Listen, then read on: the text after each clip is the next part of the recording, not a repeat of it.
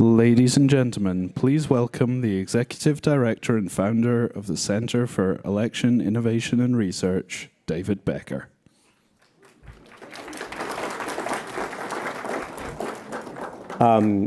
Thank you all. Welcome here to the beautiful International Spy Museum in Washington, D.C. And those of you watching remotely don't get to see the beautiful views that we see of Washington on this gorgeous day here in May. Also, it's so wonderful to see so many people here in person. Many friends and colleagues I've known for a long time, many people I haven't seen for years or even met in person ever. So thank you all for being here today. When I founded CEIR almost 7 years ago in the summer of 2016, the field of election administration was very different. Cyber threats were at the forefront. Experts' concerns mainly consisted of foreign actors attempting to illegally access voter databases or spread disinformation overseas. Election officials were not only free from threats or harassment, election officials had a hard time getting anyone to notice them or understand what they did. Election conferences all over the country were boring, right? We'd mostly discuss best practices for things like recruiting and training poll workers. CEIR's work at its inception was focused primarily on those nuts and bolts of elections, like research on cybersecurity and voter list maintenance. In 2016, for context, about 1 in 4 ballots nationally had no paper record at all. The entire states of Georgia and South Carolina had only unauditable digital ballots, as well as most of North Carolina, Pennsylvania, Virginia, and other states as well. Effective audits of paper ballots were relatively rare. And over months, for the first time in our history in 2016, a major party's candidate for president began using language even before the election that the election would be rigged. When President Trump won, there were some supporters of Secretary Clinton who raised concerns about possible tampering with voting machines.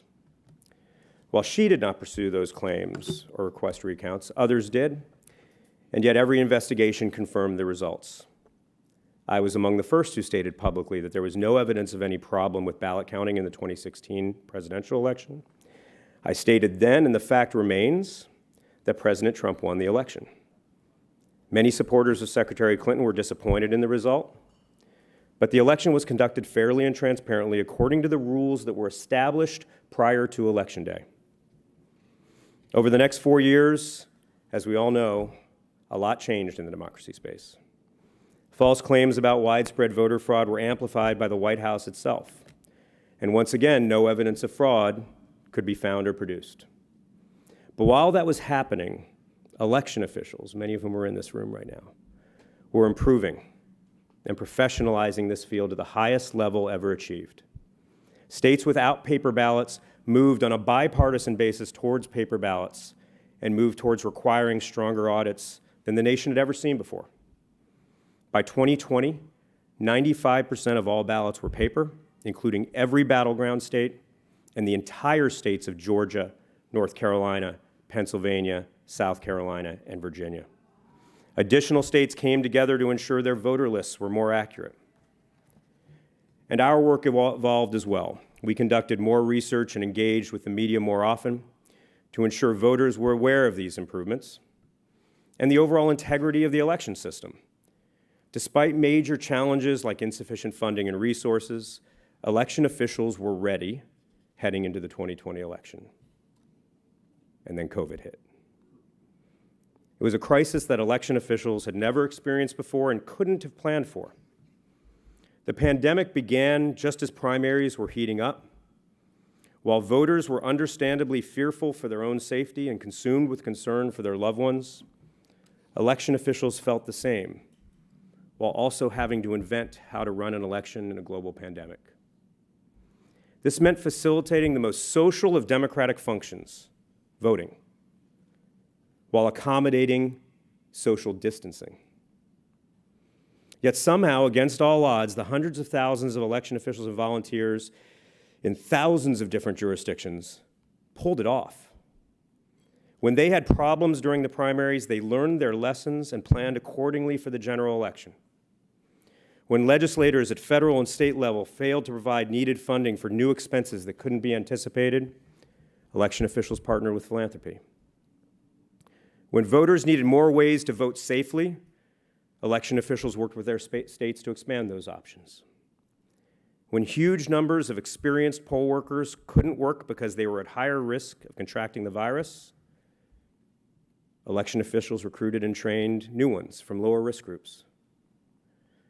When election officials needed larger voting locations to accommodate social distancing, they partnered with sports arenas and other large venues to ensure their voters and workers were as comfortable and safe as possible. They pulled this all off when rules and procedures were constantly in flux, changing under their feet, often challenged in court, as both political parties sought an advantage. As it turned out, Republicans won approximately 85% of the pre-election litigation, but whatever side you were on, everyone knew the rules on Election Day, and the election officials around the country were ready. In November 2020, nearly 160 million Americans turned out to vote. That's 20 million more ballots than had ever been cast in any election in American history. 2 out of 3 eligible voters showed up. That's the highest turnout the nation had seen since well before women were guaranteed the right to vote. Even with unprecedented scrutiny, legal challenges, and unsubstantiated claims of fraud while the votes were still being counted, the work of election officials withstood that harsh scrutiny. The November 2020 election was, simply put, the most secure, transparent, and verified presidential election in American history, and it's not close. Despite being held in the middle of a global pandemic, the 2020 election stands as one of the great accomplishments of American resilience and know-how. This remains true regardless of whether one is happy with the result. But like many of our nation's greatest achievements, there are those who seek to profit from spreading conspiracy theories that deny the facts. It's been over 30 months since that 2020 election, 917 days to be exact. And while there are debunked claims of German servers and bamboo ballots still circulating on social media, there's still not been one shred of evidence presented to any court about any significant problems. Conservative legal scholars have reviewed every claim, all of the allegations and evidence, and concluded that the 2020 election was lost, not stolen. Even efforts by well-funded and motivated supporters of the losing presidential candidate in places like Arizona and Wisconsin could not find or manufacture evidence that the election was not legitimate. Yet the lies have not let up. Even after over 900 days, even after election denial has proven to be a failed political strategy, with election deniers losing nearly every contested race in 2022, not only are the lies continuing, we're seeing them ramp up.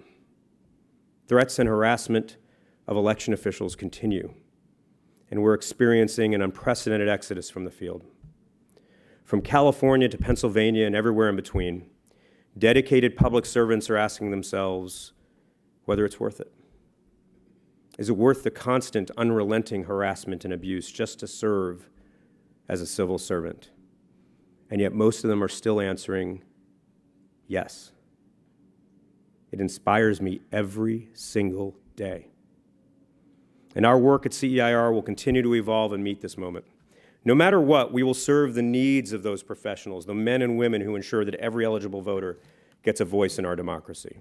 Our team has grown. We're releasing more research to the field than ever. We're planning to release several reports, so be on the lookout for them later this month, even later this week.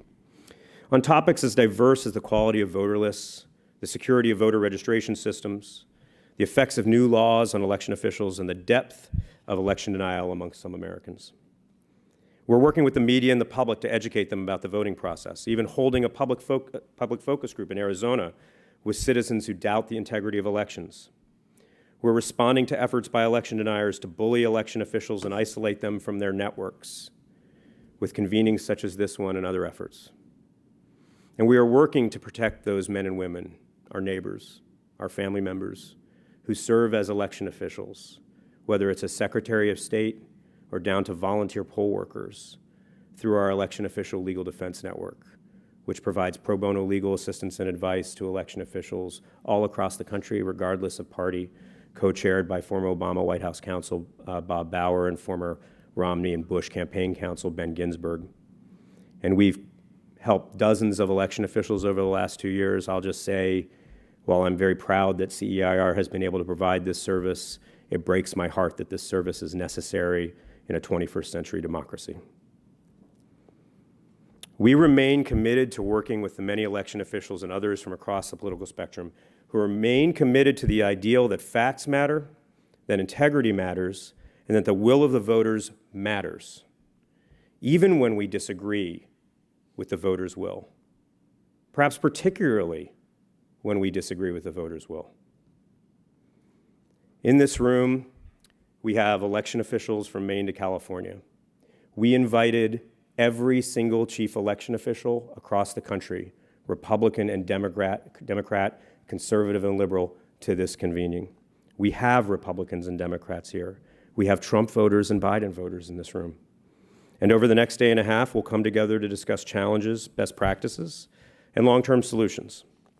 While there may be disagreements about policy in this room, and we invite those disagreements, there is one thing that unites us all: the belief that democracy must persist and thrive, and that it must reflect the will of the people.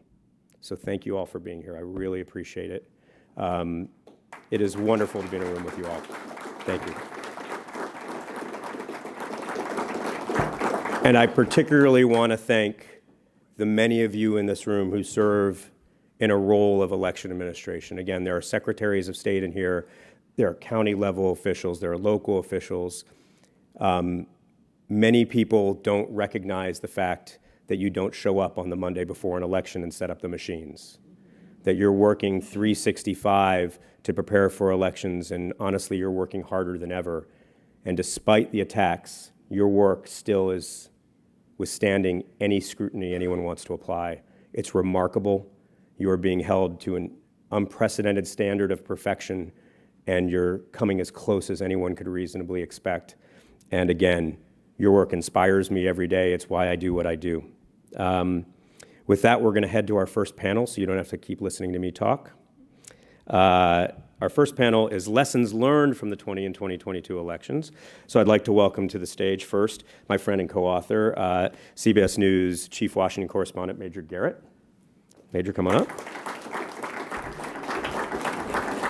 Paige Alexander, the CEO of the Carter Center.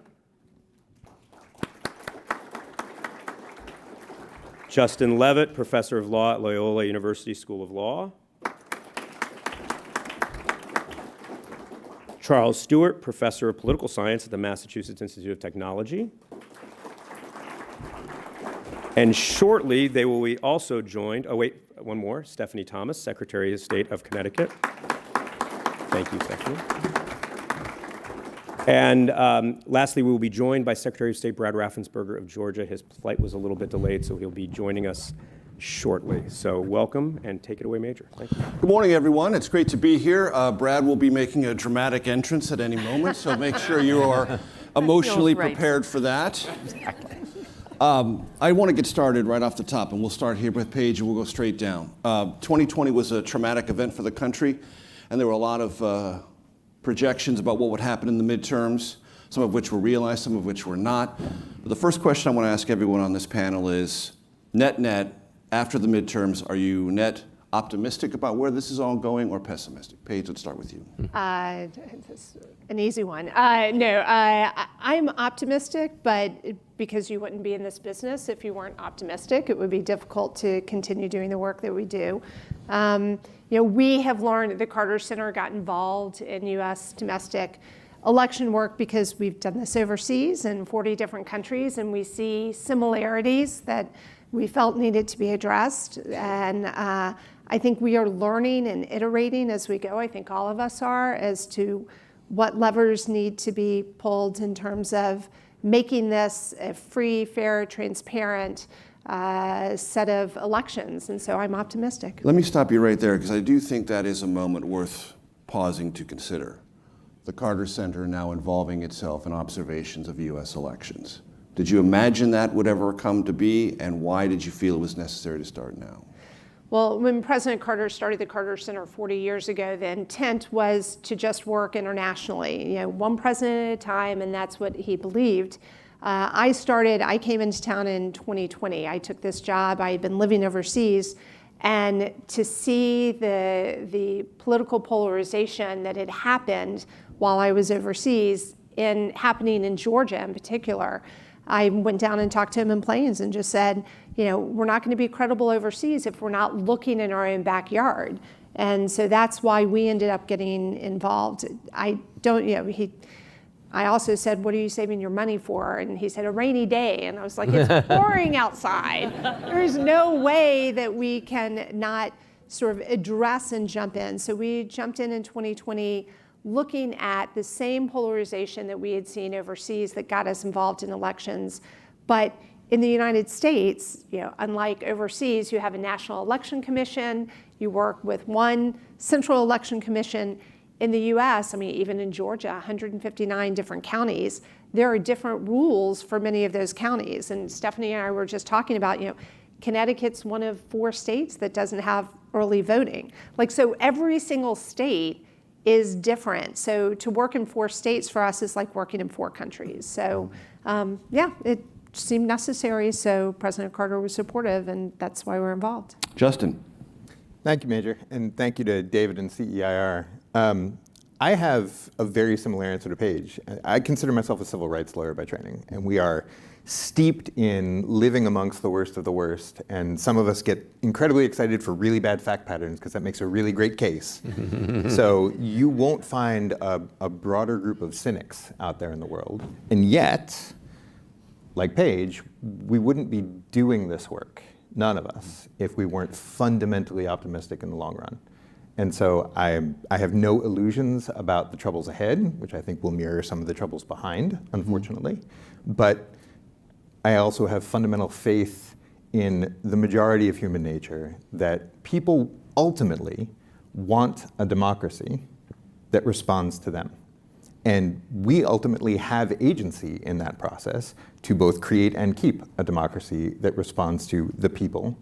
And I think it's going to take a lot of work, including a lot of work by a lot of people in this room. But yes, I'm optimistic that we will continue to get there. As David mentioned, the graph's going in the right direction. If you look over the history of the US at the percentage of adult citizens who are participating in the electoral process, it's only going up and to the right, which is exactly where it should be. And you'd rather be living today than 50 years ago or 100 years ago or 150 years ago.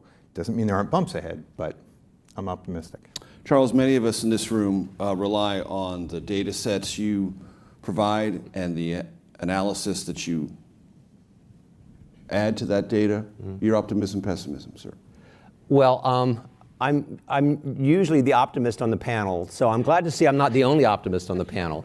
And I think, and all of us are optimistic. We'll have to see how Stephanie is, but I have an idea. Because of the facts about the 2020 and 22 election, and that's the MIT Election Data and Science Lab. Elections generate a lot of data, and the data usually are used to determine who the winners are, but data is also generated that tells us about how the election was administered. And in 2020 particularly, amidst the pandemic, all of the metrics pointed in the same direction, which is to say that despite the fact, for instance, that there was a tsunami wave of absentee mail ballots, we saw historic low levels of rejected mail ballots. And we saw election officials and voters pivot and learn how to do a new thing. So by most of the metrics in 2020, things went well. The survey that I run of voters after every federal election had the same results. So all of that's good. 2022 was also good, although the data are still coming in, and I think we have to remember that a midterm election doesn't have the same strains that a presidential election is, and so we shouldn't get, we shouldn't, kind of rest on our laurels from 22. But also the data tell me where to be concerned. So in 22, we saw, for instance, the trust in most states in the electoral outcomes improving and digging down. It improved mostly because in most states, Republicans got more trusting, but there are still a few states, and you can probably guess which those are, in which trust hasn't come back. And so not only, I mean, there's the platitude that, we're not out of the woods yet, we always have work to do.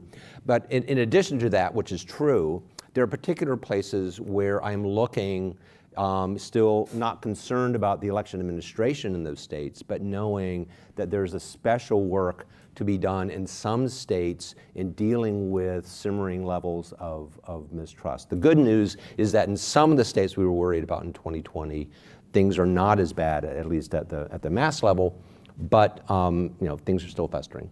And Secretary Thomas, in addition to the pessimism, optimism answer, I'd also like you to share your story, because you're someone who's recently involved in this process. You looked at something and said, I want to join, I want to get involved. So your story is recent and part of this entire conversation at a deeply personal level. There's a dramatic entrance of Brad Raffensperger, ladies and gentlemen.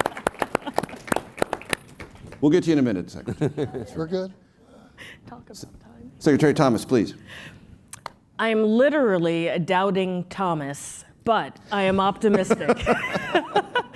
And to your point, part of my optimism comes from other people like me. I was never involved in politics, and in 2016, I just started getting more involved in my town. I did some local service.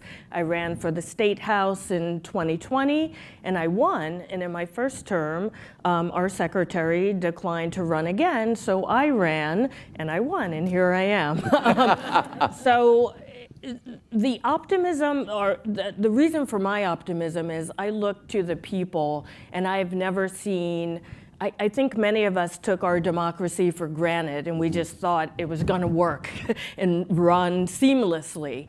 But now I see people in every town across my state wanting to learn more. I see people understanding, as David alluded, everyone just thought an election happens and that there weren't people working all year.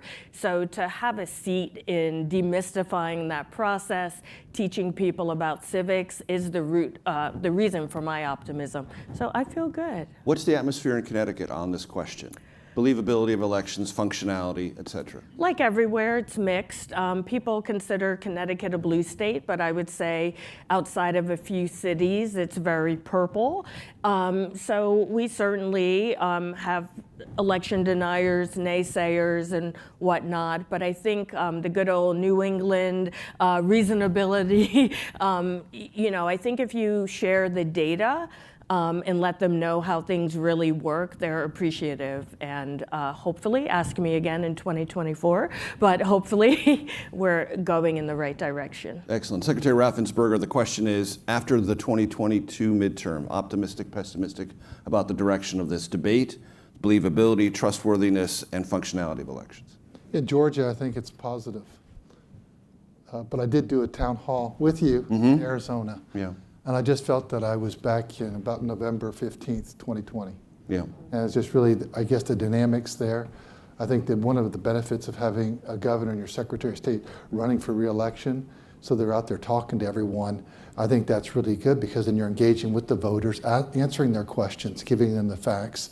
And I think that's really the opportunity that Governor Kemp and I had during the re-election. And unfortunately, the governor in Arizona was term limited, so he wasn't out there making that case. And then it really got down to lower level election officials.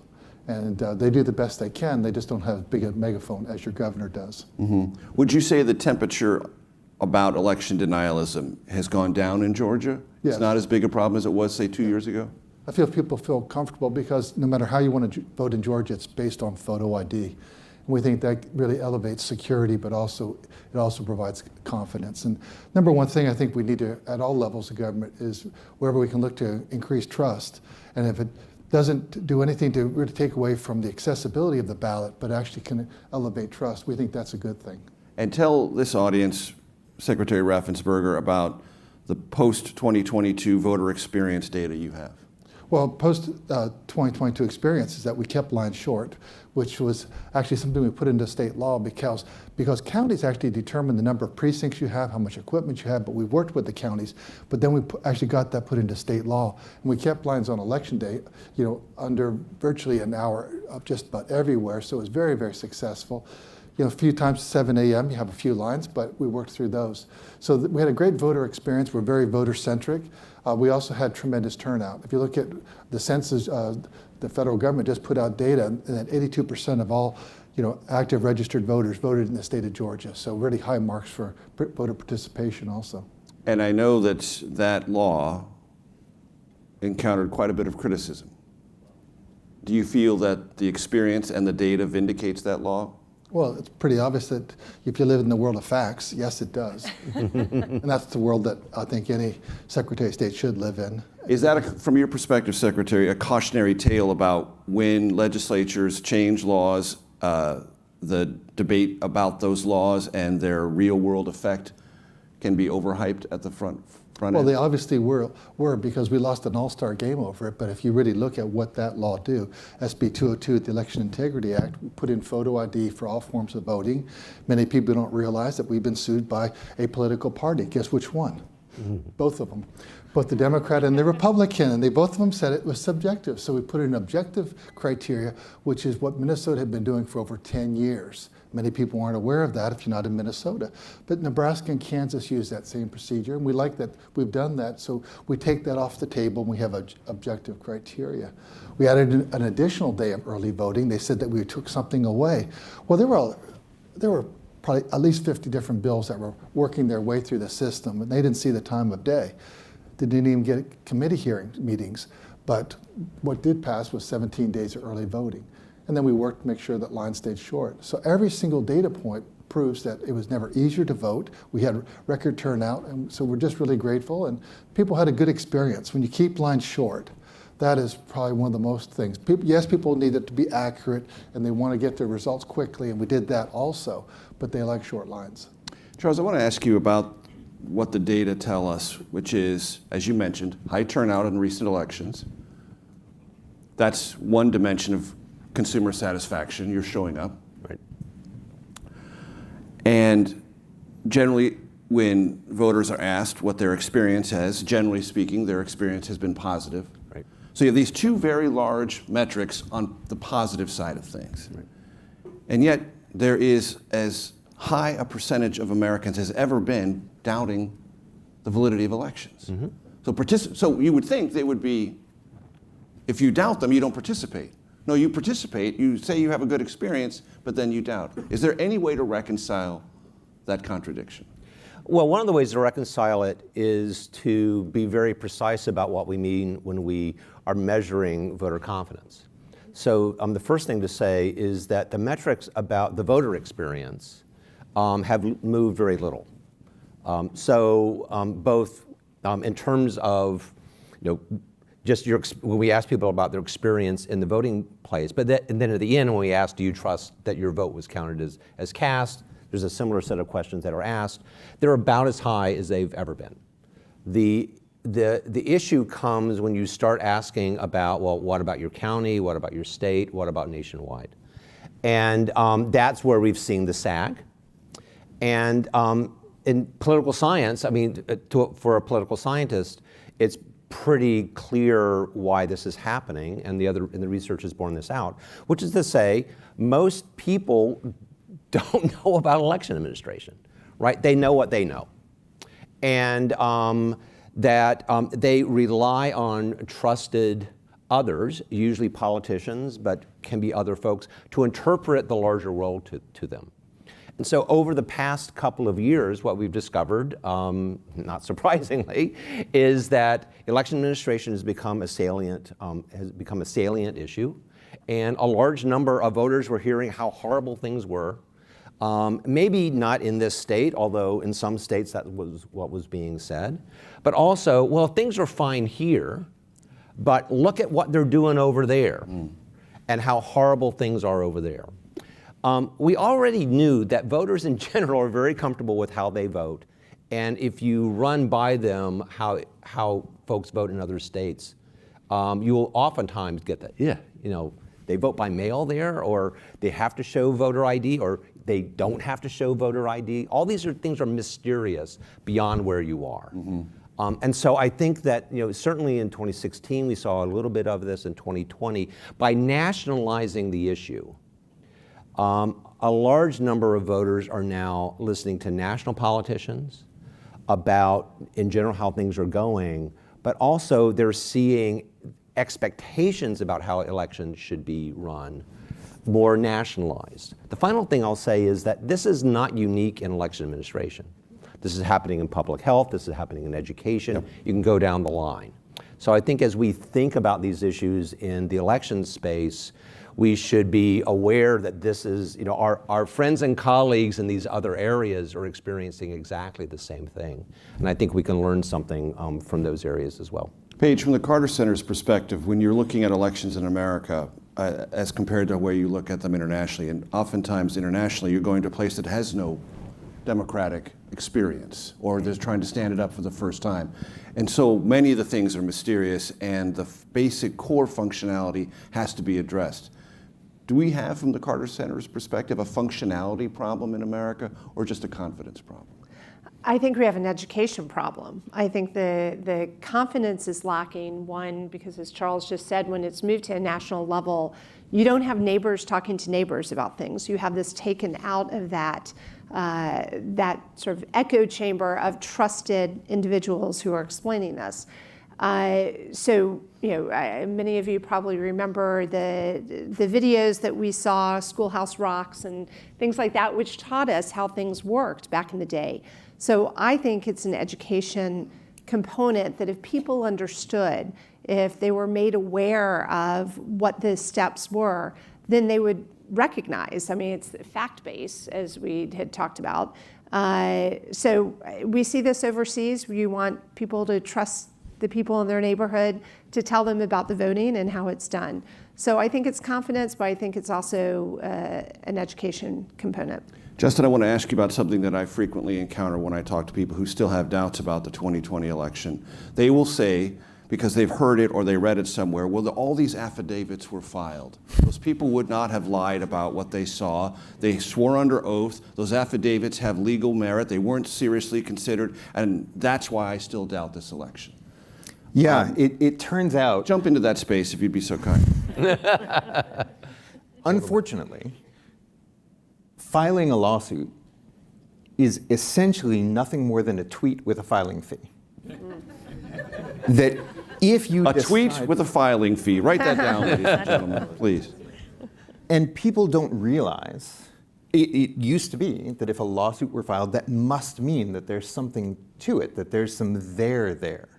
And we saw an unprecedented attack on the 2020 elections and on the election system by using this thing that people trust, the legal system will work its way out, as a method of casting doubt, because people's instinct, for very good reason, is you're not allowed to file a lawsuit if there's not any there. Well, it turns out that you are, in fact, allowed to file a lawsuit if there's not any there. And we are now coming to what I hope is a cycle of accountability for people whose professional licenses depend on ensuring that there's there when you file a lawsuit, when courts across the country, and this has to be said over and over and over again, did hear the evidence, found the evidence grotesquely lacking, not on procedural nitty-gritty, not on technical violations, not on the sort of legal games that people can sometimes see, but on the merits, said, give us the evidence that there was some problem here, and found there's nothing that holds up. There's a lot of smoke and very, very, very little fire.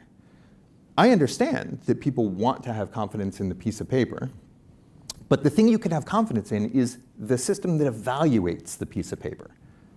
And that stood up, actually, again, I have policy disagreements with many of the rulings, but the one thing that we know from the 2020 election, as David said, is the most scrutinized in history. And the courts acted spectacularly as courts. That wasn't something that I think we all necessarily should have expected. It was wonderfully heartwarming, just as election officials across the country did a remarkable job of holding the line in 2020. The courts acted as courts, Republican appointee, Democratic appointee, elected judge, nonpartisan judge, across the board said, show me the law, show me the facts.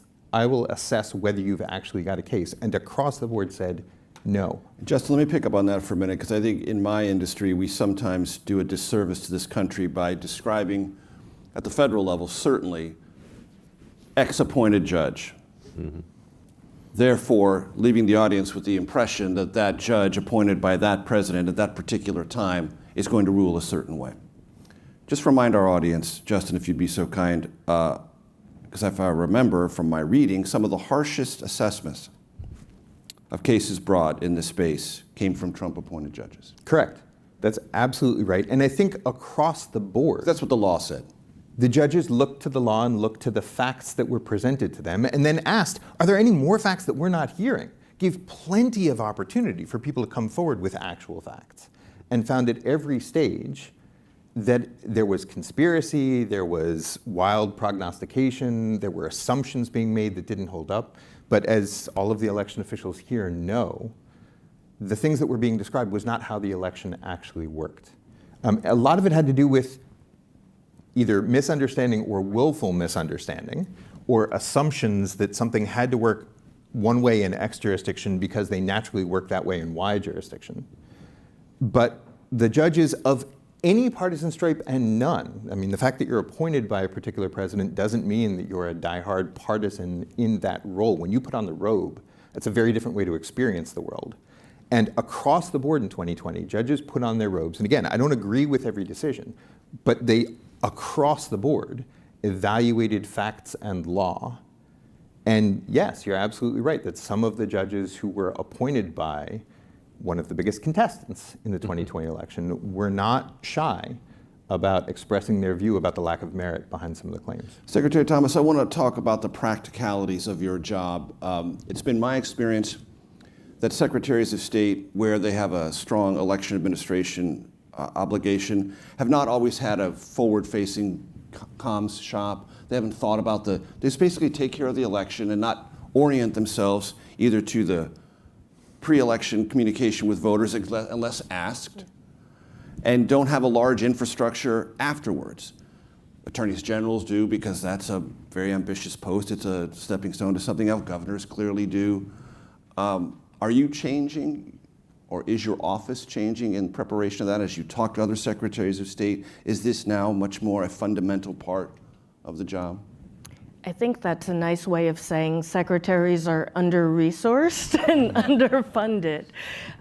We certainly have the smallest staff amongst our executive branch, and you know, I took office in January and budgets were already set, so I find myself fighting the legislature, trying to get public education money, which has never been part of our funded budget.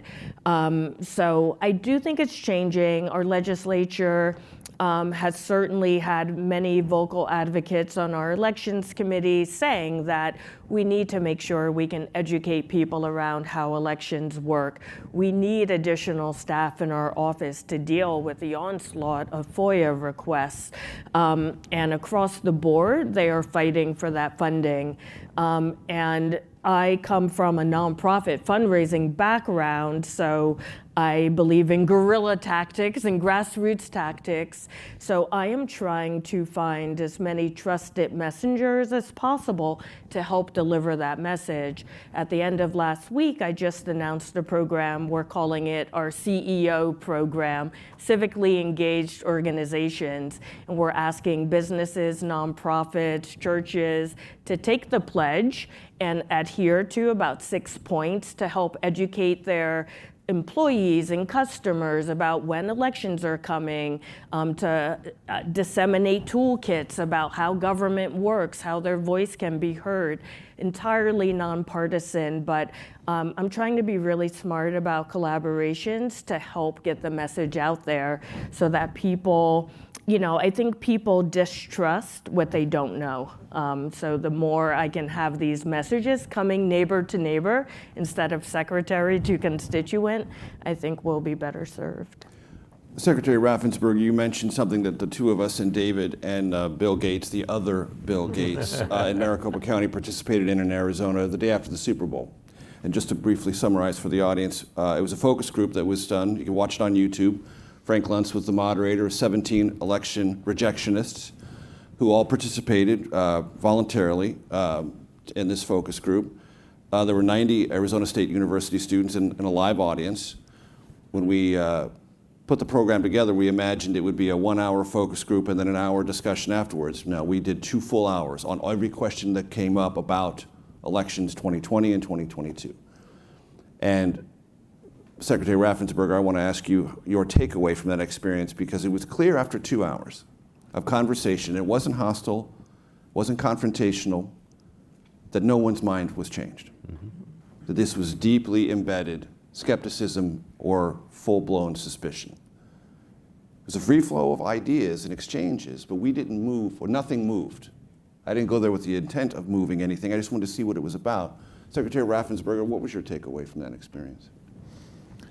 Well, I think that in many cases, the misinformation, disinformation has just been baked in to people's DNA. And also people want to lean into what they're hoping is that, their facts. And they just have trouble accepting that reality. I would hope that with the lawsuit between Fox and Dominion, that then people can finally put to bed and accept that the machines are accurate. So let's take that off the table. But when we were out there, people talked about, suitcases underneath the table. Well, what they were talking about, I could tell, was Fulton County.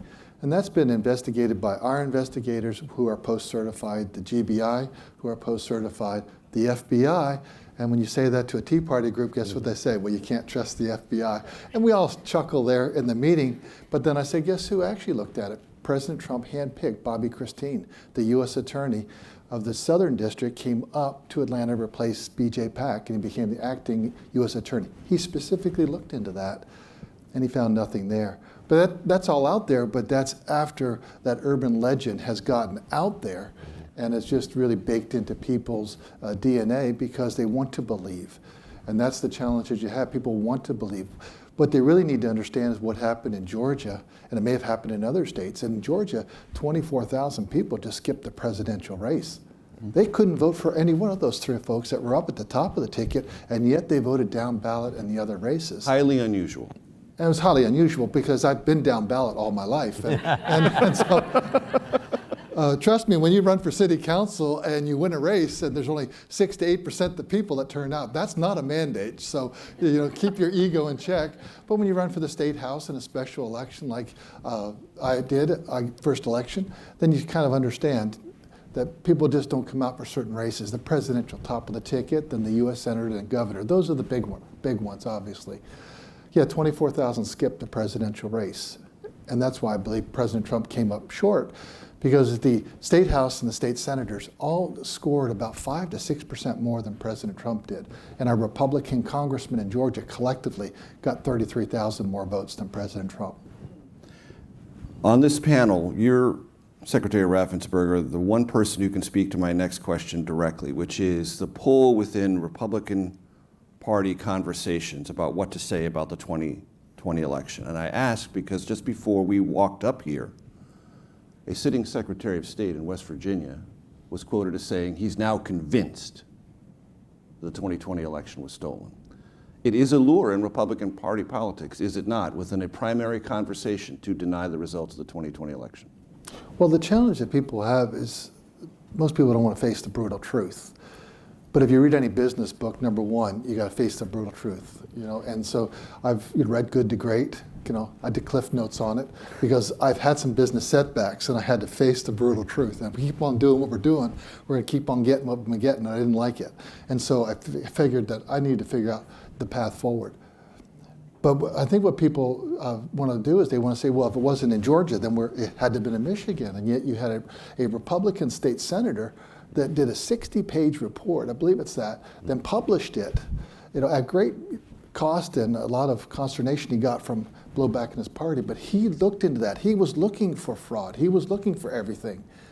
And he said at the end of the day, these were the right results. And so that's published, and that was the state Senate report, and it was 3-1, I believe it was, 3 Republicans, 1 Democrat that sat on that special committee to look into that. So every state has done that. I can just speak to Georgia. But what I really believe is, at the end of the day, what you saw is that in many states, just a lot of people left the top of the ticket blank. And I think that goes to a bigger issue. We just pull it back to the cob and call it like it is. Both people and both parties, Republicans and Democrats, we're looking for our next great leader. Because I think when we look at the top of the ticket, we're saying, I don't think that's the person that has the vision that's going to carry us forward for the next 40 years.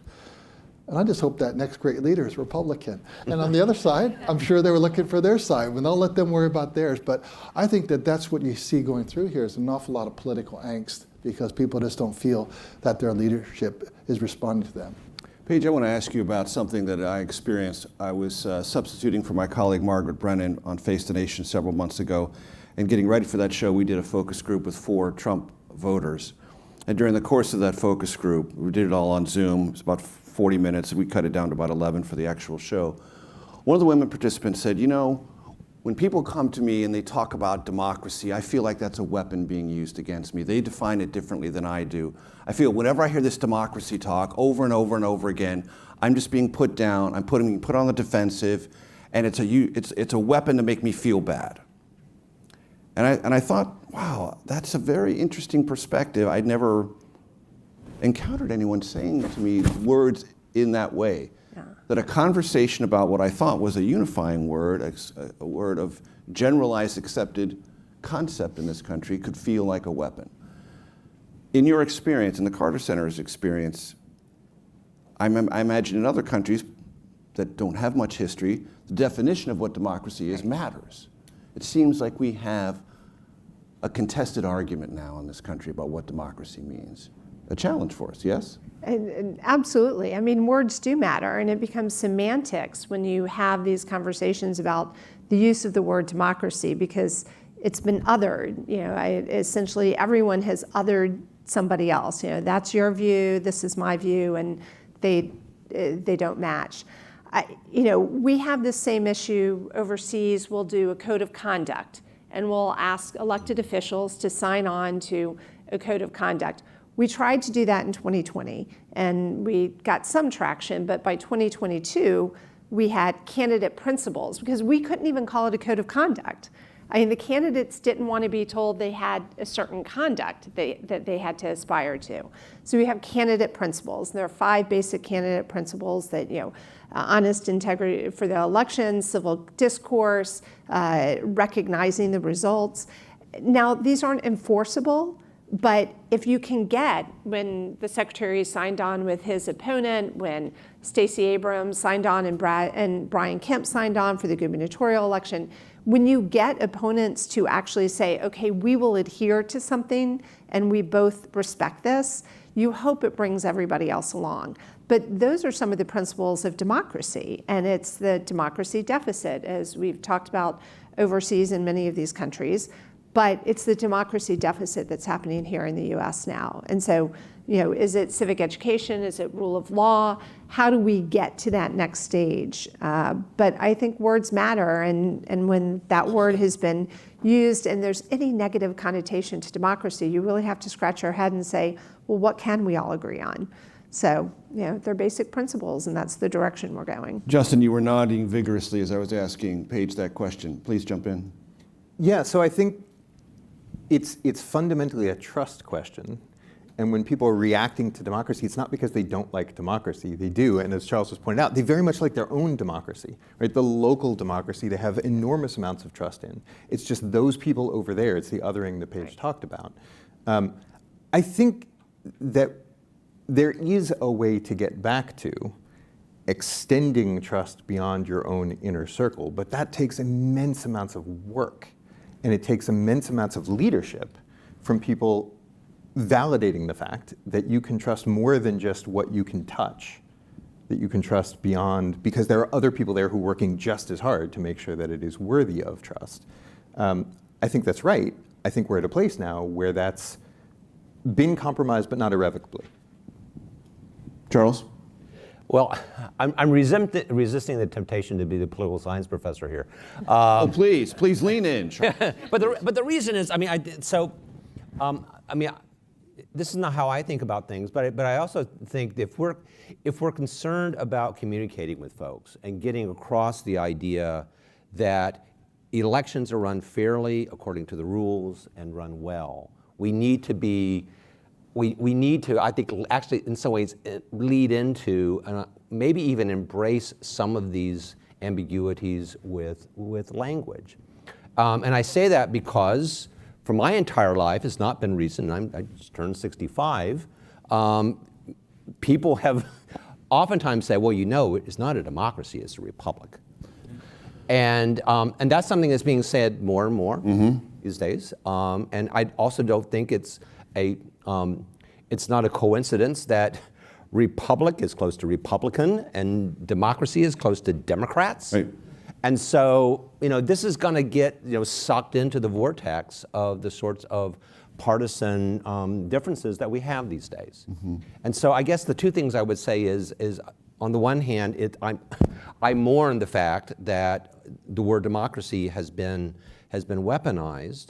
I also think, though, that we need to take seriously, kind of re-engage, as we're re-engaging with education, re-engage with kind of civics education, and articulate the fact that we don't have plebiscitary democracies in most places. We do have a republic.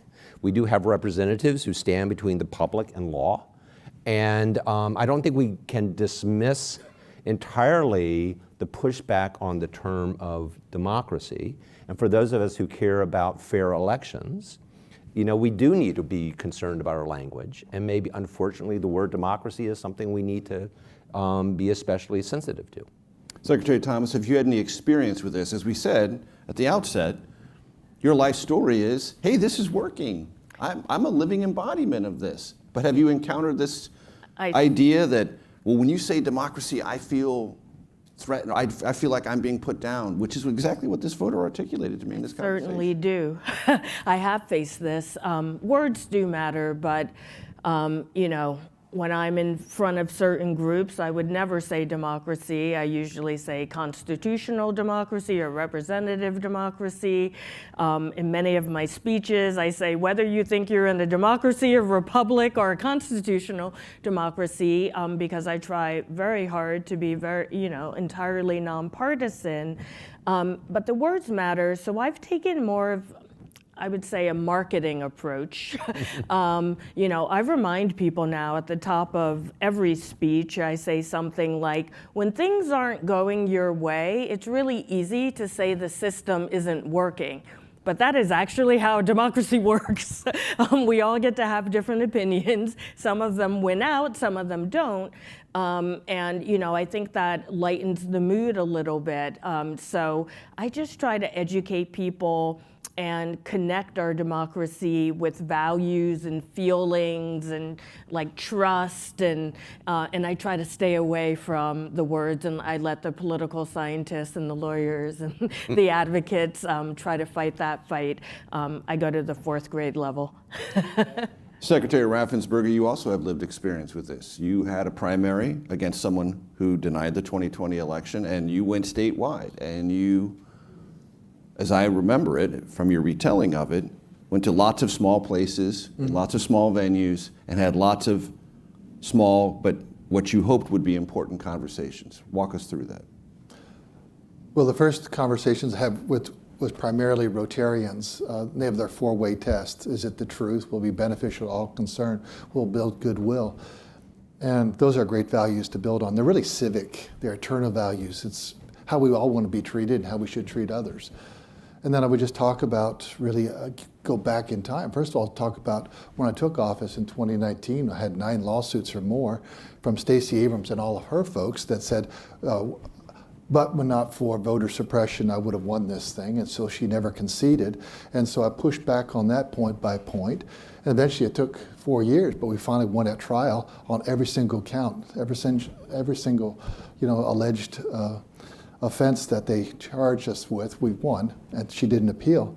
And then I talked about the 2020 race, and I just went through it bullet by point by point by point by point.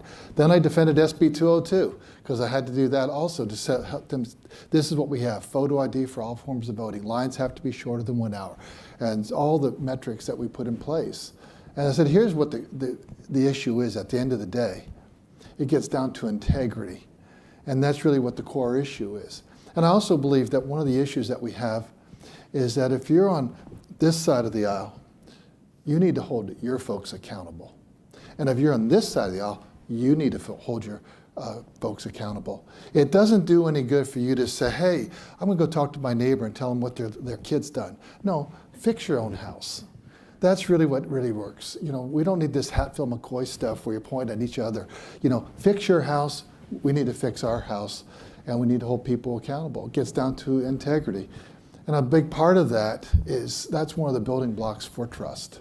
Because if you have to be truthful, you have to be honest with people, you have to have you have to be respectful to each other.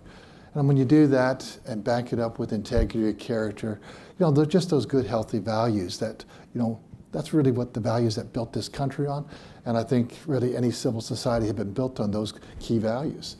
Justin, I was in Sedona on Friday and I interviewed Governor Katie Hobbs, and just before I arrived came word that Kari Lake's attorneys had been fined the sum of $2,000 for submitting fraudulent evidence before an Arizona court in regards to the 2022 election.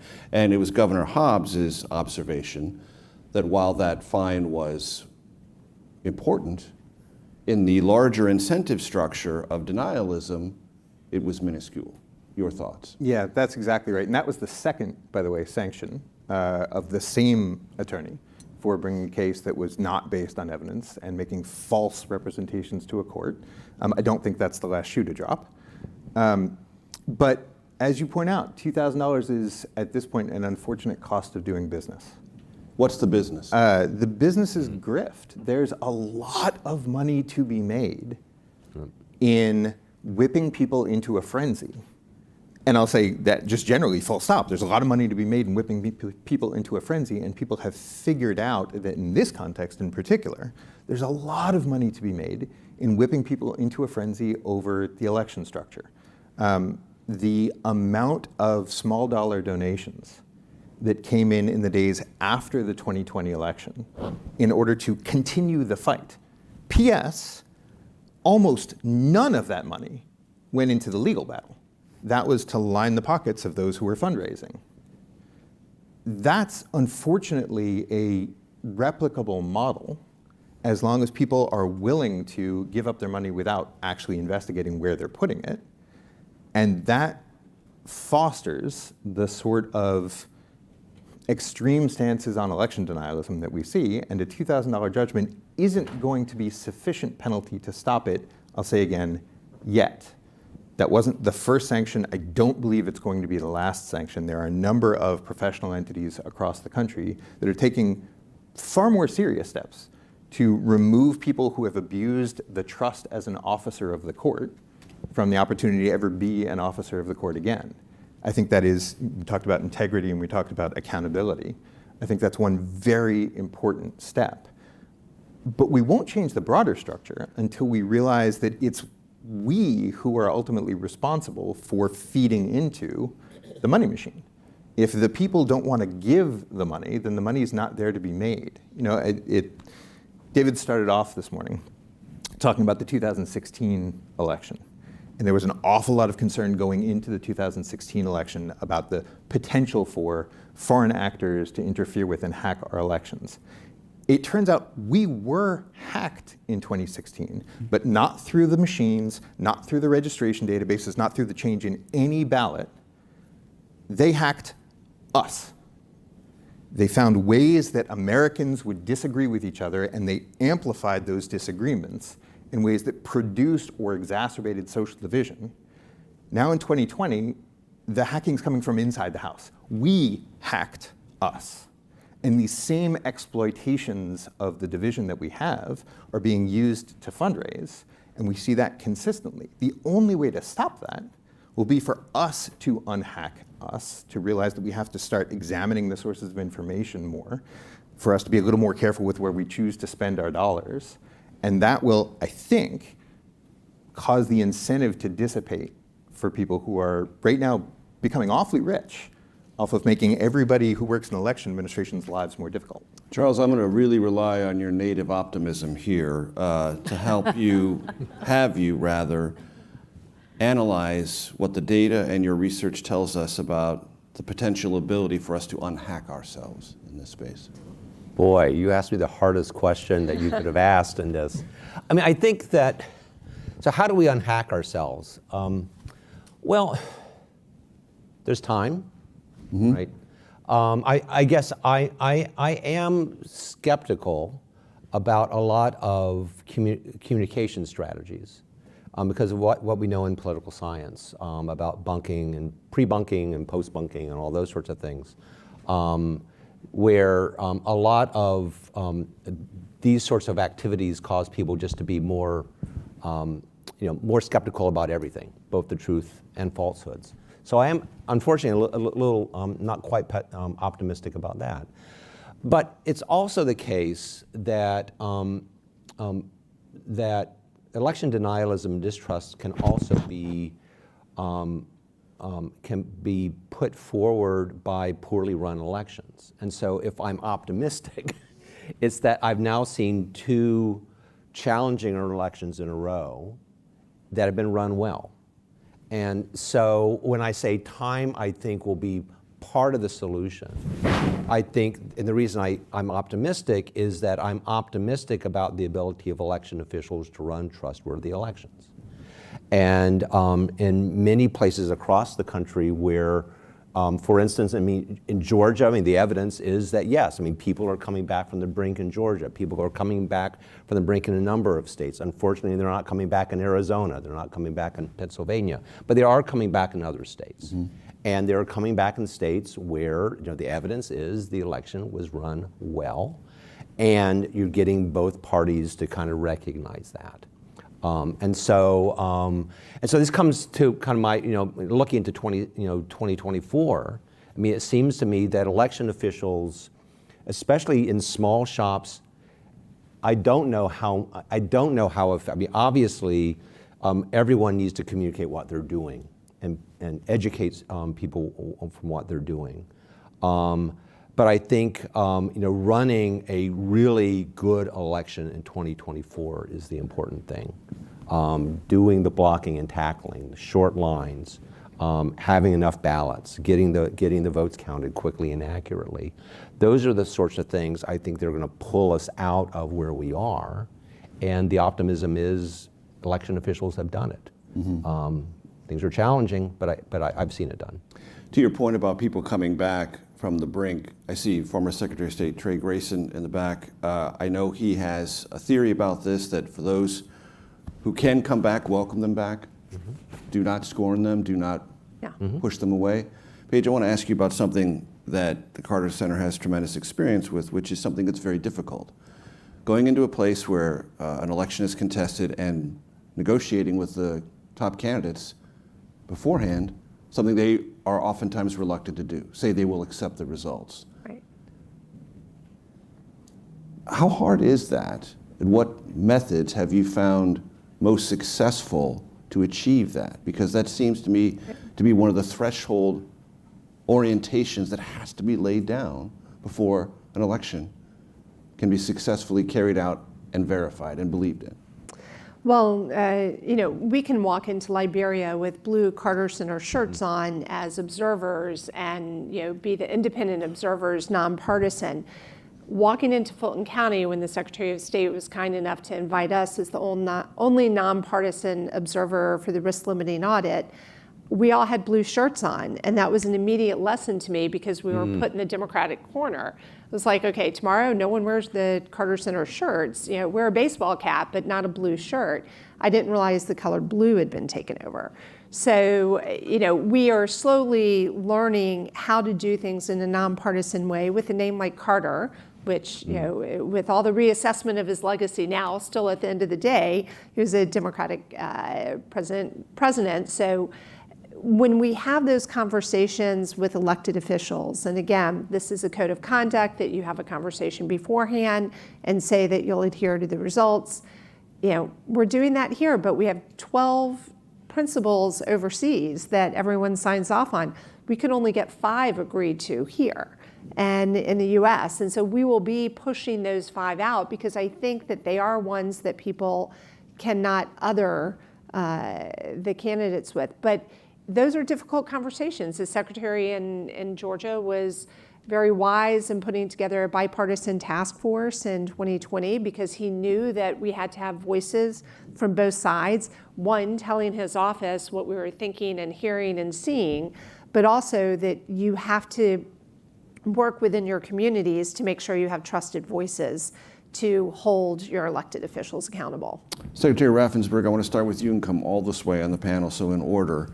Look ahead to 2024. What are you, to Charles's observation about the necessity of good blocking and tackling, preparing for, looking toward, and how you want the country to evaluate this next election upcoming?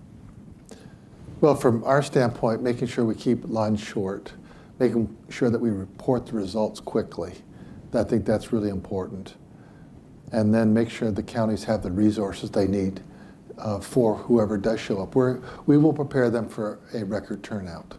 Because if you look at our 18, 20, 22, it's a continuous slope upward. So prepare everyone for big numbers. And that's the best you can do. You know, other than that, then be prepared for people that specialize in disinformation and to be ready with a response. And I think we'll be very proactive. Will you be proactive ahead of the election? Yeah, we make sure that we work with the counties. In fact, we hosted a seminar in Athens, you know, with all of our 159 election directors, and it's really, you know, it's for training purposes, but we want to make sure we have strong relationships with them. We know that they run the election, but at the end of the day, if things go wrong, it all comes up to Atlanta, Georgia, where I sit, and so I'm gonna wear it one way or the other. So we want to make sure all the counties are prepared for big numbers, keep the line short. We're gonna have 17 days of early voting, and as much throughput we can get on early voting helps us on election day. We just know that there may be some people that won't like the results, and we would be hopeful that whatever candidates they are, they would understand that these are the results. But we can do a 100% hand recount, and I'm not bashful about being able to call that card. I did in 2020, and we did a 100% hand recount so we could prove 2 things. One, the machine counts were accurate because the machines did not flip the vote if you get the same answer, and those were the results. And I'm sorry that one of the losing candidates was disappointed with it, but we had to give people, here's what the results are. Secretary Thomas? We have some unique challenges because in 2024, we will be starting early voting for the first time, 2 weeks. We also anticipate having new tabulators.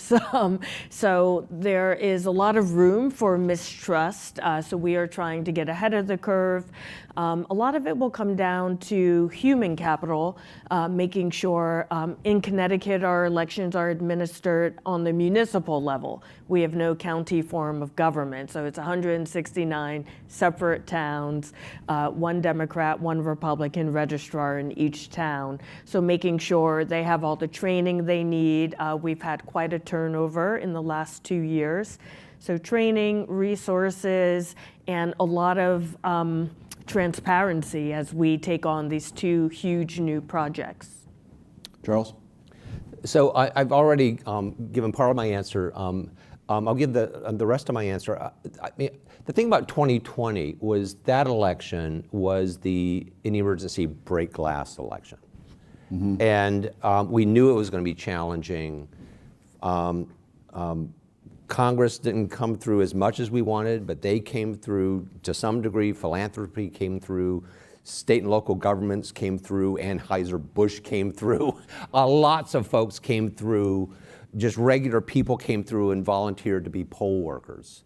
It was seen to be a national emergency, and people, the nation, pulled through to make that election happen.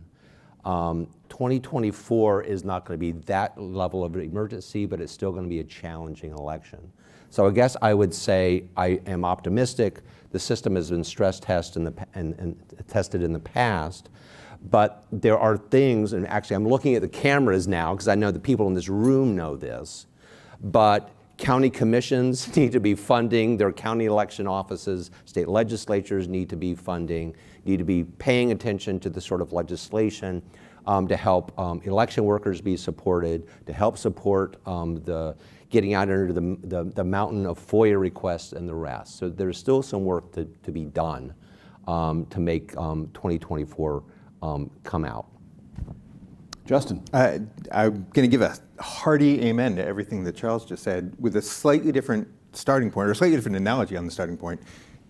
Election officials are used to patching the holes in the bucket with duct tape. That's part of the job.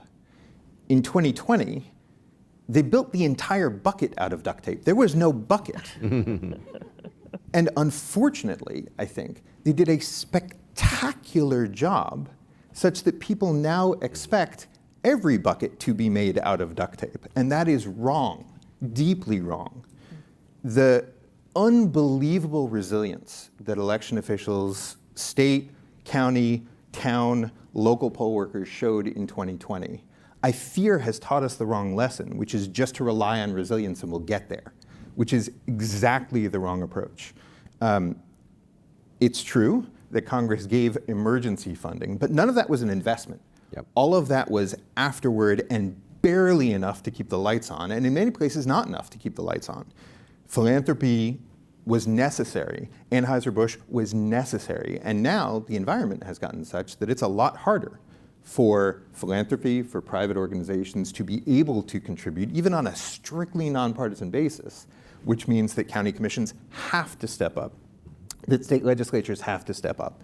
And I'll say that Congress has to step up, and not in October of 2024, when it is far too late for any of that stepping up to matter. That has to be now. In fact, it has to be yesterday. The president put forward 2 years ago and repeated again a $10 billion over 10-year budget designed to sustainably fund election administration, with another $5 billion for the Postal Service in order to relieve some of the pressure on states and local administrators, not just for mail ballots, but for all of the various ways election officials know they have to use the mail and pay for the mail in order to get notice out, in order to get word out, in order to reach their constituents. And Congress responded with what can best be described as a middle finger. That has to change on a bipartisan basis. There's an enormous amount of education to be done. That is not a single party problem. That is a bipartisan problem, but a very real one if we're going to make 2024 a success. Page 2024. So I think we can all agree we thought we were standing on the precipice in 2022, and we weren't sure what was going to happen. Were we going to fall in? I think we stepped back, but we're still in the overhang. So as we look at 2024, I think there's a before, a during, and an after component that we have to focus on. Before is what many of us are working on now, and we recognize that the clock is already ticking and it's getting very short. But we have to teach people to learn to discern on their media. We have to hold people accountable legally. The during, all of you are doing amazing work. For us, it's an observation component. How can we be effective to make sure we elevate the messages that are coming out about the free, fair elections and the transparency? And then the after, there's a lot of legal aspects now that we run rule of law programs all over the world, and we run conflict mitigation programs. The work we do in Mali and Sudan, we're doing in Central Florida now on conflict resolution, and the same with the rule of law. All of these frivolous lawsuits that have come forward, the judges have sent people back and said, you need to take continuing learning education credits. There are only 6 university professors that teach those in the United States. So we don't have a legal system that's set up, or a law school system that's set up to teach election law. So we need to move into that area too. So it's a before, during, and after, and we want to be here to help all the work that's being done. Before I open it up for questions from the audience, I just want to note that if this panel has achieved nothing else, it's achieved complete metaphorical cohesion. At the beginning, Paige talked about President Carter saying he wanted to save money for a rainy day, and she saying it was pouring rain outside, and Justin mentioning a bucket to catch rain, duct tape. So that metaphorical cohesion is absolutely perfect. It's an intimate crowd. We don't need to shout or anything, but raise your hand if you have a question for this distinguished panel. Yes, ma'am.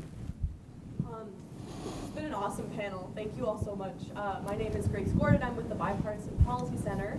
And my question is for Secretaries Raffensperger and Thomas. I'd love to hear. Could you talk a little bit about the relationship and touch points between your office and the county and local officials, election officials in your state, and how those relationships and touch points have changed over the past few years? I'll start first because I've only been in office 4 months, so I can only talk about that time frame.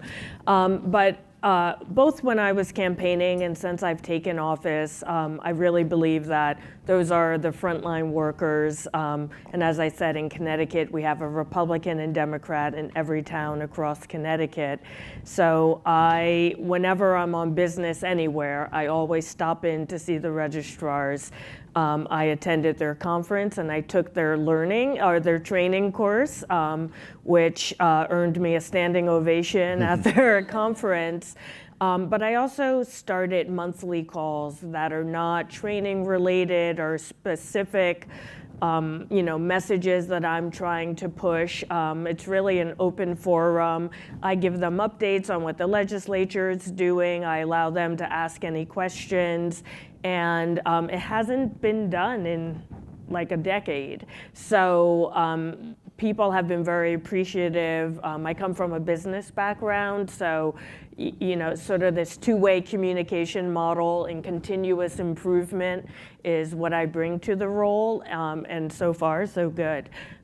Because a Republican stood up at the conference and said, I've been watching you since you took office, and I wish I could go back and change my vote. So, that's the type of thing that makes me feel good as a secretary. I'd say from our standpoint, I thought always had good relationships with the counties, but I think we've really deepened that relationship.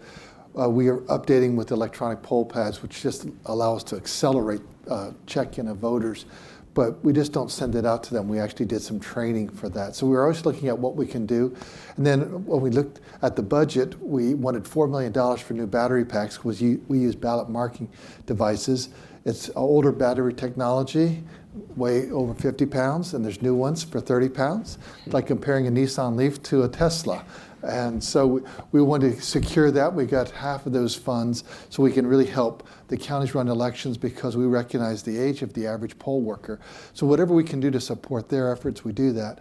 And then I'd say from what I see in our election workers in our counties, they really have professionalized the organization called Gavrio in Georgia. So really working on that, elevating really the training and mentoring that they have county by county. So we have key leaders and I see that one of them is actually here at this conference, but we have these key leaders populated throughout the state.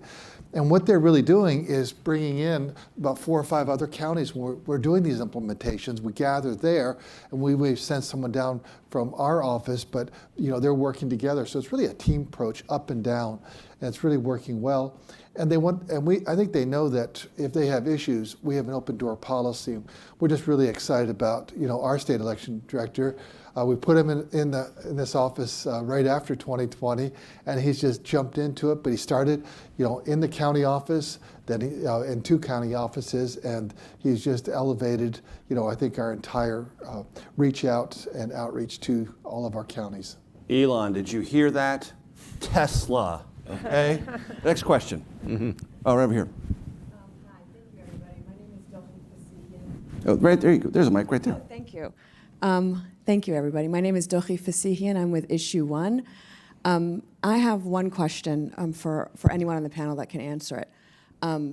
election officials are under an extraordinary amount of pressure, resource issues, partisan pressure at the local level right now. And these pressures are probably going to increase, particularly in states where the race is going to be quite close in 2024. What more can the federal government specifically do to support election administrators right now ahead of 2024? Thank you. And that's for the administration and for Congress. Just your perspective. Thank you.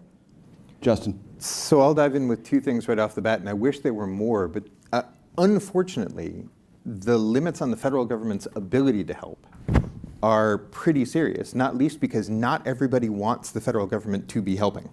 And that is the most important thing to keep in mind is that help has to be welcome in order for it to do any good. That said, very quickly, I think there are two plain things. One is resources, right? All of the stresses that everyone is under are exacerbated when you're trying to tie shoes with no shoelaces. And that includes security, that includes personal security, it includes system security, it includes human resources. Too often we only pay attention to the budget for the machines and the paper and the buildings and not the people. And it is absolutely true that, as David said, a lot of people are examining whether they want to be in this heroic role. It shouldn't have to be heroic, but it has been heroic. And the pay scale would help with that decision. It's not the reason anybody goes into this job, but undercompensating is not a good idea either. So 1, 2, 3, 4, and 5 are probably resources. 6, the FBI and the DOJ have a task force that is out there and evaluating threats against officials and hoping to deter further harassment and further threats through their efforts. That can only go so far. They are working hard, but the tools the federal government has are mostly retroactive. And there are an awful lot of people out there who have been goaded into making these sorts of threats and harassment that aren't ever going to get an FBI visit. And so it is important for people to know that they have real federal law enforcement who are looking after them in cases that rise to that level. But there's an undercurrent of things that never get to the zone of a federal crime that still make the job of an election official incredibly difficult. Things like the Election Official Legal Defense Network, I have to mention, is also helpful in this regard, right? Bipartisan support just in case you get sued in a way that's frivolous or in case you're harassed or threatened. But there's a lot more that states and localities will have to do to fill in the inevitable gaps that the federal government's not going to be able to reach. Secretary Raffensperger, did you feel that there were less or a shortage of tools to deal with this particular issue of threats and harassment in your state after 2020? Your deputy, Gabe Sterling, gave a very famous declaration about the dangers. Mm-hmm. I know that was prompted by a particular specific tweet about someone who was in your system and the threats that they felt. Did you feel that you were under-resourced or that the law simply did not provide enough tools to combat this? I think after 2020, law enforcement, I think, was probably taken by surprise. They just weren't prepared for that. And so then they're really filling in. I think now it's going into 2024, I think their eyes are wide open. But that was an issue. Would you say that in Georgia and nationwide? Probably, and definitely in Georgia. And we just had, instances. I know that we had rural counties where we had election workers followed home, and yet it was a 75, 80, 20 county. And so it all favored, President Trump's, team, Republican team. And it's just interesting that people, even in these rural counties, I don't know why they were worried about what was happening in those counties. They won 80-20. But the state law enforcement looked at a lot of things, but really the federal agencies have a lot more resources as it relates to cyber, and then also who's talking to who that state entities just don't have. But we had local law enforcement patrol, some of the areas where people were under threats, and we're grateful for the sheriffs and the local law enforcement police departments that did that. Next question. Right over there. Hey, Dave Leichman, Microsoft Democracy Forward.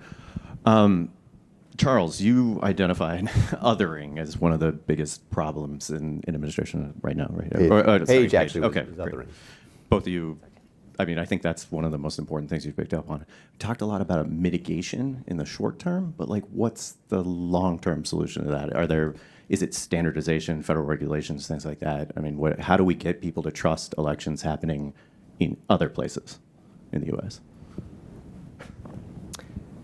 I have a colleague here from Bridging Divides, and we truly are looking at how we do this overseas and how we do it domestically as well. In North Carolina, we did a bus tour, for example, and had a Republican and Democratic former mayor of Charlotte on the bus tour having those conversations. So the othering means you have to see yourself in the person that you truly believe is carrying the message, that you're carrying the message for them, but their message is now different. So you have to be able to welcome people back to the fold when that moment happens. And you also have to show, it's human nature, as you all were talking about what you saw in Arizona. Once people believe in something, you're not going to talk them out of it because they've now put themselves so far out on the limb that they don't want it cut off. So you have to find a way to bring people back. And those are the conversations that really are going to change it. So you have to find specific elements that you can agree on and then move from there. And it sounds a bit Pollyannish, and I don't think you're going to change a lot of people's minds. But at least if you open up the conversation, you get to a point where the conversation's happening. And I think that's where we're missing out right now. The Carter Center has experience with the reconciliation part of this equation too, does it not? We do, and that's why when Ebola struck in Liberia and you're trying to convince people that not to bury their dead a certain way, how do you go in and talk to religious leaders about changing generations of how they buried their dead? Well, you have to have the conversation about what it means and how it's going to spread the disease if you do it that way. And so those are the type of conversations. We have to be in the communities. We can't do it from a national point. We can't do it from sitting in headquarters in Atlanta or from the hallowed halls of universities. You actually have to be in the communities and say what matters to them. Is it their electricity bill? Is that what they're worried about? And then you need to deconstruct that to have the conversation about where government fits into their pocketbook and where it fits into what matters to them. And a lot of work of making those connections isn't based on logic or based on convincing about facts. It's based on actually reducing social isolation and getting people to trust each other in small groups that then expands to bigger groups that then expands to bigger groups. This is the Surgeon General has pointed out that loneliness is a national epidemic made far worse by the pandemic, and it helps breed all of the dysfunction that we're seeing. And it's much easier to other somebody you don't know or have never met. But that work is incredibly hard and incredibly localized and very long-term, how to make real connections among people. And it's only ever been done in communities when it's been done well. So we've got about 2 minutes left. I want to give everyone a chance to offer their last observations. So Secretary Thomas, we'll start with you, then Raffensperger, then we'll come this way. Thomas. I just want to pick up on othering. I also think it's holistic. We will not solve this problem only in the election space. And I was struck when you said that earlier. There was a time in this country where I would not have been considered a full human being, and now I'm Secretary of the State. That was not a legal solution, a voting, it's holistic. So I think we have to remember to make this a big tent much beyond the people in this room, and we have to attack it at the local level everywhere. Secretary Raffensperger? I think I hit that nail earlier. I just come back to, it really gets down to the quality of the people that are actually running for elected office. They have to be people that'll stand in the gap and gently, compassionately give people the facts. And sometimes there'll be blowback. And if it takes them reading Profiles in Courage to understand that everything that you say sometimes won't be gently received, you still have to do it anyway. So I think it's just being truthful with people and getting out there and talking to people. The more you talk to people, at least they then see something and maybe different perspectives. So having conversations. So it's about civil discourse, having the character and having the courage to do that. And I think at the end of the day, bit by bit, you do win people over. It just takes time. But I've never doubted the goodness of the American people. And I think if you get out there and talk to people, you'll find that most people are good. Most people will listen.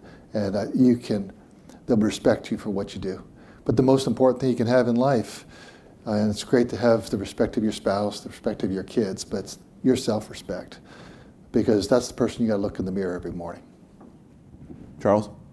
These are hard things to follow. I guess the one thing I would add is just, again, almost for the cameras and out there, election officials are ready to do their work. They've shown that they can do it under the most dire of circumstances. It's up to us as citizens. It's up to our elected officials to make sure that they're supported in the next 2 years. And so we have to do at least as much of our work so that election officials can do theirs. Justin? Yeah, that too is hard to follow. And I'll add a yes and. There's no question that we have work to do in the next 2 years.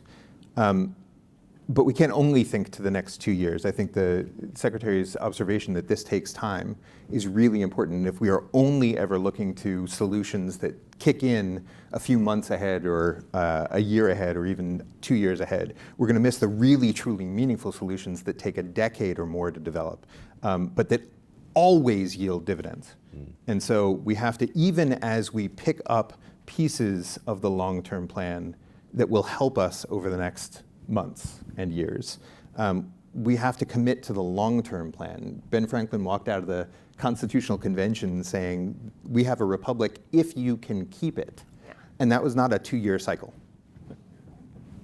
Paige, you get the last word. Yeah, so following up on Ben Franklin, although he's my boss, Jimmy Carter's written a lot. He's quite prolific, but one of his main takeaways was something that his high school teacher told him, which is you have to adjust to changing times, but hold true to your principles. And I truly think that as we look for the right leaders to run for office, as we look to the election administrators who are spending time doing this work, you're doing really important work, and I think people understand that principled space that you're in. And so we all need to adjust and figure out how we can help you and how we can help the United States continue on this journey to democracy. Before I invite you to give this panel a rousing round of applause, 2 observations. One, Secretary Raffensperger talked about standing in the gap. Poll workers stand in the gap, election administrators stand in the gap, county and city supervisors do the same, so do secretaries of state. They should all be honored. And in case anyone is wondering if there's a subliminal message in my socks, yes, that's a martini glass. Interpret it as you will. I'm Major Garrett. Please, a round of applause for this panel. What a great panel. Thank you, Major. Thank you, panelists. I'll just briefly tell you, I'm very sorry to tell you that nominations are now closed for the award in excellence for election metaphors. Justin Levitt will be recognized for production achievement for bucket of duct tape, shoes without laces, and tweet with a filing fee. That award will be presented later, Justin. We're going to take a 10-minute brief break. We'll get back here at 11:25. It's 11:15 right now with our next panel. Thank you very much.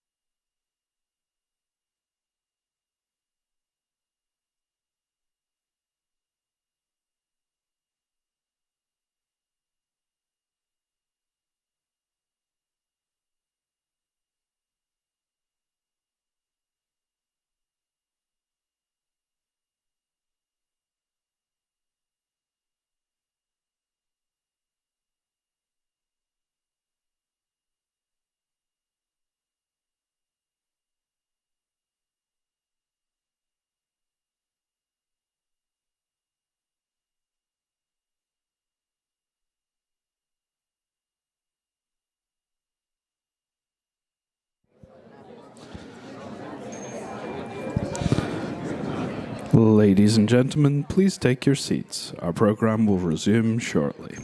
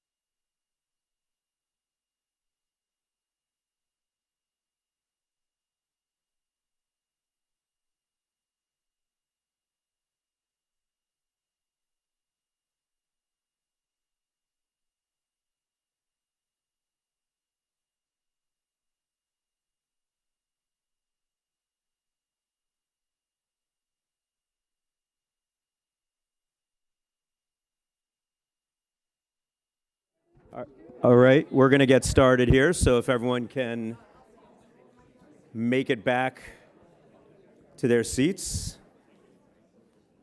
Give everyone a minute here.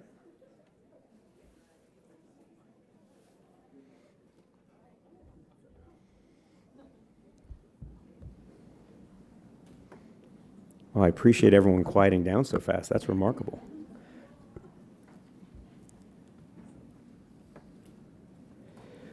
All right, we're about to embark on our second panel of the summit. And this second panel is on a topic that, for those of you that know me and know my work over the last 25 years in the election space, is near and dear to my heart. It's probably the most important thing if we're talking about the nuts and bolts of elections for running smooth elections in the United States, and something where we've made vast strides in the last couple of decades, and that is maintaining accurate and complete voter lists.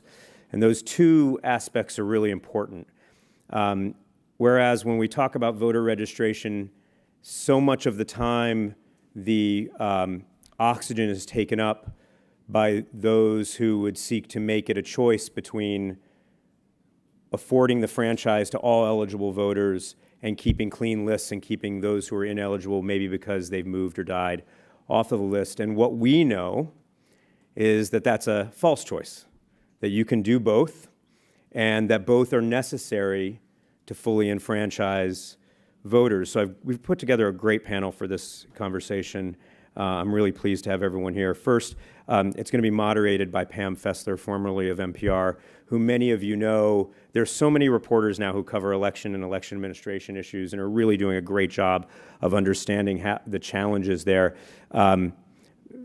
Just for most of us in the room, Pam was at the forefront of that. I mean, she's someone I've been working with and talking with for more years than I will say for her benefit and mine. Next to her is Secretary Maggie Toulouse-Oliver of New Mexico, who is also a former county election official in Bernalillo County, New Mexico, who I've also known for longer than I will say. Next to Maggie is Secretary Greg Amore from Rhode Island, just elected in 2022. Next to Greg is Secretary Steve Simon of Minnesota, who, what term are you on now? This is your term. This is your third term as Secretary of State of Minnesota. Next to Steve is Jeremy Gray, who's the Chief Deputy at the Los Angeles County Registrar and Recorder's Office in California, an office that oversees more voters than almost all of the states. And next to Jeremy is Ryan Germany, who's the former counsel for the Georgia Secretary of State's office. So I'll leave it to you, Pam, to take it from here. Thank you. Great. Thank you very much, David. As David said earlier, election conferences used to be very boring, and among the most boring topics was list maintenance, but that is no longer the case. So I'm very excited that we have this wonderful panel here to talk about a very, very important topic. And it always struck me covering elections that this was an area where there generally was a lot of agreement between Democratic and Republican officials, election officials, the need to have clean voter rolls, clean and accurate voter rolls.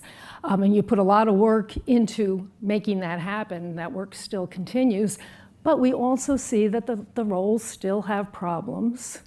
There's still inaccuracies in the rolls. And most recently, those inaccuracies are often used by groups that are trying to undermine confidence in our elections as proof that the system is filled with fraud. So I wanted to talk with each of you, excuse me, we'll start with Secretary Toulouse-Oliver and go down. Why is it so important to have clean election rolls for the work that you do?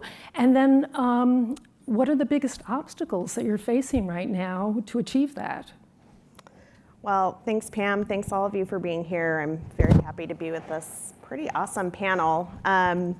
So as David mentioned, I started my career in election administration as a county clerk, and I actually processed voter registrations myself, because there are many times, as any of you who've worked in a county elections office know, where the job just has to get done, and even if it means the boss lady herself has to pull up her sleeves and get voter registrations processed, that's what it means.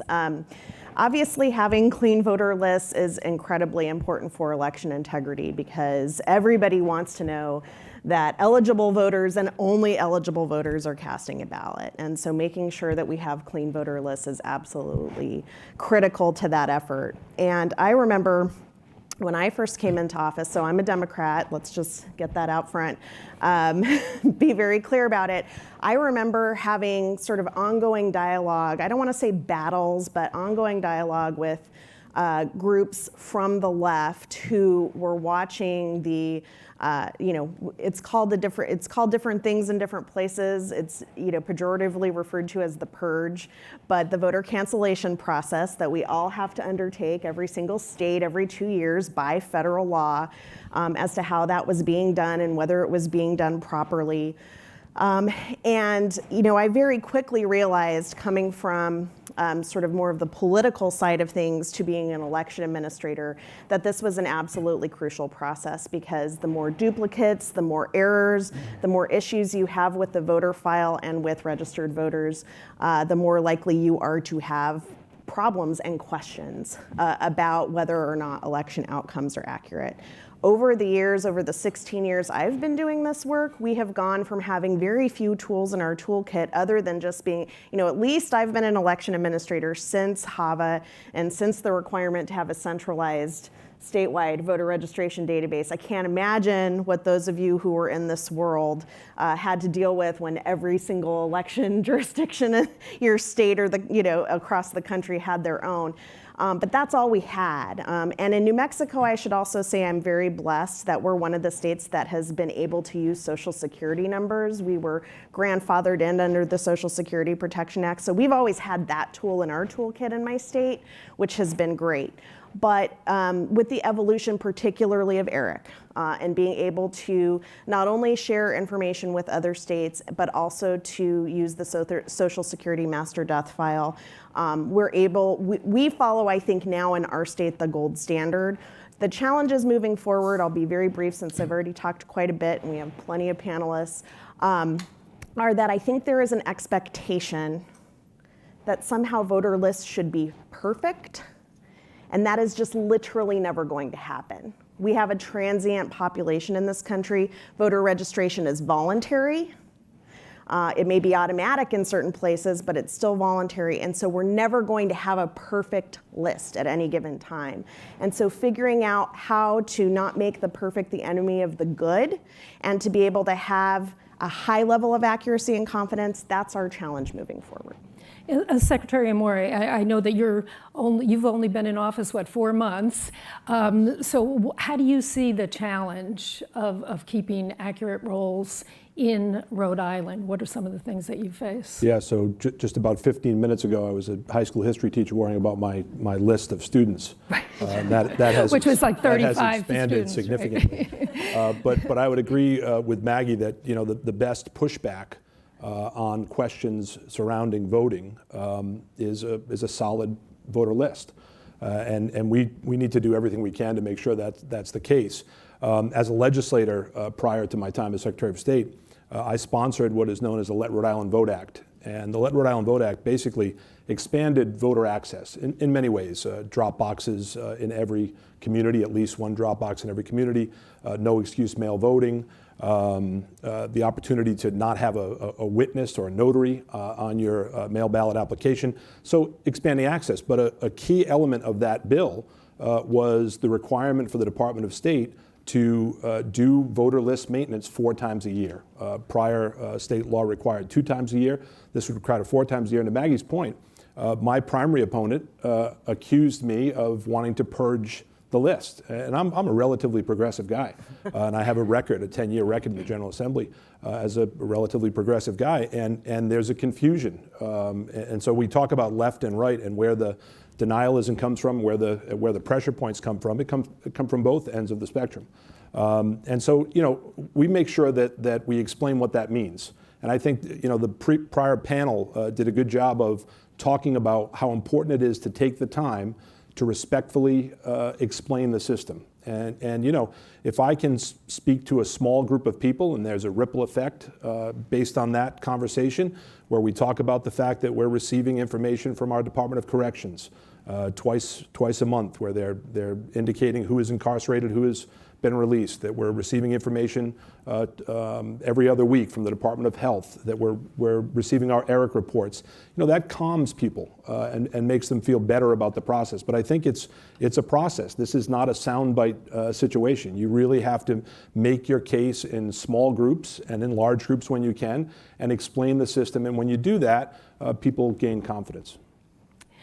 Secretary Simon, why is it so hard to have clean voter rolls? I mean, what are some of the challenges that you face? Well, I would say this. I agree with everything that's been said by my Secretary of State colleagues. It's obviously foundational to have clean voter rolls. The coin of the realm, though, is data, is information. It's only going to be as good as your information. As others have said, we screen and filter using multiple databases, some federal, some state, the very glamorous Social Security death index, right? Kind of morbid, but it's really important to know who's on the voting rolls and that only the people who should be are. I agree with Secretary Amori that list maintenance is not the same as purging. It just isn't. You want clean voter rolls. You want people who have moved. You want people who are deceased. You want people who otherwise do not belong on those voter rolls to be off those voter rolls. I think ERIC, a topic I hope we'll come to, has been extraordinarily helpful to us in Minnesota. We definitely will come to that topic. Right. Well, because it's all about data. That. No, it's all about data and where you're going to get data. And ERIC has been very helpful. Let me just raise one particular challenge that I know others face. We are a same-day or election day voter registration state. It's welcome. Almost 50 years ago from this date, 1973, Minnesota was one of the first early adopters of same-day voter registration. And in the previous panel, there was a discussion about election disinformation and misinformation. And as is so often the case in that realm, there's a kernel of truth that grows into something far uglier and more toxic. And in same-day voter registration states, naturally, people register on the same day, which gives rise to all sorts of conspiracy theories about 104% voter turnout or 109% voter turnout. And very often, the spike in turnout or registration is due to same-day voter registration. It's nothing nefarious. It's not a conspiracy. It's not fraud. It's a function of the laws that we have. And so that's a challenge in this era of disinformation, is explaining that particular feature of our system.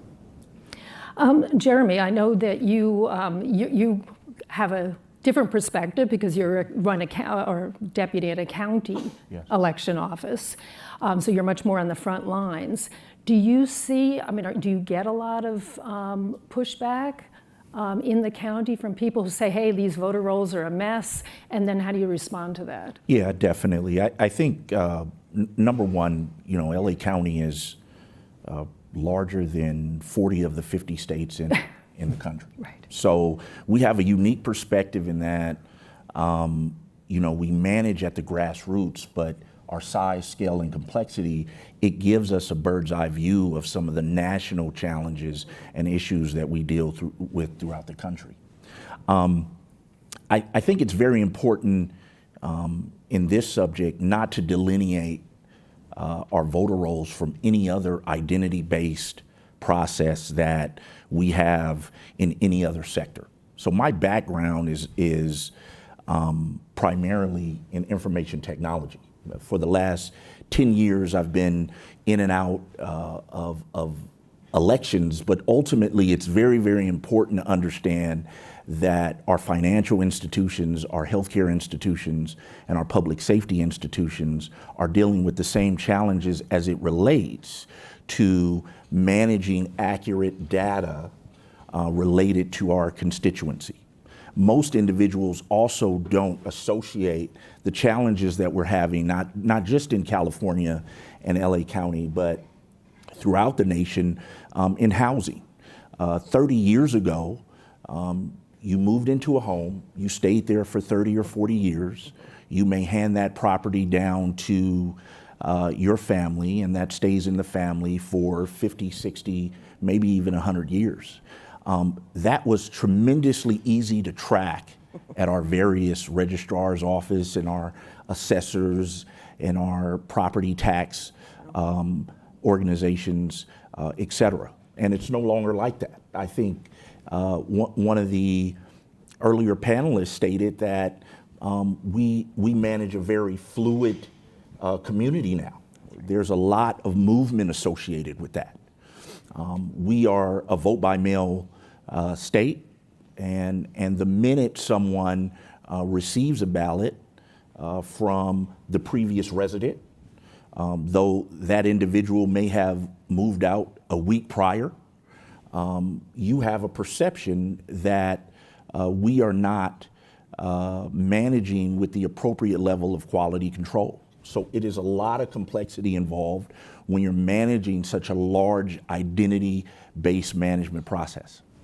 Yeah, and I think, so Brian, maybe you can answer this. You know, the average American looks at these and says, well, why are the rolls, still inaccurate? They don't quite understand some of these delays or some of the challenges that you say you face. And they say, companies are able to track down my,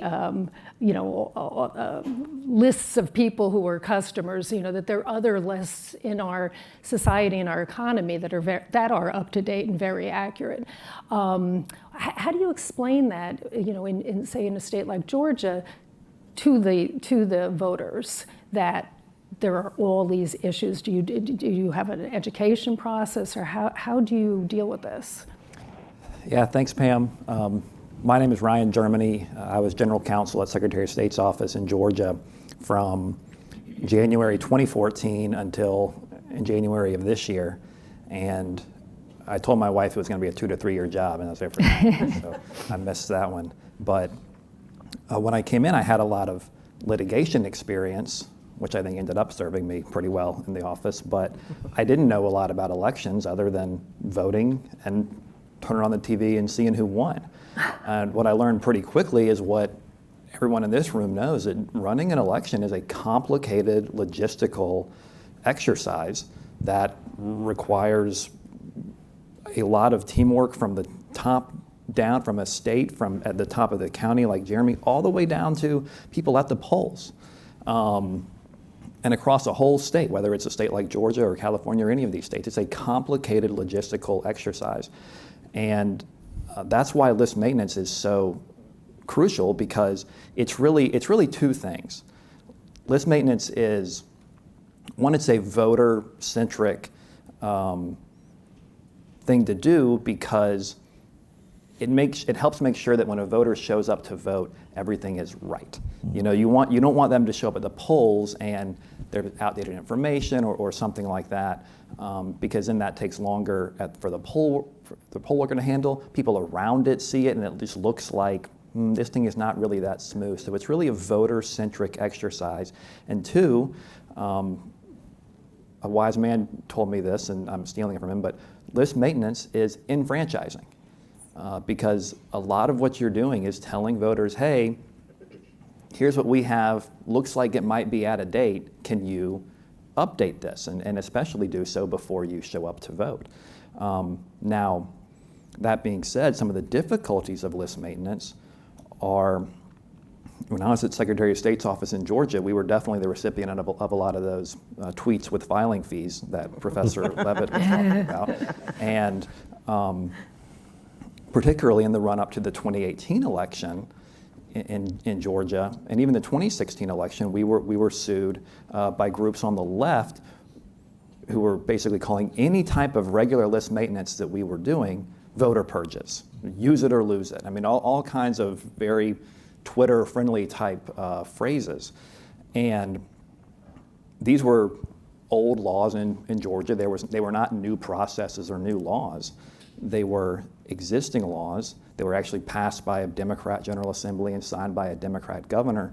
But because they had a narrative they wanted to forward about, particularly my boss at the time was then Secretary Kemp. He was running for governor. And so these things that had been very well accepted election administration practices all of a sudden became very controversial. And frankly, that wasn't really something we were prepared for at the Secretary of State's office.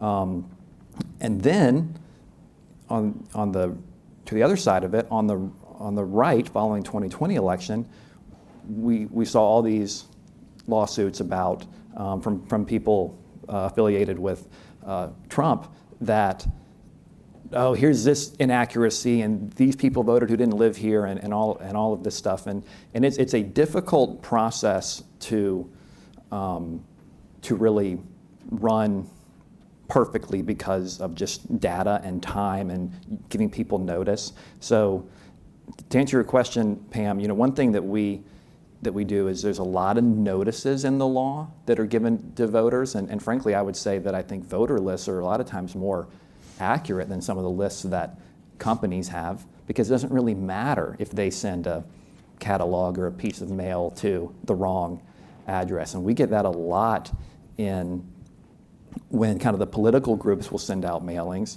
They're sending them to the wrong person. Right. And it causes all sorts of calls to election officials and the county level. What is this? I don't live here. We've had them. I think one group uses magazine subscriptions to send out absentee ballot applications or voter registrations, and every time they send out stuff to pets. Right. And it's just a great way to start a conspiracy theory. And so I think election officials have to be very careful, and I think they are, more so than maybe some of these other groups have to be. So I'm curious how much you think the problem is education, educating the public. This is how the system works. This is why we are taking people off the rolls, cleaning the rolls. This is why there are sometimes inaccuracy in the rolls, or why you might be getting mail from a third-party group. People often think it's from the election office. Right. So how much of it is actually of your challenge is educating voters about exactly how the system works versus the logistics of having an accurate system? Steve? Can I just, one subtopic that comes to mind is this, just as a matter of common sense, and I ask this a lot of folks in Minnesota, how many people do you know, regular people, not people who are attuned to these issues like the conference attendees here today, but how many regular people do you know who, when they move out of a state, after all of the checklisting that they do, got to change my magazine subscriptions, I got to change this, the Christmas card list, how many people do you know who say on the way out the door, I better call my local elections office and let them know I'm leaving so they can take me off the list? My question is, does anybody do that? Nobody does that. I haven't done that. Right. And so in a past life, a long time ago, when I was a college student, for example. No, true example. I don't remember ever doing that when I lived in another state when I went to college. Most people don't do that. Right. With the reality that means there are people who are on the voting rolls in more than one state. It's nothing nefarious. It's not a conspiracy theory.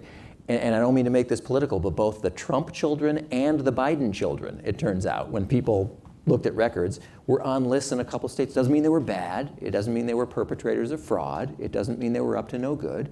It means they were normal, rational Americans who are busy and going about their lives. That's just one example of why list maintenance matters. It's not that people are doing anything bad. It's just you got to keep track of this stuff. And I think we'll get into later some of the tools that we can use.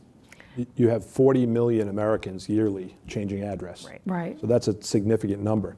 And to talk to your education point, we removed nearly 61,000 voters from our list in January. Now, in a state like Rhode Island, where we have a population of 1 million, that's a significant number. It was part of regular voter maintenance, but it was reflective of the 2020 election where mail ballot applications were sent to every registered voter. So the ones that were returned to us as undeliverable, those folks were made inactive. They were placed in the inactive list. 2 consecutive federal elections, they did not vote, and they were removed from the list. We made it a point to issue a press release so that we could talk about this. We wanted Rhode Islanders and the Rhode Island media to ask us questions about this so we could explain the process to them. I ran into a Rhode Island senator on the way out of the State House one afternoon, and Republican senator, I would say a Trump voter and supporter, who said to me, "Hey, great job." You know, she was very happy. I said, "You'd be unhappy to know 50,000 of them were Republicans." That's a joke. That's a joke. But you know, we want that conversation to happen. So I think your point is correct. The education around this is incredibly important. Because I think one big problem I often see when I talk to people who are worried about these voter rolls, people don't understand the difference between active and inactive. All these, you know, so it comes back to this education, or just trying to get the public to understand. Definitely. I would also add that using some of the earlier examples of just human behavior in general, how many of us receive mailings or correspondence from a previous resident that maybe lived at our home before us, or unfortunately receive information from someone in our own household that has since been deceased. My mother passed away in 2016, and I don't receive any voting material for her, but what I do receive is marketing material, material from her previous financial institution, etc. So it's very important when we educate the public, we ask them to look through a broader lens than just voting. It does not absolve us of any level of responsibility to manage quality voter rolls, but just take a step back and really look at those other variables all around us, and they'll soon see that, in fact, the voter rolls are probably one of the tighter processes in our communities today. Pam, sorry. Two quick points. I think one thing that really helps, and we've seen in Georgia, is sometimes in the media, especially when it's surrounding sort of the political process, a lot of the coverage can be kind of coverage of the tweets with violent fees. I love that. I'm going to use that. Everybody's going to use that. Yeah, but that was a good one. And one thing that we did in Georgia, and I can't remember if this was 2019 or 2021, but worked with the local reporter. He went out and found people who were about to be removed, or that went to the addresses, and because a lot of the coverage was, oh, we're about to purge all these people. You know, that's the typical coverage. He went and he actually went to the address and found they're not here. This is, and if they are here, they didn't want to be registered to vote. And so when you actually go and do a little bit of kind of on the ground reporting, they found, okay, this is nothing to see here. Everything's kind of checking out. And then the other thing is, it's asking a lot of election officials to educate voters on why somebody who we're pretty like 99% sure has moved to a different state remains on the rolls for 4 years. That's a process that's in federal law, and I think one of the questioners of the last panel said, "What can the federal government do?" Whoops.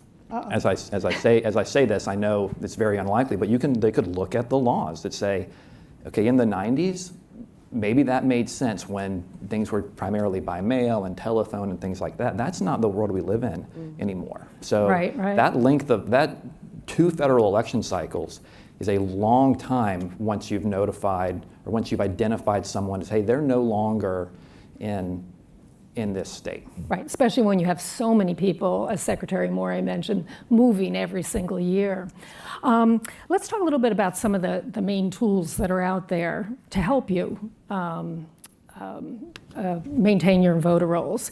And one of the biggest ones, a couple of you have referred to, is ERIC, which is the Electronic Registration Information Center. And this is for those who don't know, this is basically a state-run or state member organization or network where states can share their voter registration information, compare their lists against each other, and also compare their list against more other national databases like the Social Security death records, the change of address forms, in an effort to identify anomalies, people who have died, people who have are registered in 2 or 3 places.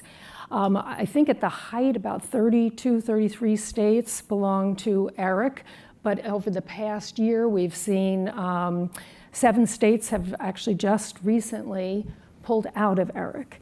And it has been subject now to some criticism and also misinformation campaigns that it is a left-wing effort to funded by George Soros to manipulate the voter rolls. So if you all can sort of talk about how you see ERIC, why are these attacks coming? Do you see any legitimacy on the attacks? And then just what impact that's having on your ability to improve your voter rolls and the accuracy? Well, I'll start by explaining how New Mexico came into ERIC. So we were probably one of the sort of middle set of states to come in after some of the first guinea pigs, started it out and tried it. And at the time I was a county election official, and as the clerk of the largest county, for me, I saw the greatest benefit in particular. A highly transient population in my county, and also really wanting access to that Social Security master death information, because it is such the easiest thing for people to fling out without any evidence. Oh, there's all these dead people on the voter rolls, right? I'm like, I want that data. So at the time, I was working with a then Republican Secretary of State and a Republican governor in New Mexico, and we convinced everybody that this was a great nonpartisan tool that we needed in my state, and it was passed and signed. And I think we even passed it when we had a Republican majority in the House of Representatives in our state, which was the one and only time in 80 years we had one, because we were able to make the case that this is good for list maintenance and data and keeping accurate voter lists, which is what everybody says we want, right? And so since then, we've seen it as a really incredibly effective tool. We're looking at actually ramping up. There's some bare minimums for list maintenance that you have to do under your ERIC agreement. We're actually preparing to ramp up and do more of that on a more regular basis now that we have more tools in our toolkit. But in terms of your question, look, I understand this is a highly political and has become a partisan issue. And I realize I'm not of the right party, I guess, to make this argument to folks on the other side. But as my colleague from Minnesota said, data is the coin of the realm. That data is absolutely critical to my state's ability to have the most accurate voter rolls possible, because ERIC is the one source in the country that has the most interconnectivity with other states. And yes, I think we'll hear some arguments about potential other consortiums popping up and things like that. ERIC is tried and true. The security mechanisms are there, and that for me too, I'm sure my colleagues will talk about why the level of security in terms of sharing data is so critical. So for me, I reject the partisanship argument. I reject the fact that this was especially when you look at how it came to be in my state. Right. Right. So. Well, actually, I'm going to go right to you, Ryan, first. Then we'll get to everybody else, just because you are the only Republican, I think, on this panel, or identified as. So what about in Georgia? I mean, have you guys are in the ERIC system. I mean, have you seen a lot of pushback from groups who say, hey, look, this is just not the most accurate or most effective way to monitor the rolls? So I was at Secretary of State's office before we were in ERIC and since we were in ERIC. So I've seen list maintenance from the state perspective on both kind of pre-ERIC and now with ERIC. And I'll say that with ERIC, list maintenance is so much better. Because yes, you get the data, but it's not just about the data, it's what do you do with the data? You gotta have clean data, you've gotta have it formatted in a way that makes it usable. And it makes it usable and actionable quickly. So you've gotta have, Eric spends a lot of time on the front end, working with formatting of data. It takes a long time, as all these people know, to get sign off and make sure that everything is the format, because then you can use it. Whereas someone can dump a bunch of data on you that's not really usable. So we have just seen that list maintenance is so much better with ERIC. And yes, it's because of the cross-state data, but even without it, it makes it for better in-state list maintenance.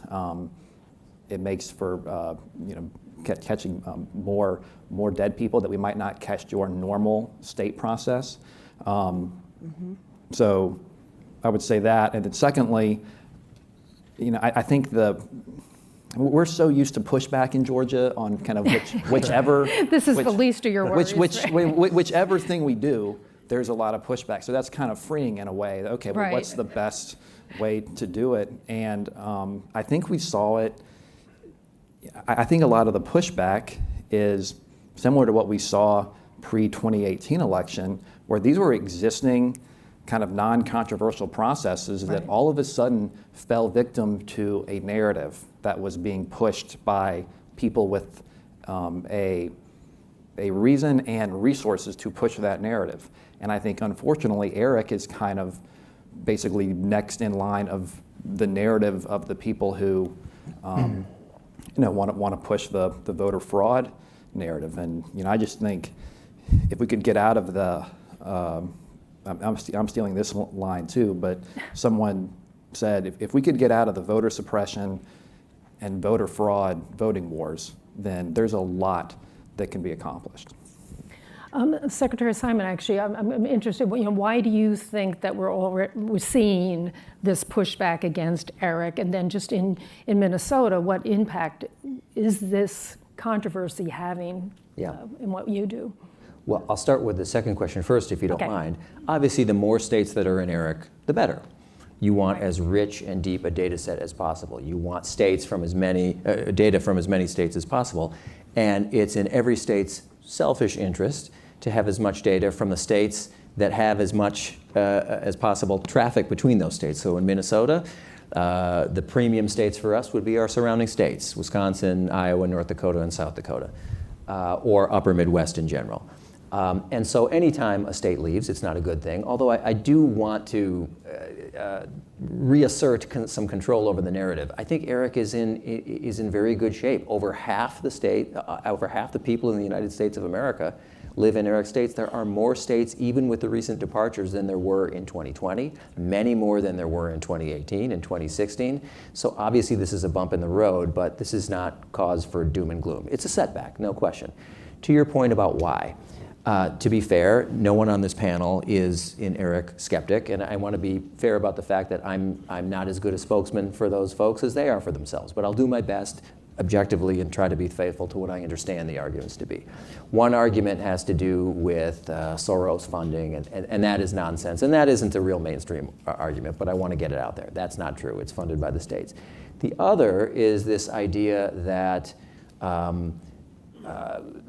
the duality of the mission of ERIC, and we've only discussed one of the missions here, but there's another one that, in my judgment at least, is central to the founding of ERIC. In fact, if you go to ERIC's homepage right now, the first sentence of the entire homepage at the top talks about the dual mission, not one, but two, which is both voter outreach and accurate voter rolls. And there are some, I want to be faithful and fair, who object to the manner in which the voter outreach component is being run. In other words, there are certain duties, responsibilities that states and ERIC have to do, have with respect to that. They have to do a certain kind of mailing. Right, they basically have to send out to, Eligible but identify the people, unregistered. who are not They have to registered, say, hey, you might want to get registered. Right, and there were some states that have expressed concerns with that requirement, that they don't like that requirement for various reasons. Maybe it's cost, maybe they see it as extraneous or not related to what they see as the primary mission of ERIC. I disagree. I think the language of the homepage states pretty clearly what the grand bargain was at the founding of ERIC, which is, yes, we're going to trade this data, but we're also going to make sure, all of us who are members of ERIC, that we do these mailings to eligible but unregistered. Everyone knew when they signed on the dotted line, and it's only quite recently, really about a year ago, that a particular article appeared in a particular ideologically it was driven like 4 months ago, I think. publication. Well, I'm thinking of a different one. Oh, okay.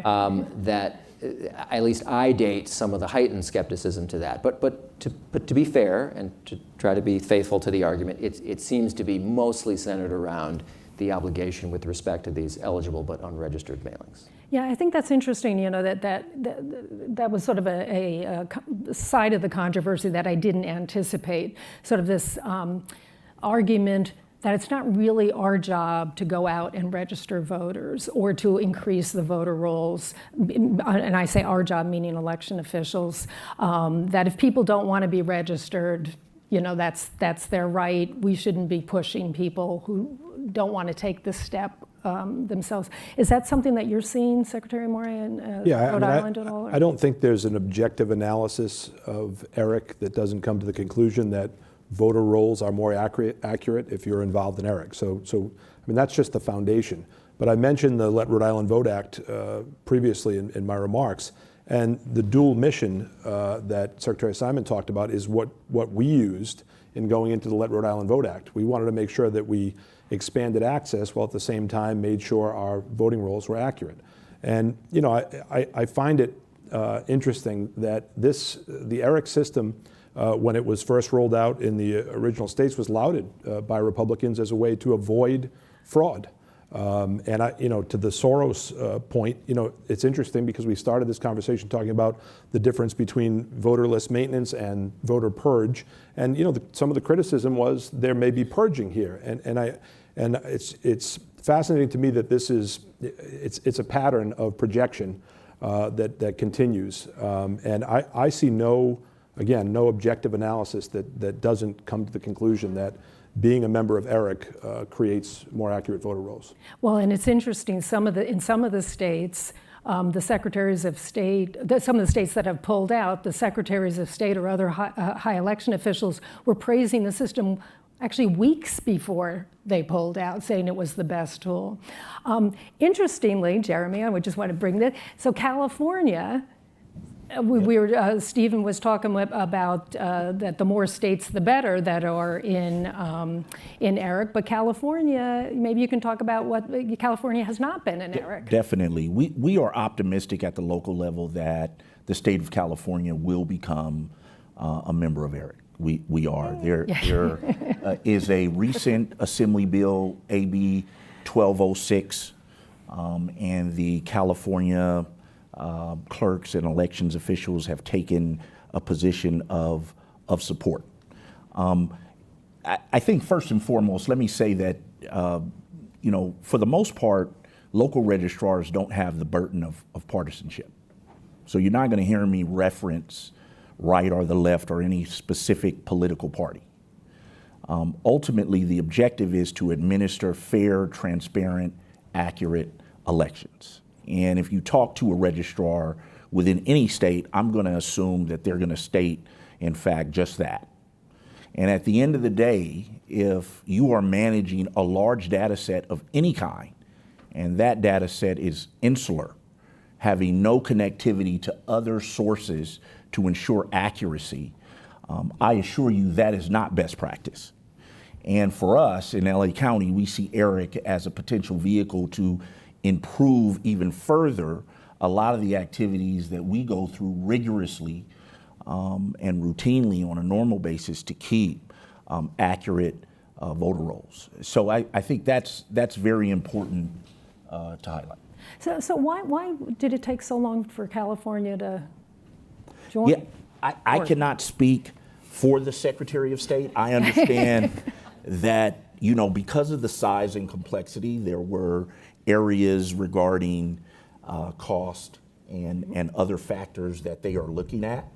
But again, we're optimistic that we're moving in the right direction, especially, you know, we take a certain level of responsibility as the largest local electorate in the nation to be vocal on these matters.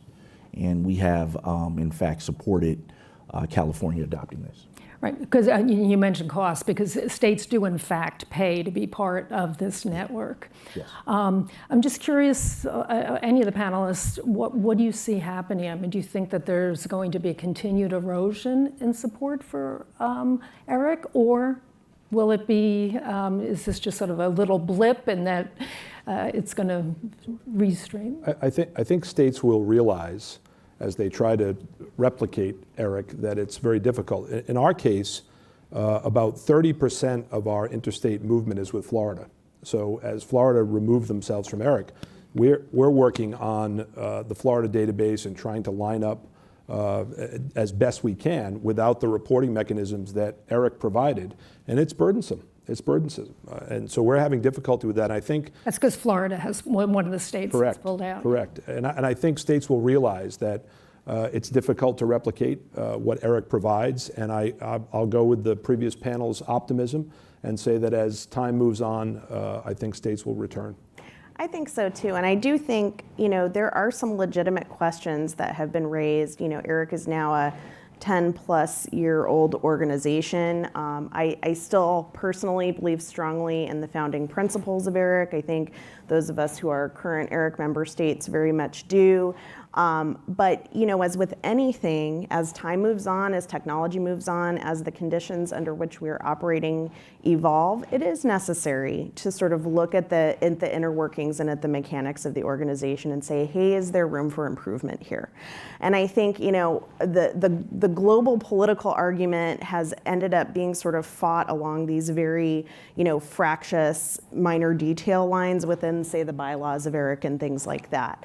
I don't necessarily think that discussion and maybe even looking at bylaw revamping and things like that are a bad thing. I think, you know, we all know, you know, over time as things change, but I do share my colleagues' optimism that we can do that in a civil way, and if we can, you know, move away from sort of the global political argument and look at the mechanics of how ERIC functions and what does it need best to function for the states it serves, for its member states, I think we can do that.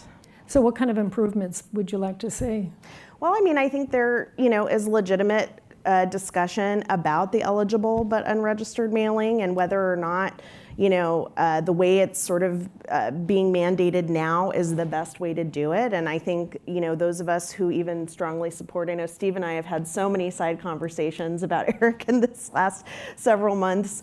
Even those of us that really support that are open to a discussion about what that looks like moving forward, not necessarily the whether or not, but the how. Right. We have states that are in ERIC. Mine is a brand new back-end automatic voter registration state, so is Minnesota. There are already existing back-end automatic voter registration states that are interested in potentially being accepted from that. I'm not saying that these are necessarily the directions it should go, but I'm saying these are discussions that are worthwhile to at least have within the organization. And then we do know there's other concerns as well about, you know, making sure that there are, say, audits being conducted about how the data is shared, right? Things like that, or if it's ever shared, or under what conditions, right? Right, because that's one of the concerns that That's right. Exactly. the critics have raised. And I think those are fair conversations to have, and we can, I think, should and can have them in a civil discourse within the context of the ERIC membership. Anybody else want to talk about any improvements they'd like to see or changes they'd like to see? It's okay. Otherwise, everybody thinks it's perfect, right? Let's just change course a little bit. We hear so much about all of the laws that have been passed recently that look like they're restricting voter access. But we've also seen a lot of changes over the past, 4, 5, 6, 7 years that actually have expanded voter access and made things a lot more efficient.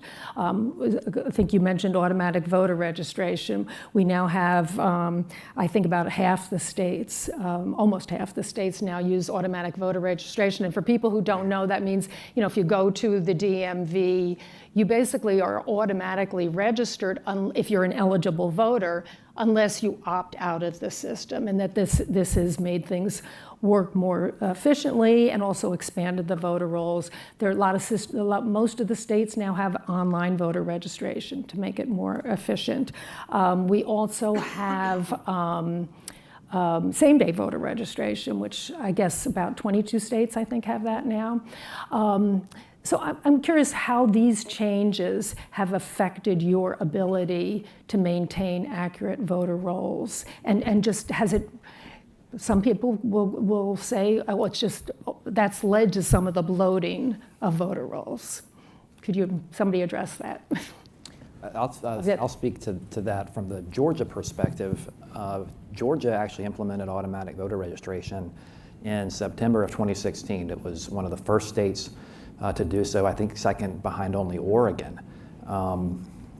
It was not something that was really talked about a lot when we were getting criticized, in the 2018 election cycle. But then I think studies have found that Georgia has actually one of the most successful automatic voter registration programs. And I think it's a couple reasons why, and maybe you guys can, as y'all are implementing it in your states, can help. But Georgia was one of the first states to be fully Real ID compliant at the DDS. That's what we call our Department of Driver Services. And so when you think about that, Real ID, when people are going to the DMV or DDS, as we call it in Georgia, that's a very secure transaction when you think about the paperwork that's being shown and I mean, it's a highly trustworthy interaction. So to use that as a basis for voter registration, I think is really a secure, and really helps with election integrity. And what we found in Georgia is the vast majority of those are people updating an address in state or just renewing their license with no change. But what's helpful about that is that's kind of a touch point where it's kind of confirming, hey, I'm still here. Right. And so I think that part of automatic voter registration, I think, is not talked about as much kind of in the activist community, but it really, I think, helps on that side of it. And Jeremy, No, go ahead. Because California has automatic voter registration. I recall that there were some bumps initially because of the database with the DMV. So how are you finding it working now? And the process has matured significantly. We have recent legislation, SB 450, within the state of California that dramatically changed the voter experience within the state. And it discussed things like early voting, same-day registration. We also have legislation that basically allows us to send a vote-by-mail ballot to every registered voter. And if they would like to cast that ballot, or if they want to vote in person, they actually have that option. And overall, as time goes on, the process matures. We have a system within the state of California called VoteCal, and VoteCal has connectivity to county election management systems and feeds that real-time data from the DMV and has inputs of deceased voters, et cetera. And when you implement a large complex system with sophisticated architecture, you're going to have some bumps early on, but over time it gets better and better. And the feedback, not only from LA County, but many of our partner counties within the state, is that things are a lot more smooth. Can I just mention one example from Minnesota, a very recent example that I think can bridge some of the ideological divide. So just last Friday, I still feel the glow. We had the signing ceremony in Minnesota Yes, right. for the Democracy for the People Act, which, thank you. A lot of people, including Very supportive me, audience we're here. working on for a lot of years. It's a sort of democracy package. But one of the items was AVR, automatic voter registration. And in Minnesota, let me tell you how I hope that will play out to mend some of these, heal some of these ideologically based wounds. So, as I mentioned before, for just about 50 years to the day from where we're standing in 1973, Minnesota became one of the first states to do same-day or election day registration. And a recurring criticism of that over the decades in Minnesota and elsewhere is that from the standpoint of integrity, if someone registers same day, you can't do the filtering, screening, and checking until that point, until game day, until then and there. That's when the process starts. And my response, as we were trying to get automatic voter registration passed, is to those skeptics, if that's the way you feel, then this, AVR, this is the bill for you. Because we estimate in Minnesota that same-day election registration will be cut by probably 80 or 90%, for real. Right. Because people simply won't have the need to do that. People will have already been in the system for weeks and more likely months before election day, meaning you can do the filtering and the checking and the screening and the vetting months and months in advance of election day. You can have both at the same time. So I'm hoping over time we can get to the place where we see this as a win-win. Well, we now have time for questions. So if anybody who has a question, we have mics, and it looks like we have a couple already. How about Pam? No, we need the mic. It's coming. It's coming. I have two, it'd be really loud. I actually thought Secretary Simon was going to say that most Minnesotans moved to California, but I was wrong about that. Since the summer of 2016, we, as an organization, work on a project we call Can you explain what your organization is? Oh, sorry. Verified voting. Okay. And we work on election security. And we worked on a project to ask voters to check their registration. In fact, Pam Fessler was one of the first people to write about that project, and we do that with other NGOs. And we see it as a sort of a canary in the coal mine. If something is amiss with your registration, then that helps the election official when you let them know. And they can, see what happened there. I think we should add a component to knock election officials over with a feather by saying, also, tell them when you move, just to see how that goes. But I wonder if that's helpful to you. Is that something that election officials also have campaigns that we could pile on to? And anything else you could say about that kind of practice, how we could help spread the word? I will say in my state, we, before every election, starting right around National Voter Registration Day, a couple months before Election Day, we really use that opportunity as a push, not only to encourage folks to register online or what have you, but also to check your registration. And I especially think, one of the things that I think we haven't touched on yet is how critical any sort of online AVR or same-day registration component was in 2020 during the pandemic. Because first of all, we just had massively increased interest in the election because of everything that was going on in the world at that time, but nobody could leave their house. So I think, being able to use those focal points, but especially to have those tools and resources available to be able to let folks check and update and register is absolutely critical. Agreed. In fact, one of the things that I do when I speak to a group is I have folks pull out their phone and go to our website and check their voter registration. And we were recently testing our our online mail ballot application process, which we plan to roll out in the special election. And one of our staff members found a discrepancy in his voter registration. So it's something that we should do, and I've made a point to do wherever we go and whenever we talk to voters.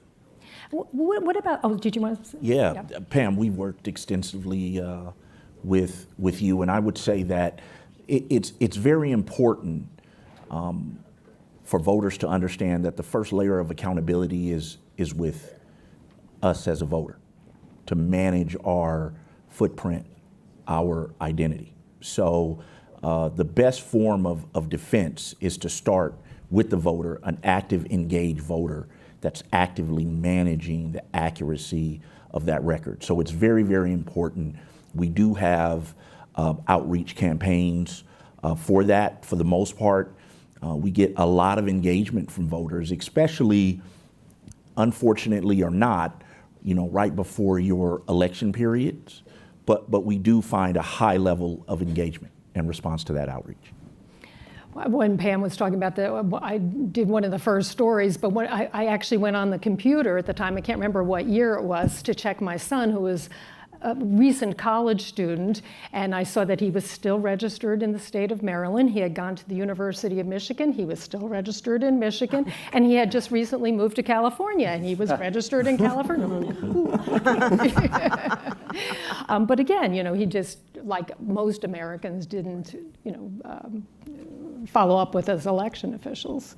There was another question? People yeah, in California. Hi, I am Sophie Herscher-Andorsky from A More Perfect Union, the Jewish Partnership for Democracy. And I've spoken to some of you over Zoom, so it's nice to see you in all three dimensions. And there's been a lot of talk from the very beginning of the panel about the need to educate consumers and voters and all different sectors of society about the complexity of elections, in addition to just sort of where to vote on what day. And I'm wondering what the best way is to utilize civil society actors in that. In addition to helping to register voters, what are other ways that civil society, in my situation, faith-based communities and clergy, but it applies to all different civil society actors, like how can we be helping you seed some of this information and seed some of the habits and norms and behaviors that will make your life easier? It's a great question. One thing that comes to mind for me is this idea, not surprisingly, of trusted messengers. And I only half joke to people all the time, I will do whatever is helpful to the cause, up to and including shutting up. Meaning, and especially for elected officials, it's tempting for all of us, let's face it, to think that we're the best messenger all the time, right? Because we're elected. I don't think that's necessarily the case. So I think it's up to many of us to work with people who are trusted messengers in a particular community. It could be a faith community. It could be other affinity communities.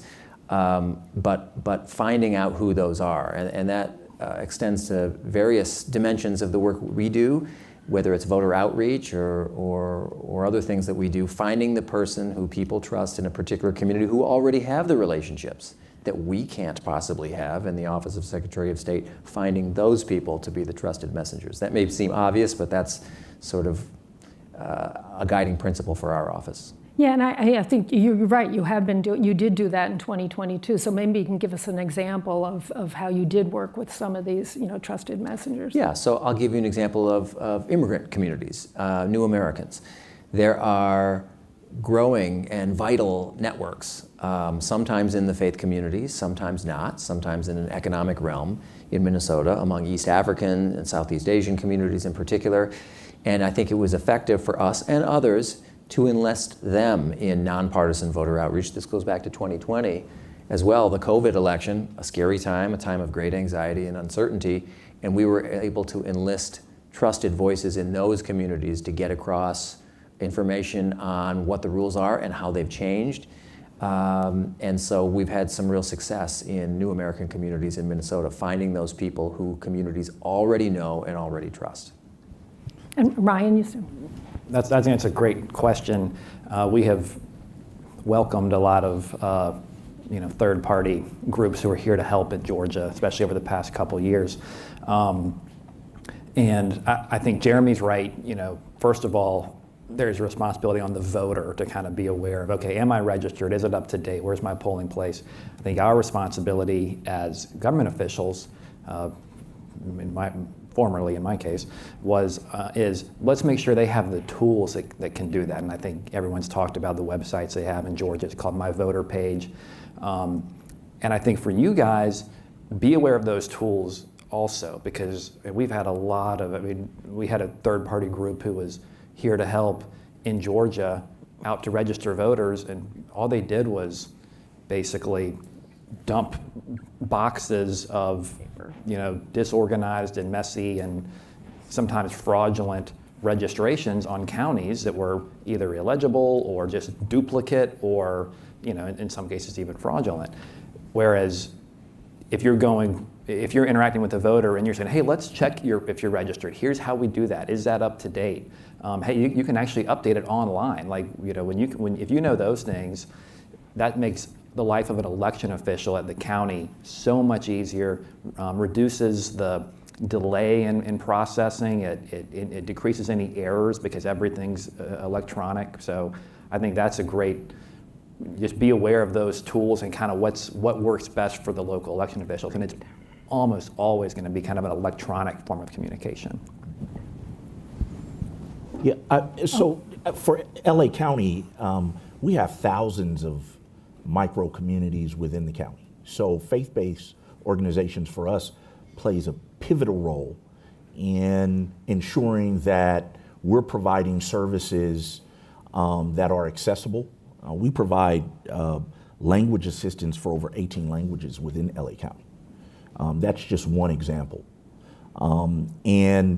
We work with various advocacy groups, faith-based organizations, et cetera, to ensure that our vote centers are placed in a location that's relevant to specific communities. So please continue to engage at whatever level, and definitely continue to be vocal to ensure that the individuals to your congregation, to your communities have a voice at that table. Because when you manage these large bureaucracies, it's very, very easy to have things lost in translation. So you want to make sure that you have the appropriate community partners at the table. Hi, is this on? Yeah. Yes. Lisa Danitz, I'm a voting and elections policy consultant. So thank you all for being here. I think this question is directed to all of you, but I'm particularly interested in hearing from you, Ryan. Okay. So I think given the current context, it is not surprising how much emphasis there is on making sure people are taken off of the rolls if they've moved, deceased, incarcerated. But there are risks, right, on both sides, and there are infrequent voters who could get a notice and they don't check their mail or whatever it is. I'm curious, especially in light of your comments about potentially revising the NVRA, what are the kind of protections that you think are a good idea so that people who are properly registered but are not particularly active voters, maybe not particularly active mail readers, I don't know, so that they are not removed from the list? So in a state like Minnesota, right, where you have election day registration, you have that built in as a fail-safe. And so I'm just kind of curious, I'd love to hear from all of you the protections you recommend for those infrequent voters. And I'm sorry to put you on the spot, but you did talk about we'll start with revising the Ryan and NVRA. then. Yeah, I'll go quick because I think everyone's probably thought about that.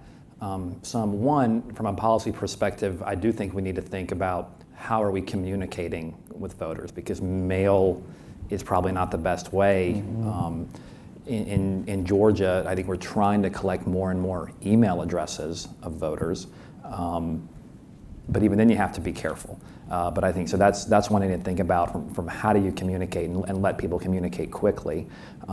Two, it's happened in the past where we've gotten good data, but good data is not perfect data, and we've removed someone who was not dead yet, right? And so and they've reached out and essentially prove it. Hey, I'm not dead yet. And in that case, one, you can obviously, if you learn that prior to an election, then you can resolve it then. If you learn it at an election, they cast a provisional ballot and can solve it then. So that provisional ballot roll, and we have the same thing with felony convictions in Georgia, where they can say, hey, this system is saying I have a felony conviction, I don't, let me cast a provisional ballot and resolve that. So that's one way to handle it. You obviously want to be careful because you don't want to increase provisional ballots because that puts a lot on election officials too. But I think those three things. So basically, how do we communicate with voters quickly and let them communicate with government officials easily? And then two, that provisional ballot roll. Automatic voter registration, online voter registration, same-day voter registration. We do all three of those in my state, and I will see Ryan and raise him that in New Mexico, we just passed a democracy package that says that if you are out of jail, you can vote. And I know that some of my colleagues actually even have voting in their states for folks who are incarcerated for felonies. We haven't gone quite that far in my state yet. But basically, to your point, if you're saying, hey, I'm here, I'm not currently in prison, just like I'm not currently dead, then you can cast a ballot. And so we think that that is going to improve the situation there as well.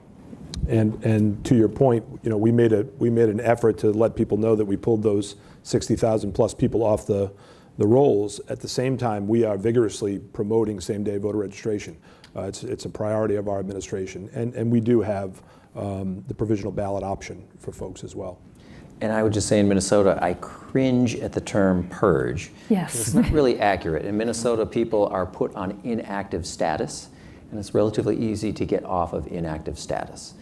There are obviously exceptions to that, like dead people. Of course, then it's not easy. Yes, right, and they really are. It's very hard, right, as it should be. But it is easy if they show up, though. I mean, because even they are not purged. You can see you were removed, but you actually shouldn't have been. Exactly. Yeah, similar to Minnesota, we place voters on an inactive status, and I agree with you. Right now at home on my dining room table is a stack of mail, and I won't get to that mail until hopefully Sunday, when the week slows down and everything like that. So you have to have diverse ways and modalities of engaging voters to educate them on their status as active and inactive voters, and we find that very, very critical. In LA County and the state of California, we push accessibility. These ways are here in front of you. It is accessible to you. If you are allowed by law to vote, we want it to be easy and accessible for you. So the philosophy for us is pretty simple. I'm just curious, do any of you see, and we only have a couple minutes left, going forward, what kind of improvements would you like to see overall on this whole idea of maintaining accurate lists? I mean, is there something that you would like to see happen that hasn't happened yet? We're a little bit stuck in the 90s with the NVRA, and so I know that's kind of pie in the sky, but if there is... Could you explain to people what the NVRA is? Yeah, it's a National Voter Registration Act, which, that's what puts in place a list maintenance requirement, also puts in place the 2 general election cycles. We've made a lot of progress in Georgia with trying to kind of really work on how mailings look to try to increase that engagement, because if a voter says, hey, I in fact have moved, you can go ahead and remove them immediately. And that, I think, enfranchises a voter because it tells them, oh, I need to make sure I'm registered in my new state. And so I think if there's from a policy perspective, thinking, okay, in the 21st century, decent ways in the 21st century at this point, how should we do this? Anybody else? Well, I would say something that's not really a legal change, but I would just say continuing discussions of this kind to try to explain, all of us as a community, that keeping track of people like this, and as Secretary Maury said, in an increasingly mobile society is difficult but doable, and that when you hear about someone being registered in more than one state, Don't jump to a bad, false conclusion. It's human nature, as we've all been saying, for people not to tell their voting office when they leave that they're leaving. And so there are reasons for some of these anomalies, but they are anomalies, and they're correctable and they're fixable. Yeah, I think also managing mis and disinformation, Yes. which is probably the biggest threat to democracy, in my opinion, because what we've tried so hard to do is educate our electorate and educate voters, but ultimately, mis and disinformation uneducates them. Right? It takes all of the time and effort that many of your organizations and your staffs, et cetera, have put into that process, and it undoes that and basically puts us 3 steps back. So finding more sophisticated contemporary ways to manage mis and disinformation without sounding defensive, but yet, just factual. You may have heard this, but this is actually what you should be looking for. Right. Yeah, and I think it all comes back to this idea of educating voters and the public about a topic that most of them really did not care about at all a few years ago, but now I think is quite important. So anyway, I want to thank you all very much, and thank the audience as well. Thanks to the entire panel. Excellent. Thank you, Pam, for moderating. Jeremy's last point, I think we don't have a panel on disinformation. You're going to find disinformation being a thread that binds all the panels together, because I think it is, as Jeremy said, probably the greatest threat right now. And we'll be talking about that through the day. We are now going to take a break for lunch. Please make your way over to the buffet, grab lunch. At 1:10, you can stay in your seats. We'll start our very special lunchtime conversation, which we hope you'll enjoy. So thank you. Thanks to the panel again.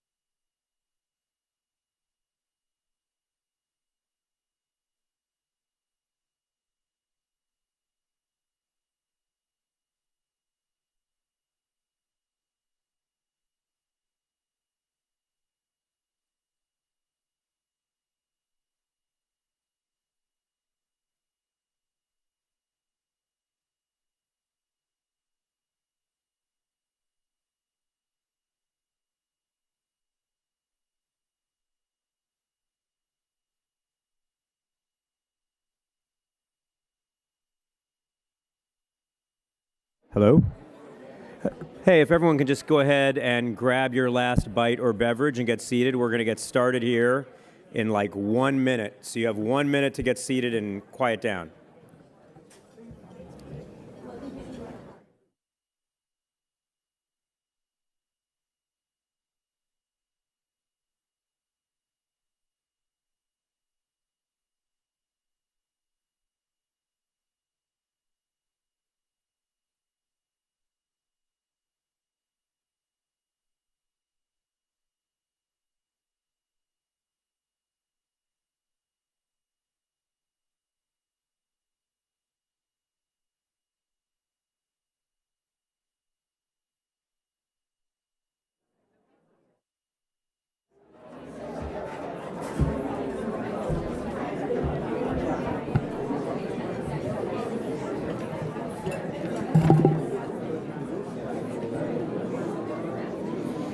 Okay, I'll give you all just another few seconds to settle down.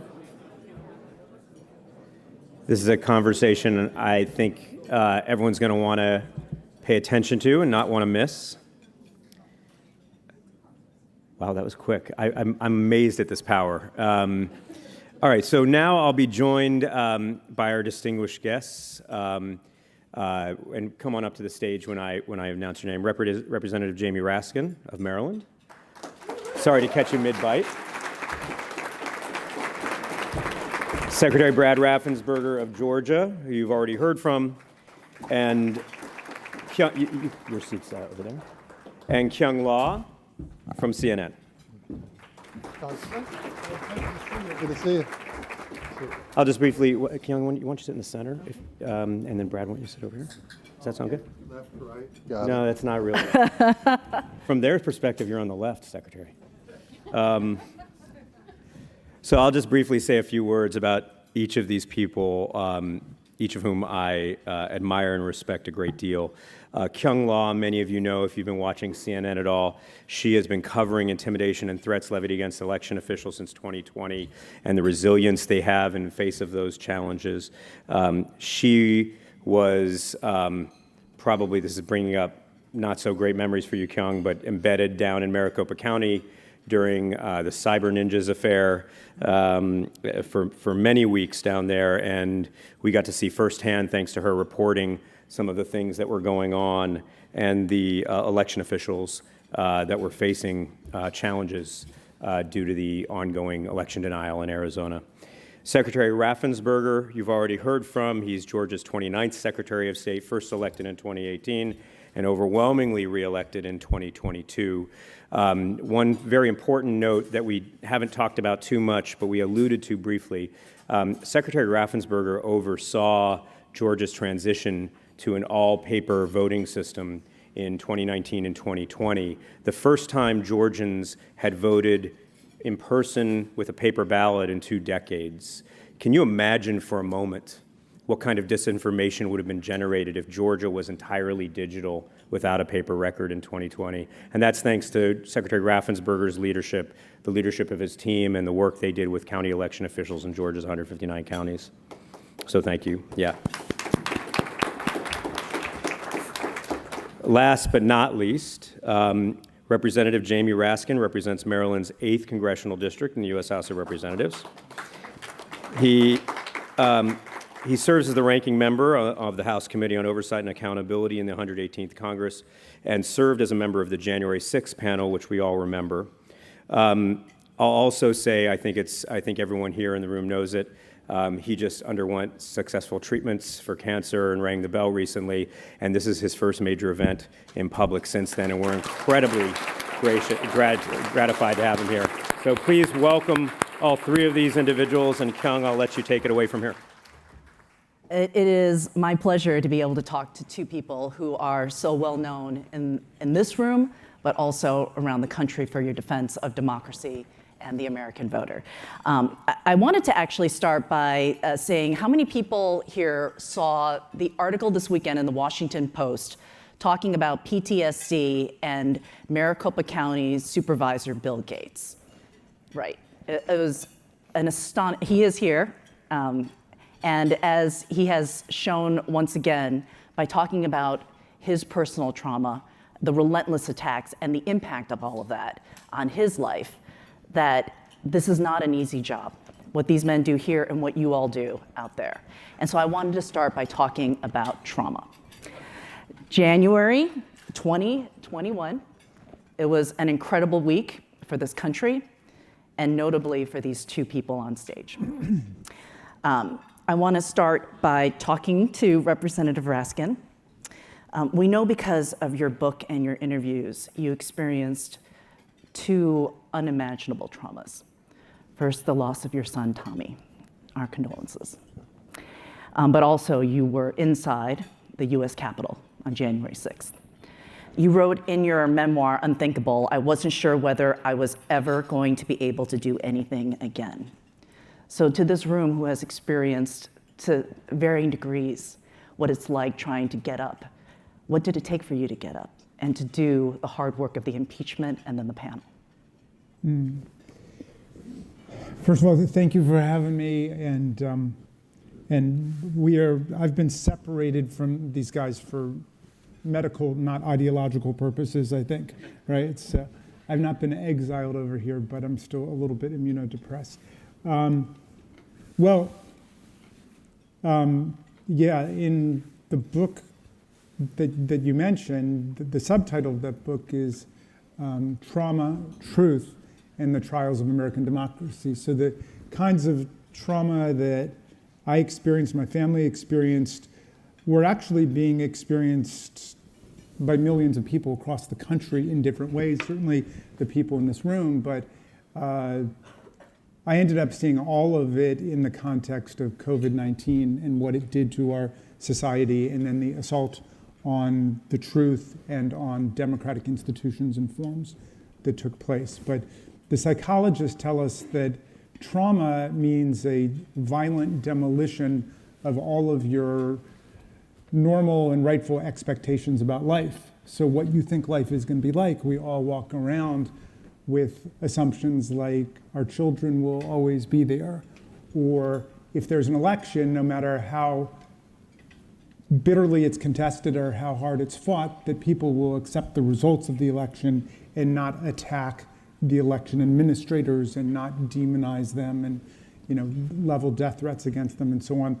All of these expectations were upset during that time. I mean, to go to my office, the Capitol of the United States, and to have it overrun by extremist gangs and fascists, all as part of an attempted coup against the election, constituted a major demolition, to say the least, of everything I expected of American democracy. So, you know, I imagine the psychologists have different stages that people go through in trying to simulate it. But for me, I basically felt that there was no choice. And I was in a lot of internal communion with my son during that time, because that to me was the shattering trauma and remains the one in my life. But I knew how much Tommy loved human rights, and he loved democracy and freedom, and he wanted to see a lot more out of American democracy, not a lot less. So what else could I do? So you turned to thoughts of Tommy to keep you going. I did, and then I was buoyed by family and friends and constituents and people who just said, keep going, keep going. And so I believe that we are still in the fight of our lives. Alas, it's not over. We might just be in the middle of it right now, but we have to stand up every single day for the truth and for the formal structures and processes of democracy, because without them, we're lost. Secretary Raffensperger, a significant week for you as well. That was the week that you had perhaps the most famous call in modern history. You were overnight then cast into a national figure, into national politics, and you had to stand as a Secretary of State between national politics and the Georgia voter. For the election workers in this room who've also, to some varying degrees, experience a change in their lives, a change in their stature in their communities. What lessons do you have to share about how to go to the grocery store in peace? Well, I think this job, I think as election worker, we swear an oath to the Constitution of our particular state and to the United States of America. And so our job is to follow the law and follow the Constitution. It's as simple as that. But then also, I think it takes, courage sometimes just to give people the truth. But I really think that the best thing we can do is try and do it as graceful and empathetic as possible. I think by now enough time has gone on. In fact, with that recent court case, which I mentioned earlier with Dominion versus Fox, when someone pays $787.5 million, you can tell which side really won that case.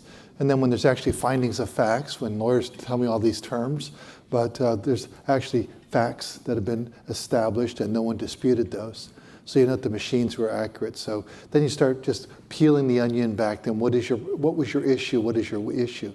And that's really what you have to do, is so that people can come to grips with it. Because as a Republican, I agree from my party, because if we don't get our act together, we're going to lose another election. Now the other side may think, well, that's just fine. But and so I think that we have to, heal as fast as we can, and we have to understand that the building blocks, what the average person in America, the voters of America, are looking for is someone that's just going to be calm, sensible, truthful, be a person of good character, someone that they actually could say, that person reminds me of the person I met down at the grocery store, at the soccer field with our kids, church group, in Kiwanis, Rotary. But that's what people are looking for in America. I think they're looking for someone that they know that they can trust, because that is one of the building blocks, of a healthy society, and that's what we need to all try to move towards. But that onion, as you peel it back, can really stink. and you saw that by testifying on the panel. You were on the other, in a different role on the panel. How do you maintain that calm and composure that we both witnessed from both of you as you were testifying and hearing? Well, but I'd be interested to hear from Secretary Raffensperger about that, because the American case is, I don't know if it's unique, but it's rare, because in most industrialized nations, the role of election supervisor is one that is not occupied by partisans. And so, you look at Mexico or Canada, the people who run elections are not allowed to get involved in partisan politics. We have elections that are run by people who are openly partisan. And so for those who have integrity and honesty, like Secretary Raffensperger, it's a very difficult act of cognitive dissonance, where at some points you are just making the argument for your party, and at other points you are acting as the chief of the election and trying to make objective, dispassionate determinations about the elections. And if I were in that situation, that would make me extremely nervous. Now, in some sense, all of us have to do that to participate in democratic elections in this strange new century we're in, because we got to go out and fight for our team. And we also have to stand up for the rules of the game, even if they don't favor us. And one of the hallmarks of fascist and authoritarian political parties is they don't accept the results of democratic elections if they don't go their way. And they embrace, or they refuse to disavow, violence as an instrument of obtaining political control. So when you've got a party that refuses to accept adverse election results and refuses to renounce violence, that's a party that's on a very rapid pathway to authoritarianism and fascism. So yeah, how do you do that? Well, I think that if you look at our results in Georgia, our governor, he was up for re-election, and he elected to run again, and so did I. And so we just traveled around the state. He did his events some part of the state, and I was in another part of the state, but we just really were engaging the voters. We realized that the voters decide these issues, and I leaned into the voters. See, I think the voters are smart. I think the voters figure this out. And so we just gave them the truth. And I think that, we do have The one thing about the South, we have manners, and we're just very neighborly, and I think that's a good thing. And as people were neighborly back to us when you go out in all the towns throughout our entire state. But I think it's just really engaging the voters and talking to them and not shying away, not staying in your cocoon. You have to go out there and engage and in fact push back, but you push back with grace. I have to give a plug to Palmetto, Georgia. That's where my in-laws are. We did not separate you two because of politics, but Representative Raskin, you are a Democrat, Secretary Raffensperger, a Republican. So, Congressman, you wrote, again, if I could turn to your book, that on the January 6th committee, we don't spend all our time in partisan polemics and food fights. Given the hyper-partisan nature of Washington and even at our state level, how the heck did you do that? Well, Kevin McCarthy helped by boycotting the bipartisan committee that we had. But nonetheless, it was bipartisan with, our chairman being a Democrat from Mississippi, our vice chair being a Republican from Wyoming, and of course we had Adam Kinzinger too. So, people would say it's such an incredibly productive, effective committee. How are you doing it? And I think maybe when I wrote that or said that, it was in response to that point because you remember. I mean, just to give you a little background. Originally, the GOP had advocated an independent 9/11 style commission outside with 5 Republicans and 5 Democrats and equal subpoena power, and we agreed to that. Benny Thompson was our negotiator later to become the chair of the committee, but we agreed to that. But when Donald Trump heard about it, he exercised a political veto, and he said he didn't want any investigation at all. They pulled the plug on their own proposal. At that point, Speaker Pelosi said, okay, we're going to do a House committee, a select committee to look at it. And as with all select committees, the Speaker would exercise final approval. There were Democrats and Republicans, but the people that, some of the people that McCarthy named to it, including Jim Jordan, who was clearly an actor in the events of January 6th and leading up to it, she vetoed and said, pick someone else. We don't want people who were directly involved or allegedly directly involved in coup planning activities and insurrectionary business. So at that point, McCarthy said, well, I'm not going to appoint anybody else, but we were able to get, Liz Cheney and Adam Kinzinger to participate. And the remarkable thing for me was it was by far the most bipartisan committee I'd ever been on, in that there were not polemics and constant, arguments and mutual denunciation the way that most committee and subcommittee hearings begin in the House of Representatives. It's just attacking the other side. Instead, we had a common project, which is to find out what happened and what was the truth. People say, well, it was really a partisan committee. And I say, well, it seems like it was partisan because the vast majority of the witnesses were Republicans, but in fact, there were some Democrats who testified too. But we had lots of witnesses from the White House, from the Trump family, and so on. And it was a fact-based inquiry. We had more than 1,000 witnesses. We had more than 100 subpoenaed witnesses. And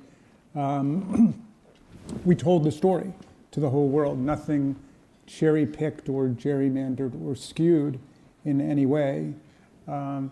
And that's why I thought it was, I think it was a success in that we really advanced the story of what the truth was, and the country got to focus on what happened, because obviously most people weren't there that day, didn't see it. But we were able to make it real, and then we were able to connect it through the testimony of people like Secretary Raffensperger to the long-running effort by President Trump to undo the results of the election by going to the legislatures, by going to the election officials and the secretaries of state, by going to the Department of Justice, and then eventually going to the vice president, whose role under the Constitution and the 12th Amendment, of course, is a perfectly ministerial role. The purpose is just to oversee the proceeding, but they wanted to inflate his powers to the size of the Goodyear blimp and essentially put him in charge of anointing or appointing the next president. And to his great credit, Vice President Pence refused to do it, but then all hell broke loose, as Steve Bannon had been predicting earlier in the week it would. But you call it a success, but Adam Kinzinger and Liz Cheney did pay a political price. So is this ammunition for Republicans to say it is too high a price to be involved in something like this? Well, but I would let some Republicans opine on it. I mean, I think that Liz Cheney and Adam Kinzinger felt as if they could not live with themselves if they continued to participate in Trump's big lie. I imagine Secretary Raffensperger felt, despite the fact that he's a lifelong Republican, an active Republican, I think you had contributed even to the Trump campaign, I read that somewhere, that you could not go along with lies. So my dad once said that, somebody asked him, well, in the theocracies, the whole political system rests on a belief in God and the church and so on. So what does a democracy stand on? And he said, democracy must have a ground to stand on, and that ground is the truth. So Secretary Raffensperger, you face the wrath of the Trump machine in your reelection after testifying before the committee. Right.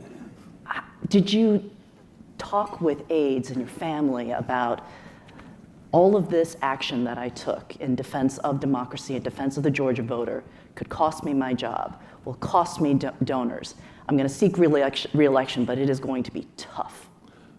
Well, January 7th and 8th, we weren't talking about re-election. We were talking about survival, getting through this. We were in the wormhole being, twisted and shredded, but really never talked to my kids. Obviously, I talked to Tricia, my wife, but bit by bit, I knew that what really my kids respect me and respected the decisions I made. And I am so grateful for that, because you actually could have ruptured, that tie between your kids and myself for the rest of my life, because I would have done something that would have just been disrespectful. Just really, how do you describe that? Low behavior. And also, I can look at Tricia. Now, my grandkids, they love me no matter what. They don't know any better. But the most important thing in your life is your self-respect, because that's the person you look at in the mirror. And I just did a commencement address down in South Georgia, and I shared that with the students, because when you go out in life, you're going to get that challenge. It may not be the challenges that we had, or they had in Congress that day on January 6th, but someday you'll have some kind of a moral, challenge. You have to decide: are you going to take the right road, or are you going to take the easy road? And I would encourage everyone to always take the right road, because it's the road that it will give you peace. And that's so important, because when we look back on your life, to know that you did the right thing no matter how difficult it was. And you think then about how your parents raised you, the values that they put into you, invested in you. And it's not just your parents. And you think, where did my parents get those values? They got from their grandparents. Where'd they come from? This is these are eternal values, really, because they're good values. They're like, the Institute for Global Ethics. I wrote a book, and Coach Rick, he put in the back about the Institute for Global Ethics. And there's 5 universal values. And right up there is honesty, which is truth. You have to be able to do that, and then really to be compassionate. So that's being able to extend that truth with grace. And so that's really, I just put my head down, and I wasn't going to burden my kids with it. I probably burdened my wife with it a little bit, just kind of talk about it. But it was just, your phone is blowing up with threats and, all the other things that happen. But you just kind of know you're doing the right thing, because our decision was all based on the facts. We had the facts.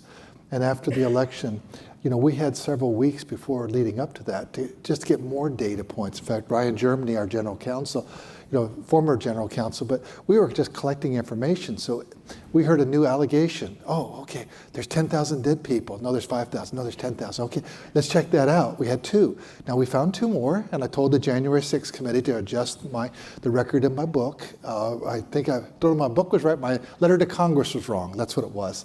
We got it 4.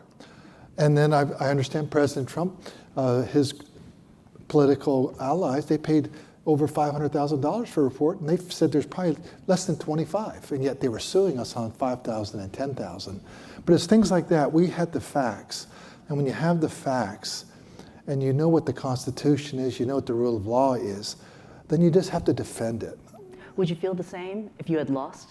Would you be saying these exact same words if you had lost? Yeah, because if I win, I win. If I lose, I win, because my job is just to do my job. You know, and is to follow the law and follow the Constitution. You know, the people get to decide, but people are smart and people are good. And that's what the people that, you know, are grifting, is they don't really trust the people. You got to trust the people because, you know, we're representative democracy. I think we used that term earlier, someone did. But let the people decide. You give them the facts, they always figure it out, and good always triumphs over evil. We won the Civil War, we won World War I, we won World War II. Good always triumphs evil. And so it will in this case too. And while we're talking about the committee, Representative Raskin, do you believe that the committee did lay out a framework that will prompt the Department of Justice to act against Donald Trump? Well, the framework we laid out, I think, was the one that Secretary Raffensperger just articulated, which is a system of elections that's based on the representative will.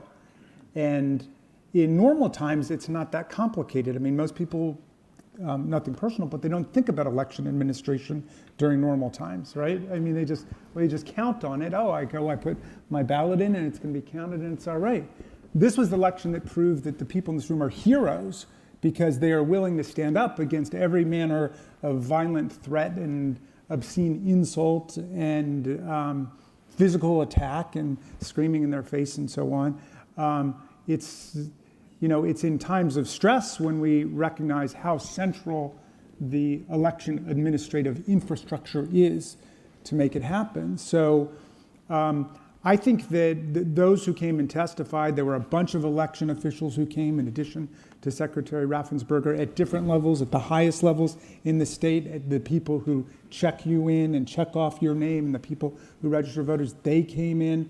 All of them were subject to a lot of taunting and insults and midnight hang-ups and death threats and so on, which is why the people in this room are heroes to me. But I think that the Department of Justice saw this was not a partisan food fight. This was an assault on constitutional democracy itself. Because if we don't have a neutral, objective electoral apparatus and structure, we don't have democracy. Will we see charges? Will we see charges? From the Department of Justice. Well, let's start with this. I mean, there have been more than 1,000 arrests, hundreds of convictions. We have more than a dozen people who've been convicted already of seditious conspiracy, which means conspiracy to overthrow or put down the government of the United States, the Proud Boys and the Oath Keepers. Donald Trump? Well, like I said at the very last hearing, I said ours is not a system where the foot soldiers and the mid-level ringleaders go to prison and the people at the top skate off free. I don't think that's what our system is. And, you know, if you're with Dr. King, you believe the arc of the moral universe is long, but it bends towards justice in every case. Well, Secretary Raffensperger, you spent 5 hours testifying before a different grand jury in Georgia, Fulton County. Charges are expected sometime this summer. Do you know when? Well, yes, because the local DA put out, it was some date in June or July till some date in, I think, August or September. So it's in the paper. So when are you taking vacation this summer? I don't think she's charging me with anything, so I'm good. Are you prepared? I won't be in the middle of some boat up in the Great Lakes or Minnesota fly fishing, and I have nothing to worry about. But no, we don't consult with that. And my out is that I'm a structural engineer, and so I'll let the lawyers do what they do. I'll let the prosecutors do what they do. It is what it is. Certainly, there will be potentially backlash. Are you and your family prepared for that? I don't think you prepare for it. It just kind of happens, and you just see what it looks like. One of my favorite quotes, and it's going to really ring true, I think, for us here, is that history never repeats itself, but it often does rhyme. And we're certainly hearing a lot of the same tune as we enter 2024. I do want to know, from your perspective, Representative Raskin, having been inside the Capitol on January 6th, how concerned are you about perhaps not a repeat of that, but violence? Well, to me, it's scandalous that I've got colleagues who organized a visit to the DC jail and went and praised people who've been convicted of assaulting police officers with bats and sticks and other weapons, and have been convicted of it, and praised them as political prisoners and saying that they should be released. That's very dangerous game to play, to compare the Proud Boys and the Oath Keepers to Andrei Sakharov or Nelson Mandela, or people who stood up for human rights and democracy against authoritarian and totalitarian regimes. All of this is an apology for violence. When Donald Trump goes out and he says that he is going to pardon the January 6th defendants and apologize to them, that is an attempt to whitewash the violence against our officers and the attempt to overthrow our constitutional democracy and the election in 2020. So am I afraid that there could be more violence? Of course I'm afraid, because it's been arrested and prosecuted and punished in many cases, but there is an effort by Donald Trump and his cult-like following to excuse the violence, to apologize for it, and that is what sets the stage for violence in the future. And we're almost out of time, but do you have any concerns about violence, election intimidation, worker intimidation? Because people are exhausted. It really bothers me when poll workers are threatened. They have no security whatsoever, so they're just out there. I really feel grateful that we live in Georgia, because in the 2022 cycle, it went very, very smooth. And I'm just praying that 2024 will be the same. I just think that these things all have a season, and sometimes you go through some dark seasons.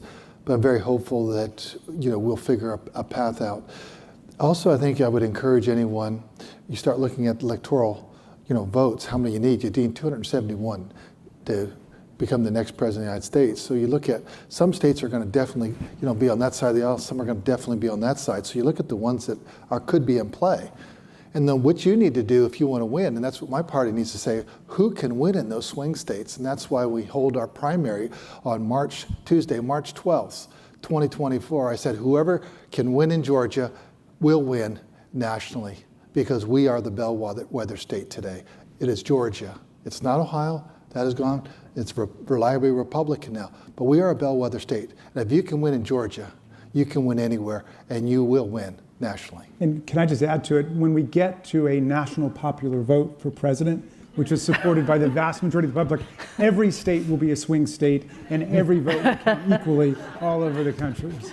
So I want to thank both of these gentlemen. Thank you very much. Dave, I have to ask, do you want to make an announcement about anything that you're thinking about when it comes to the Senate in May? No. No? And no, you don't want to make any news today? At this assemblage of neutral, objective election observers, I know I've got no announcement to make. Okay.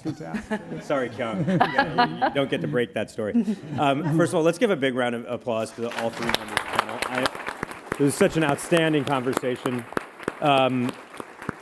Thank you all. We're going to take a brief break and go to the next panel in about 10 minutes. If everyone can just remain seated for a little bit, we'll give Representative Raskin an opportunity to get out because he's got business. And then we'll get started shortly after. Thanks again to all three of you. It was a wonderful conversation. Thanks.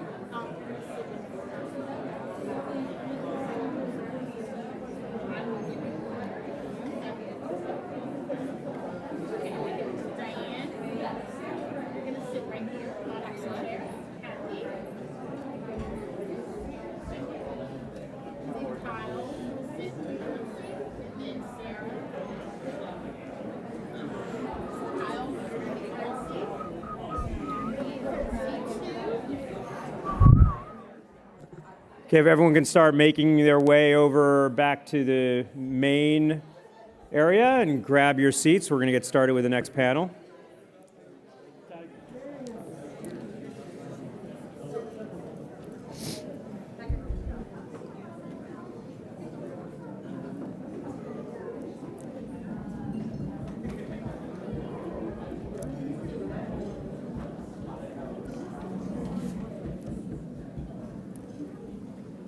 See a lot of people milling over there by the beverages and the desserts. Don't be the last one back here. I will randomly call someone out by name.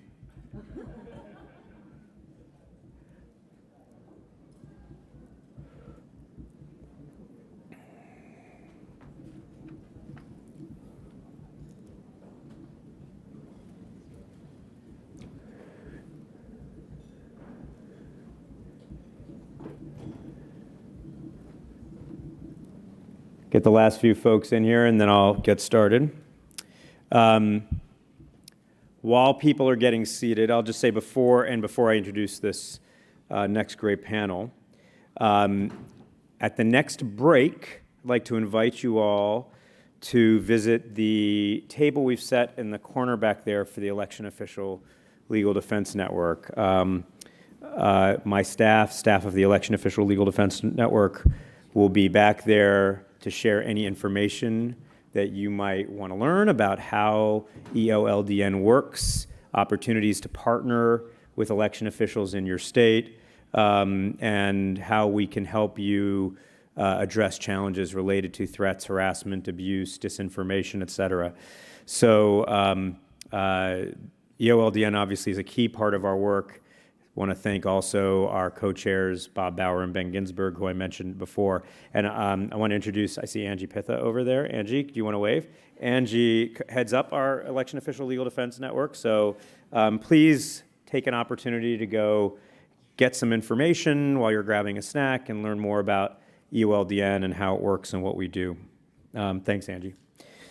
Okay, so our next panel, we had talked a little bit about disinformation in this space. And the next panel very much is tied to these challenges of disinformation. It's on can we and should we count ballots faster? And we've heard a little bit about that earlier. One of the pieces of disinformation that has become very prominent lately is the idea that it's 8:01 p.m., why don't I know who won the election already? Which it would be pretty remarkable if we could count 160 million ballots that were all multiple pages and had dozens of races on them in literally a minute. And this disinformation has gained even more prominence as we hear, for instance, candidates in, let's say, a Republican primary in Arizona complain that it's taking too long to count ballots in that primary while they are behind, and then during the counting of those ballots, they take the lead in the primary contest. Remarkably, they go very quiet at that point in time.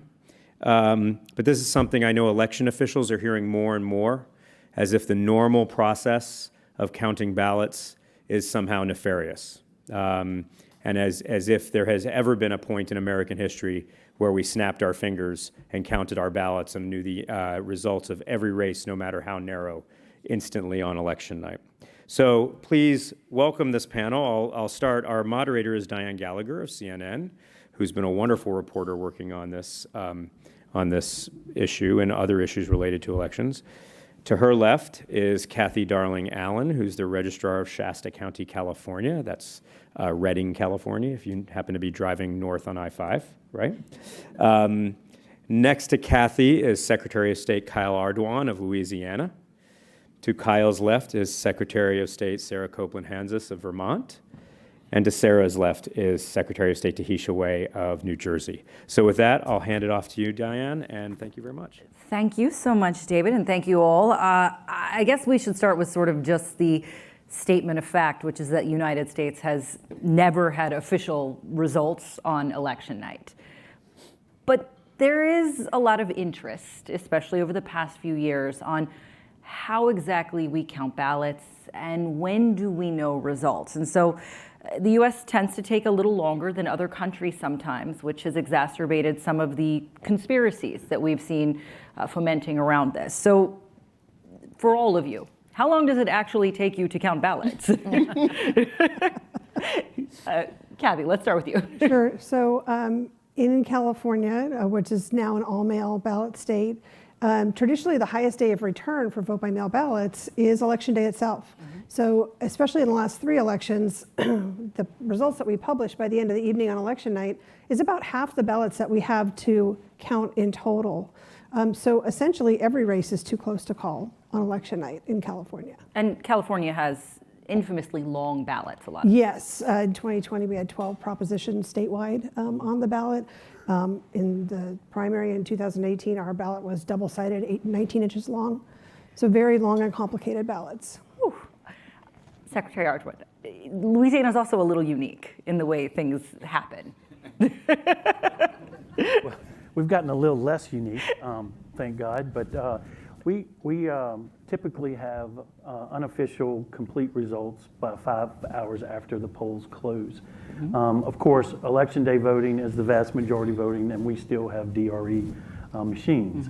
But the absentee balloting program has grown since COVID and significantly. And so what we did was we passed the law to allow for 4 days prior to the elections to start processing the absentee ballots on the local Board of Elections supervisors in each parish, but not counting them. We start counting on Election Day early in the morning until they are finished counting it that day. And typically, we only have 1 or 2 parishes that are still counting past 8 p.m. And we end up, as everybody, I mean, people want results quickly. And as David said, 8:01 p.m. I'm getting calls at 1 second past 8. But we typically feel good about that process, and Louisianans get concerned if anything goes past midnight. And the presidential election, which we had 72% turnout, we had everything done by 12:15 a.m. Okay, that's, Secretary Hansen. So Vermont has a couple of things going in its favor which allow us to do a pretty quick turnaround.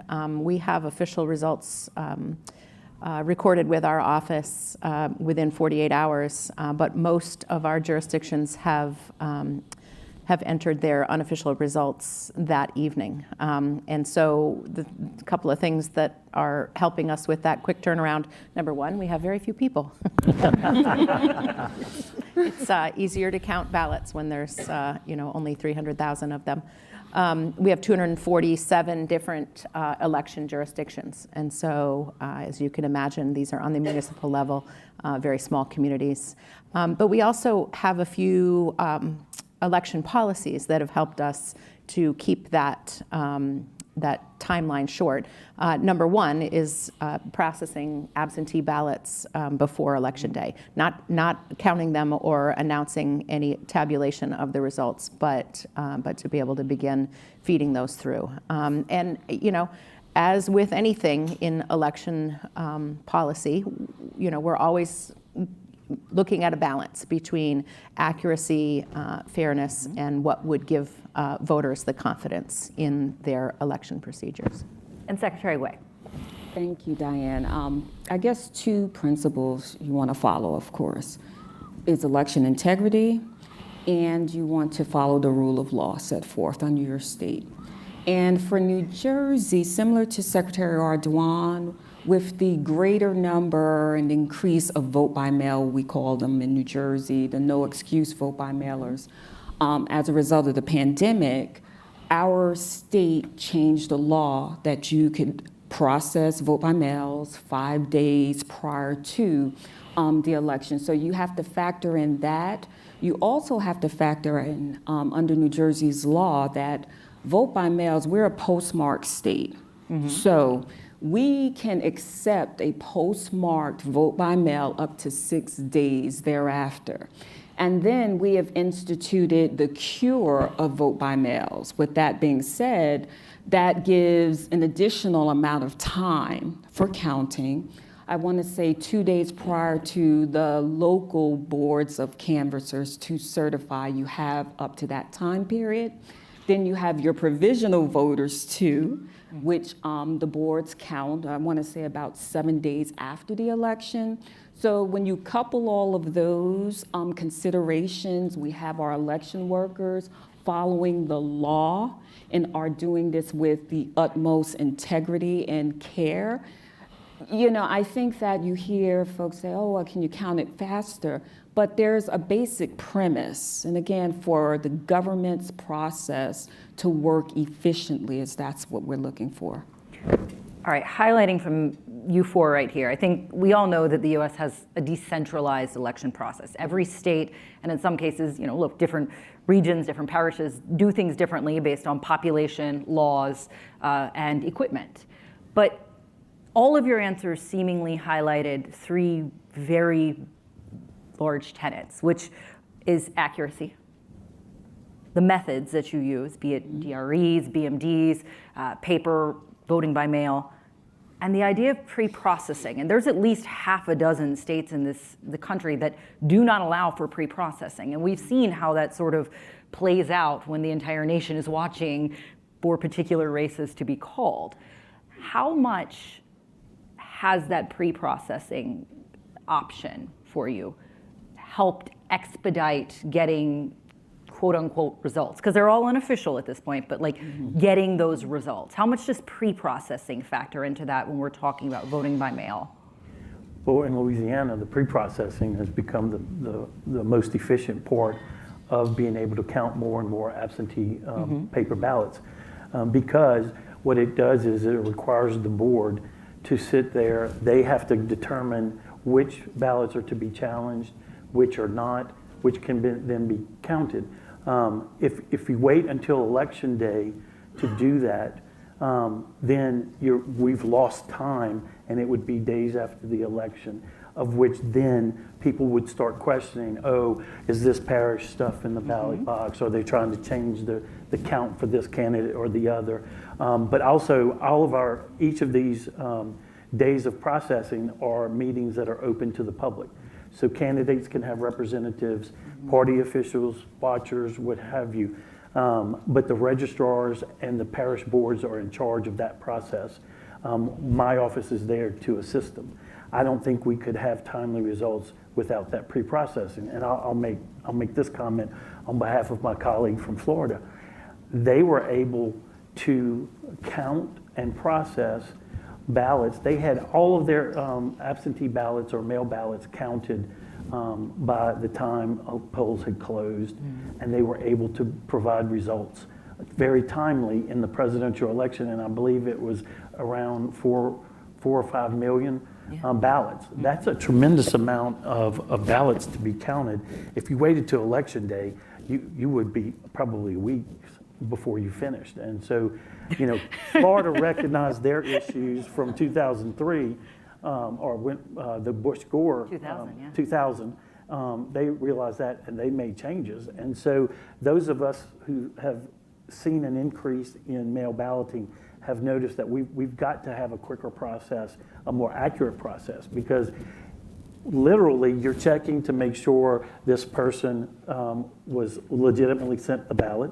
You're checking for all of the law requirements, Social Security, mother's maiden name, signature, and witness.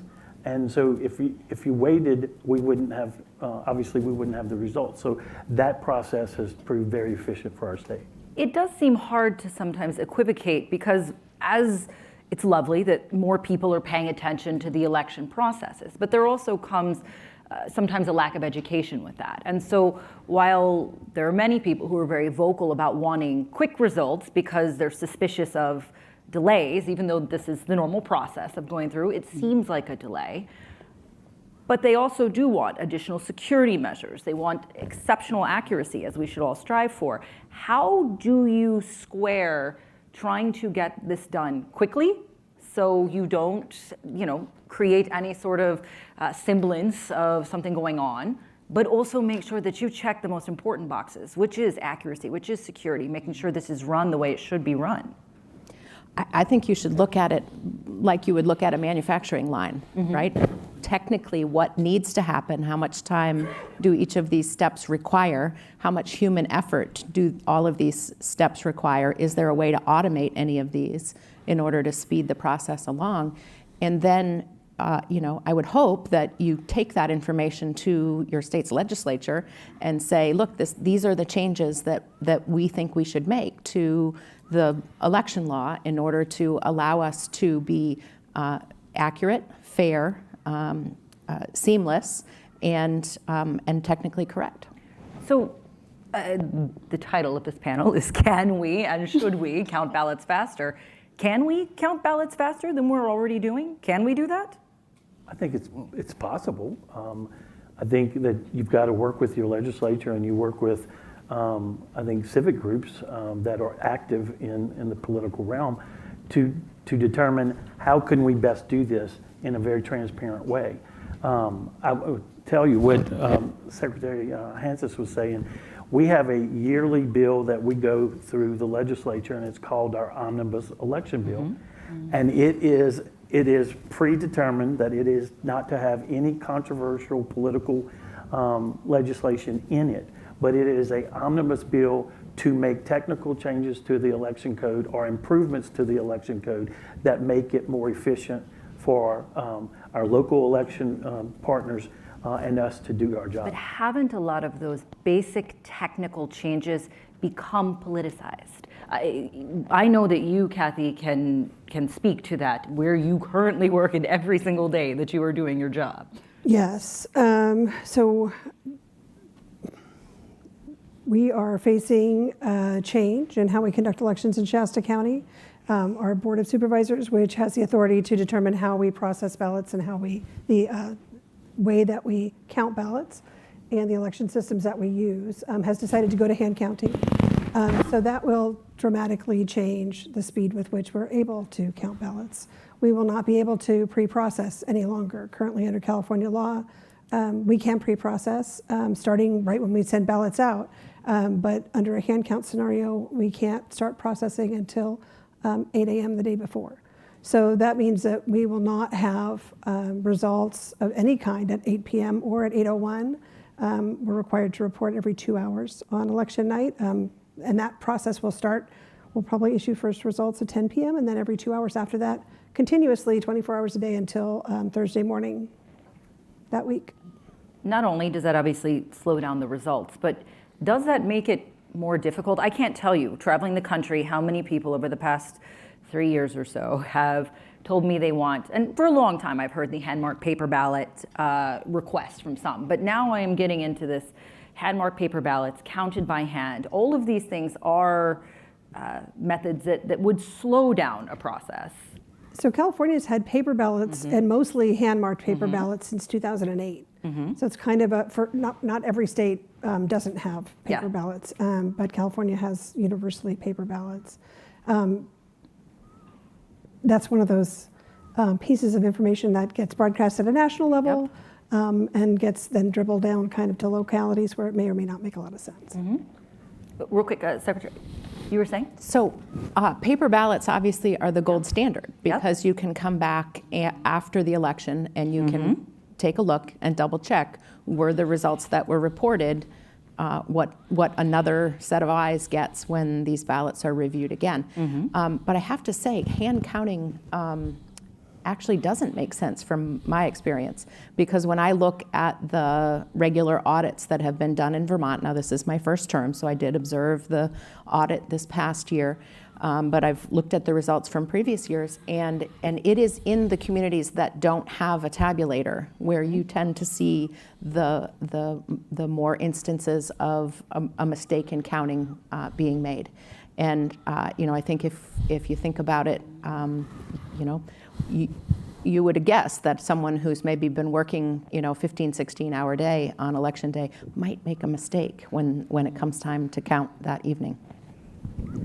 I think one of the differences for us in Louisiana is we're a top-down state. So the policies made by the legislature, and my office implements the policy changes, and then we work with the local partners, with the registrars and the clerks. to implement that. We assist them in doing the training for all poll workers. But every single parish is doing the exact same process at the exact same time, and I don't want to say exact same time, but throughout the day. And so that makes it efficient, it's very transparent, and all you have to do is read the election code to understand what any of these folks are doing. But I realize that people don't want to read the election code. I mean, I don't care. I don't really like reading the election code, but the bottom line is that, those who want to think something nefarious is going on is going to believe it. They take things out of context, and I liken it to, they take various pieces of pie, coconut, lemon, chocolate, strawberry, you name it all. They put it in a pie plate and then they call it a pie. Not possible. That is not a pie. And that's not how elections are run. And I think all of us that are chief elections officers or local county elections officers, consistency is always a major part of elections. And if you're consistent, then you're going to find accuracy and you're going to find timeliness. And I think that's important. And I will be the first to say, as quickly as we're able to get election results, and I realize that we're going to be moving to a paper-based system in the near future, but if you continue the consistency and all, you use the paper to audit, as Secretary Hans has said, to confirm the accuracy of the election. And consistent audits will help. But those who believe that the machines are nefarious, hand counting is not the answer, because hand counting is going to delay everything, and then they're going to flip the argument on all of us and create more disinformation and misinformation, in my opinion. Do you sometimes feel, because so many of these ideas are the opposite of one another, as you just said, do you feel like you're sometimes in a position where you can't win? You want to do things quickly, you want to do things accurate, but there always seems to be something else that comes up, often from people taking small snippets of something they've seen online or something they were told by somebody, and questioning sort of how the sausage, or the pie in this case, is made, but not looking at all of the ingredients. That's why I'm looking forward to retirement at the end of the year. Oh, don't say it. Has it made just simply doing the job of putting on an election and getting the results that much more difficult? Secretary Way? Yeah, I wanted to just chime in that it's become, more of the Herculean task to go out there and educate the voters, and also in partnership with your local election officials. For New Jersey, we have our counties set up, and our counties, yes, they follow our guidelines for counting, et cetera, all of the election processes, but the makeup is different. Different folk on the board, so you wrap your arms around that. Every county, you hear about one state, you want to know one state. Well, in New Jersey, one county, that's how it goes. Yeah. But you have to ensure 6 months, year out. I know in New Jersey, we have statewide elections every single year. And so my team and I have truly doubled down on this voter education experience. I mean, with partnerships, even outside of the elections world, we're talking about business folk, we're talking about our academics, we're talking about, faith-based organizations, that they can get all of this information, not only about deadlines, but about just the process in of itself. It may sound simple that, in New Jersey, you have 3 ways to vote, right? But it becomes a little bit more complex for some voters when we're talking about how to complete the vote by mail so that it won't get rejected, and then you have to cure it, which then lengthens the time to report the unofficial results. I just came from my 8-year-old's dance competition, okay? There's a reason for me to mention it. And the reason is because as a parent, we all know when our kids are in activities, I've had a figure skater, gymnast, et cetera, and you say, well, why did my child in the back of your mind come in second instead of first? When I get the report back of what she did and what she did not do, I'm educated and I take a step back. And so now I'm informed about the process of how all of this works. And, again, it's very key for all of us to work in partnership in our states to disseminate the right information, that accurate information on all of these processes. Folk come up to me, they're not even aware. They're like, well, why haven't the votes been counted or what have you? They have not been aware or acknowledging all of these periods in which folk can cure. Okay, and then the provisional voters, they feel as though their votes aren't even going to be counted, but that's a process in of itself. Registrar Allen, what do you do though when they don't believe you? When the people listening have perhaps their own ideas, your citizens have their own ideas of what's really happening. So even if you are transparent, even if the way things are changing, the methods in which people vote to, acquiesce to what the people want, and they still, what do you do if they still don't believe you and there still is that distrust? One of the things in California law that really helps us is the ability for observers to see the entire process front to back. And so we spend a lot of time and energy making sure that we can provide that observation opportunity. Observers are just as important to us as poll workers are, as far as being a witness to the process. And so, that we have to focus on what we can do that's productive. One of my colleagues calls it the movable middle. Those are the folks we want to target and try and provide education to. In the last 3 years, we have found when people come in with questions, we generally have two different kinds of people who have genuine concern and want to hear what we have to say, and then people who want a confrontation. And so my response lately, in the last year or two, has been to just try and spend as little time as possible with folks who really do not want information from me. They really want a confrontation, or they want to explain to me what they've learned from skeptics and folks who don't have a complete picture of the information of what we do actually in the building, right? Is there a point where, and I know we've all seen this happen over the past few years, where the transparency and the accessibility does become a security threat, though, for those of you who are working in elections? We've seen people watching the counts and things get out of control, threats, people being followed home, shift workers. How do you balance that in 2023 going into 2024? So we actually had quite a difference in 2022. We drew some pretty stringent boundaries. We did a deep dive into the observer laws in California and changed the way that we allowed observation, especially on election day and election night.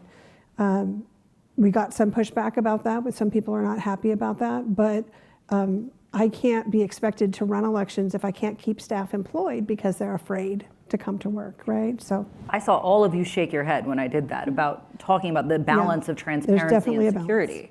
Is that something that your employees, the people who work in elections, are concerned about? Absolutely. The poll workers are, and I think it was stated on an earlier panel, the poll workers are really the ones that are on the front line during election day or even during the 7 days of early voting. We can have security during early voting because the sites are limited. They're usually in the courthouse where the registrar is housed, or specific locations like at our state archives. And we can get security for that, but we can't get security for over almost 4,000 polling locations. But we do work with our law enforcement, our parish sheriffs. We educate them on things that we are concerned about, and for them to be ready, and they work with their local clerks on that issue. But quite frankly, when the average age of our polling workers are 65 plus, and you start losing them, there's no real sense in the younger community. And when I say younger, I'm 50 and under. There's no real guide or push for civic duty. And so I'm not really sure where we're headed with that situation, but it's going to come to a point that it's going to be urgent. And I would suspect it's the same around the country and not just in Louisiana. But working with the law enforcement, we do each federal election, the FBI comes in, our U.S. attorneys come in. And we work with them, and we do tabletop exercises and plan for the worst. But of course, they can't go into FBI can't go into a polling location, and law enforcement can't go into a polling location unless they're called by the commissioner in charge. So there are some impediments, but you got to weigh the voters' right to enter a polling location without fear of arrest and safety. So thank God we have cell phones. And when it comes to counting, though, the transparency of counting, there are entities that use cameras to show you, so you can watch 24/7. There are people come in and can observe, glass windows. How do you approach transparency and the counting process so it doesn't slow it down or interfere or contaminate it, but also give people a view of what's going on?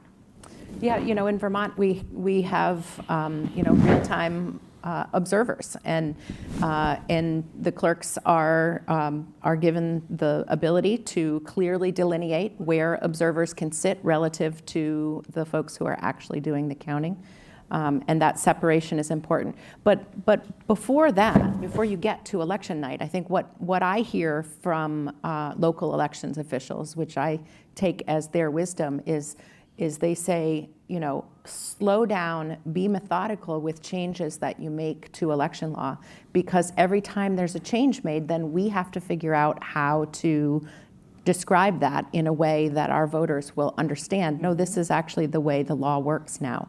And, so it's part of the reason why we hired an education and civic engagement coordinator in our state, because, educating folks on what the election law is in one state is critically important for the people who live in that state. But if they're getting their news based on election law and perceived or actual violations of that in 50 other states around the country, it's going to be really hard for people to keep that straight. I just wanted to go back to, and everything that the Secretary says is accurate. And on point, going back to just the election threats. I know in New Jersey, we don't have that level, that high level, which other states have. However, I know when I came aboard in 2018, what we were doing with our law enforcement partners is just the true focus on the cybersecurity. And of course, now, 2020 and beyond, there's still the focus of cyber, but at the same time, it's more so of the focus on our people.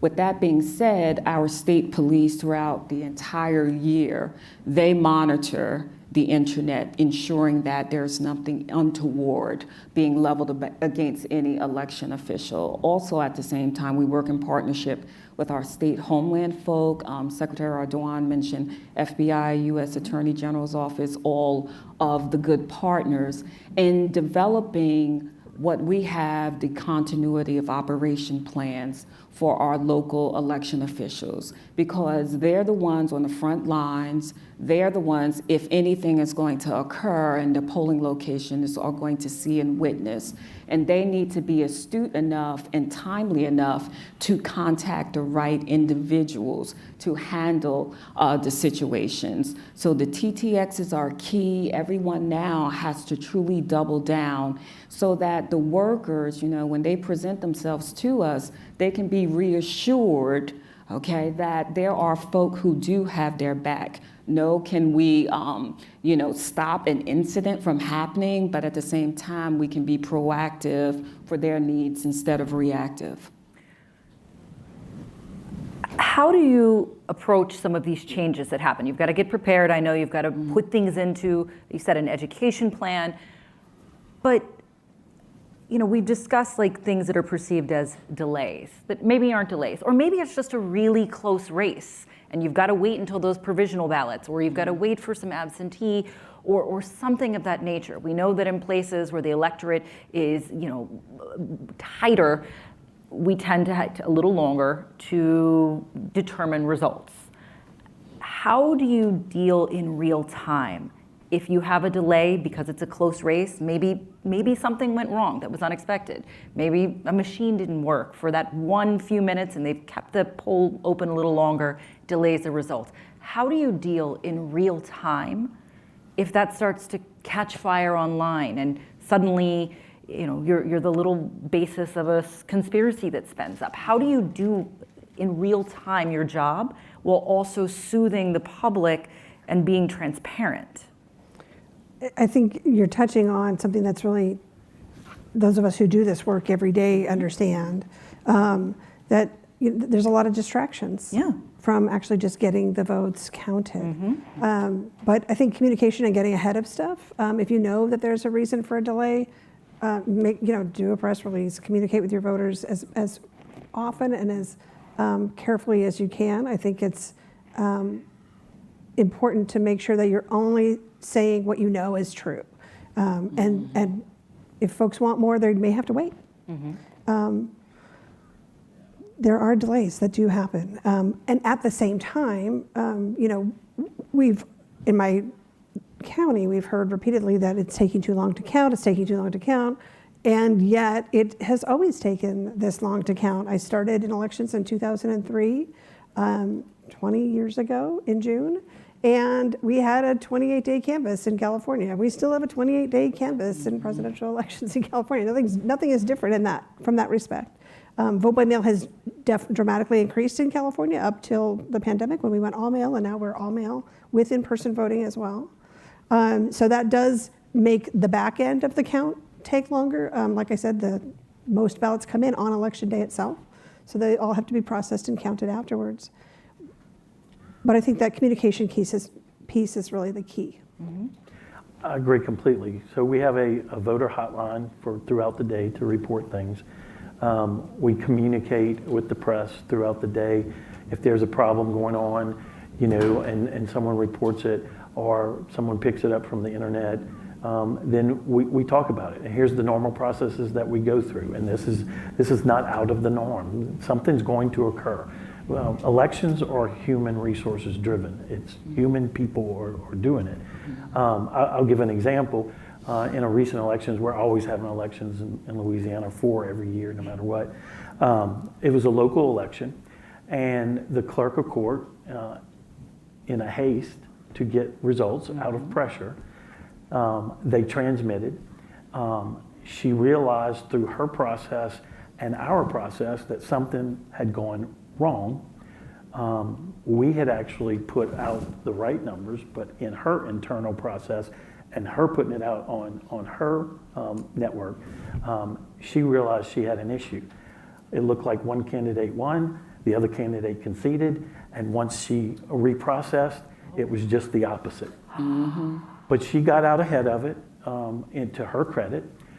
She got information to us, and so we were able to outline to the press the processes, and she was able to call the candidates. I'll give you another example. I had just become secretary, and it was in the very election, and there was a Senate race that was within 8 votes.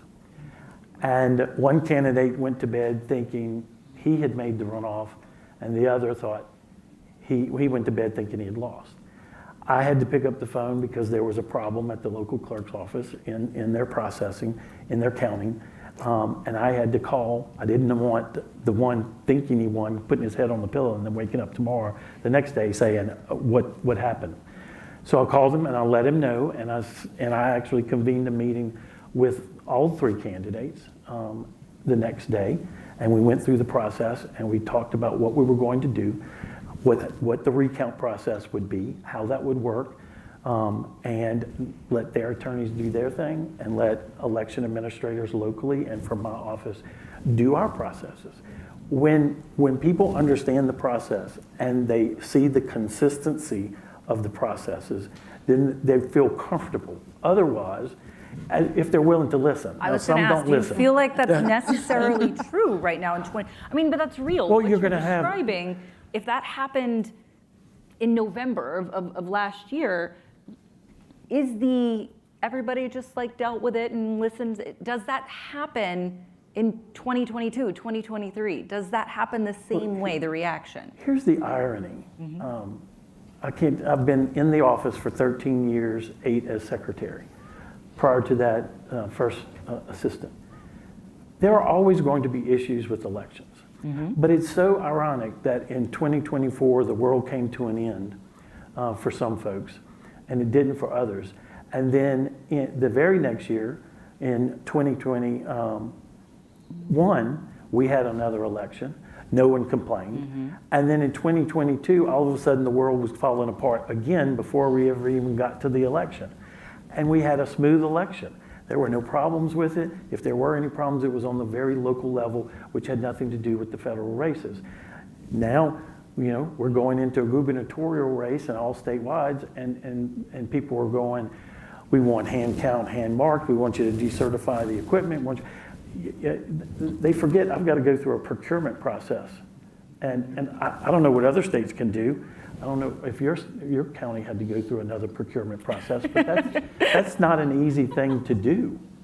And so, I mean, people just think, people who want to find the boogeyman, you're never going to be able to tell them that the boogeyman doesn't exist. Those that are willing to listen will understand. And when you put out election policy and talk about election administration and not the politics of elections, then people are willing to understand and they are willing to move forward. And if we continue the route that we're going, there's going to be so much fatigue in this country that I'm concerned about voter participation and trusting what we as elections officers do at the county levels. If you can't trust the people who are appointed, you can unelect an elected official. Oh, you're elected too. I'm sorry. I'm the only appointed one. You're appointed, yeah. It's very frustrating for us because we, as someone said earlier in the panel, we know what the truth is. We can show to the bottom line how the system works and how the election was pulled off without major errors. But people have to be willing to listen and want to understand rather than blame. And it's just, for all of us election officials in the room, that's really the hard part. And the other part of it is our policymakers, our legislators jump to conclusions by the hundreds or thousands of emails that they get that don't have any effect, and they don't come to us as election officials and ask us the right questions. They throw out legislation, and then here you are, you're in a defensive mode, and you've got to defend the system, and you've got to explain the system from a 30,000-foot level, and then sometimes they're willing to listen, sometimes they're not. I can't tell you the number of legislators I have offered to come to our office, and we will walk you through the process. Did they take you up on it? One. One. Out of 2 oversight committees of about 20 people. And I encourage them to go to their locals, and they don't do that. So what can be done, either something you've experienced in your own state, in your own county, or something you would like to experience that can help, and I hate saying speed up the process, but keep the process an adequate amount to make sure that we're accurate. In journalism, we say it's better to be right than first. But you do want to be first if you can, while you're right. I imagine you want to finish this and get the count done as quickly as you accurately and securely can. How can legislators, how can your employees, your office, what can be done to achieve that? Well, I'll just go back to the manufacturing analogy. When you see that you've got a log jam someplace, you think about what can you do to fix that. So for instance, many states have a large military and overseas populations. Vermont's population is a bit smaller, because we're small anyway. But we don't have a ton of military voters. But over the course of time, we've had a lot of them come to us and say, "Look, I can't get my ballot back in time." And so here's a problem, right? We are by our processes disenfranchising voters. We should look at that. We should try to figure out how to fix it. But we don't want to go the route of saying, well, we'll just take your ballot whenever it gets here, because then we know that our reporting timelines would change, and that could undermine people's confidence in our results.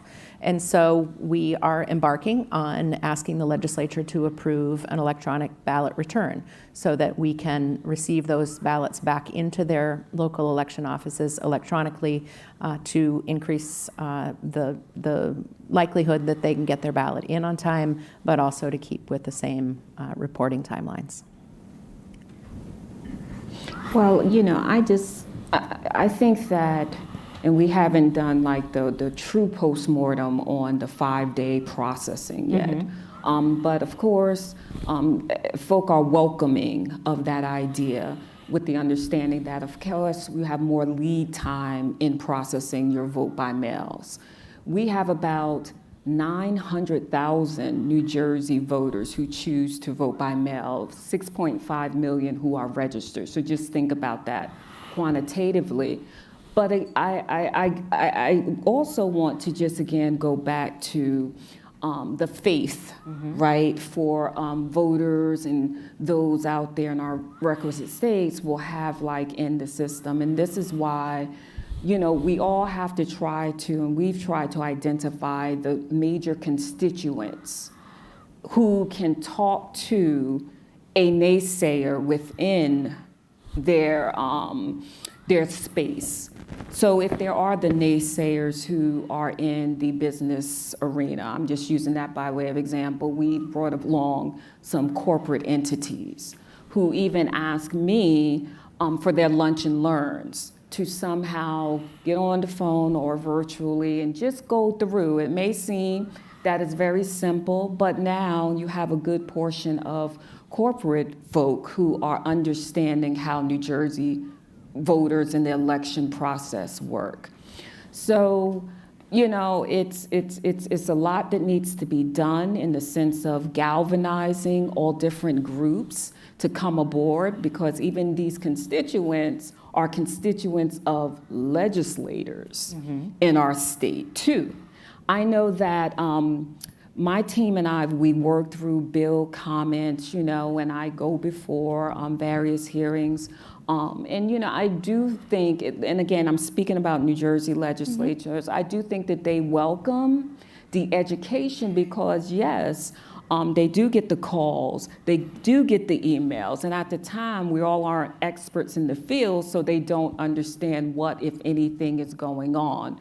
So you just have to continue to make sure that everyone who is interested and genuinely interested is understanding the process. And another good thing that I know that my team and I focus upon are our youth, because if there are naysayers, and I'm coming from a good place with this, but naysayers, you know, we all will be gone. I'm gonna be gone one of these days. But we want to ingrain now those students in high school, those students in college, and pierce all of this mis and disinformation, make them understand civically and just the education of what is indeed is going on with your election process. Because when I speak with students, they genuinely want to hear the truth, and they don't want any of the politics in this. They just want to know, is your system secure? You know, what can we do to make it a healthier democracy? This is what they're looking for too, the college students. But a lot of those things, education programs, looking at different options for people to vote, new machines, no new machines, all of those things cost money a lot of times too. And a lot of legislation, when it comes to changing or adapting the way that we vote or adding new parameters on it, are often unfunded too. There's not a lot of extra money that's put in there. So how do you continue doing the job you're doing with this additional scrutiny, oftentimes more tasks, or in your case, totally revamping what your job is leading up to elections, and doing it on the same budget How do you do that? Well, I'm lucky right now. Louisiana's economy is doing fairly well, and we've got a lot of cash. And so what I'm pleased with the legislature is that they have funded many of my requests, not all, but the important thing is, for once, they've actually been setting aside large sums of money for the new voting system. Okay. But there's never enough money for voter education or for us to get into the schools. And so we encourage our locals to do that, but they're also strapped. And I will tell you quite frankly, this new FOIA world is draining the resources of not just local election officials, but state election official offices as well. And I've got 2 outside law firms that help me with FOIA requests, and I have 3 attorneys and 1 paralegal. We're drowning in it, and I've got requests that probably won't be answered for 2 years because we don't have the time, we don't have the staff, and I'm being sued over it. Yeah. And the lawsuits are getting more and more prevalent. It's like we're settling election administration in courts rather than through policy changes at the legislative level. So elections administration is under attack from all sides, in my opinion. And the amount of money you have to pay, not to mention, I don't know about my colleagues, but I get sued just for reapportionment issues because, and I have to defend something I didn't have anything to do with. And I keep asking for more money to be able to do it. And the new world in elections, quite frankly, if I looked at it, I'd feel like we were more like governors than we were secretaries of state because we're dealing with such a volume of issues that the offices were never ever really prepared to deal with. I'm going to have Registrar Allen answer that question real quick, but also we're going to open it up for a Q&A. So if you have any questions for our panelists, please feel free to ask them as Registrar Allen is continuing to answer the question about funding, basically, for you. Yeah, funding is a really big issue. I think that my board made the change, our Board of Supervisors made the change to go to hand counting because they believe it will be less expensive. But the biggest part of our budget is always people and labor costs. And so we're very concerned about that. Meanwhile, I have the biggest union in Shasta County is striking right now over wage increases and issues around labor negotiations. So it's definitely always a challenge to find the funding. In California, elections are funded by the general fund, which also funds our law enforcement, right? So I'm never going to win a contest with public safety over funding discussions. So we really need state and federal dedicated funding to administer elections. I know real estate on the ballot is taken up by state and federal races in my county, which the county pays for, again, out of the same dollars that pay deputies. So it's definitely something that we need a nationwide answer for, not just for our county. Absolutely. And just if you have a question, please raise your hand, and I think they'll bring the microphone to you. Sorry. May I make one other point? So Louisiana is another difference for Louisiana. We fund all elections top to bottom. Very rarely do the local governments have to put anything up. And what they do put up is very minuscule, like office space or things like that. So it's a constant drain on our state general fund. And you're fighting, like she said, you're fighting law enforcement, you're fighting Medicaid, you're fighting health services. It's a real difficult situation. Yeah, I think we have. Hi, I'm Melanie Sloan from American Oversight. Secretary Ardoin, there was an earlier panel that was discussing ERIC, and the panelists said that they weren't really the best people to talk about withdrawing from ERIC because they hadn't withdrawn. But Louisiana did withdraw from ERIC. Could you address some of your concerns about ERIC and why you withdrew? Thank you. No comment.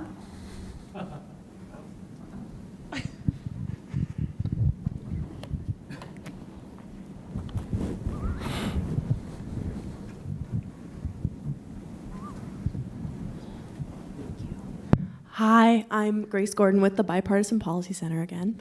And my question for whoever would like to take it is, I know you all are kind of drinking from a fire hose most of the time.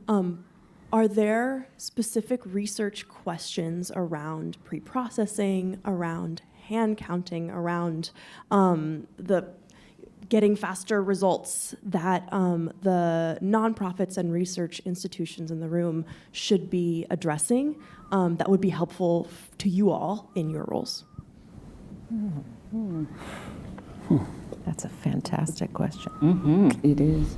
I want to get her contact information because I'm sure I'll think of something 5 minutes after I step off the stage. Yeah. I mean, we talked about half a dozen states, more than half a dozen states don't allow for pre-processing. So, I mean, what should they be asking to try and get better responses, get better information, better research when it comes to these methods, these practices that you guys say have helped you speed up, if you will, the process of counting votes and maintaining accuracy? Well, let me correct something I said earlier. In Florida, they had 45% of their mail ballots counted in time for reporting when the polls closed. You got that text message, I know. Yeah. But I would say this. I would say look at those states who are pre-processing and how many ballots they're pre-processing. And then what's the time frame that those votes, like for example in my state, the early votes and the absentee ballots are all reported at the same time by each parish. And then those states that do pre-process, what's their reporting time for their votes versus those states that are not? And could a pre-processing process work for those states? Especially, I would say, swing states. If they don't have it, what's the impact? If they do have it, what's the impact? I think that would be something good. And then I would suggest bringing that to NAS for a good discussion there, because really and I would really offer that you contact the executive director of NAS with 2 ex-presidents. The current president and future 2 years from now, President Steve. It would be a good project to present on, because we as secretaries and lieutenant governors that are in charge of elections, we do talk about those issues and look for ideas to improve our states and help us move forward. And I think, to me, I think that would be a bipartisan issue that we could all discuss and work on. It sounded like pre-processing was something unanimously that you all seem to think without it tends to slow down the election result process. Absolutely. Yeah. And when you were asking the question before about paying for elections and the investment in elections, what I was thinking about is, we do a pretty good job of covering our costs on any given election year, but what we're not doing, and what I would suspect many states and jurisdictions have trouble doing, is investing in those software upgrades that they're going to need, or their hardware upgrades they're going to need over time to adopt new technologies. And so I guess what I would come back to for a suggestion is, are there software products out there that are that score well in terms of ease of use and expediting the reporting of results? And in that case, we'd love to hear about them. Do we have any other questions? For you, I have a question. You are revamping, totally different system that you're going into. What is that like? And again, California, we tend to wait longest for the results.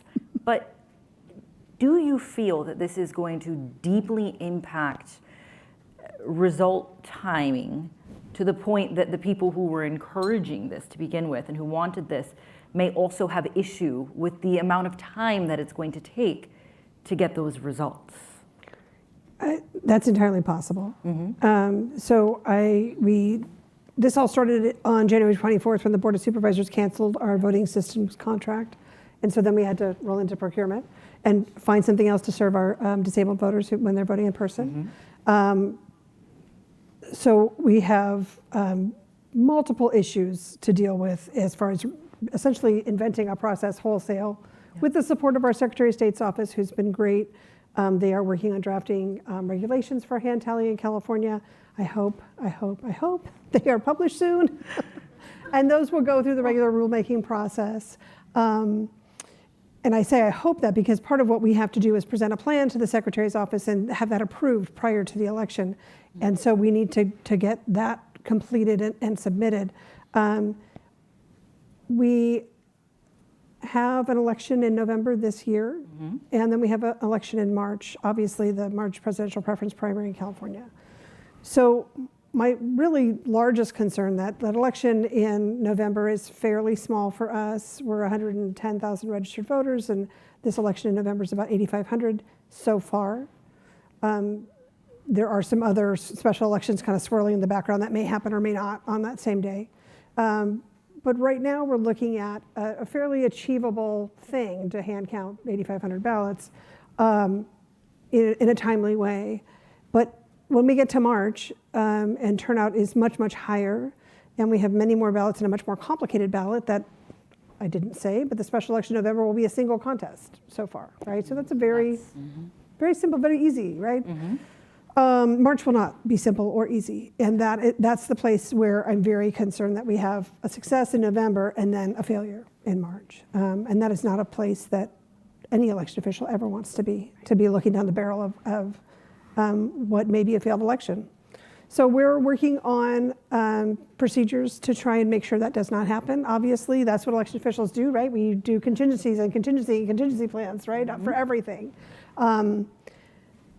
Yeah. So will folks regret making this choice if election results are delayed? I can't get into someone else's head, obviously, but we're making a really good faith effort within my office. I have someone asked me a couple of weeks ago, what have you spent time on? How many hours are you spending a day working on this? And I said, basically since January 25th, I haven't done anything besides this and staff evaluations. So this is what we're doing. And the majority of my staff is doing it. In addition to FOIA. That's the other thing we can't let go. Well, and they canceled that contract for the machine. Correct, right? And then we distrust, correct? Concerns. Concerns, yes. That was the word. Yeah. And so we're sort of seeing this, again, this snowballing that everybody in this room has seen for the past few years now, but the implementation now of what happens when that distrust turns into policy, turns into your new way of voting, and how that's going to work out with a substantial ballot that's lengthy. Yes. And in a state where it already takes quite a bit of time to get those results. Right, and remember we have a U.S. Senator who's terming out, so that contest will, if past elections bear out, we'll have probably 30 or 40 candidates in that race. Yeah. So to hand tabulate, now we talk about, in November of 22, for example, we had just under 69,000 people turn up and vote. And so when you're tabulating electronically, you're thinking about those pieces of paper that you're processing, right? But when you're counting by hand, you really have to think about every individual mark on the ballot. Yep. So 69,000 isn't the target, it was 2.8 million. It's a dramatic, it's just a exponential dramatic. Yeah. I don't even have the you see the sand?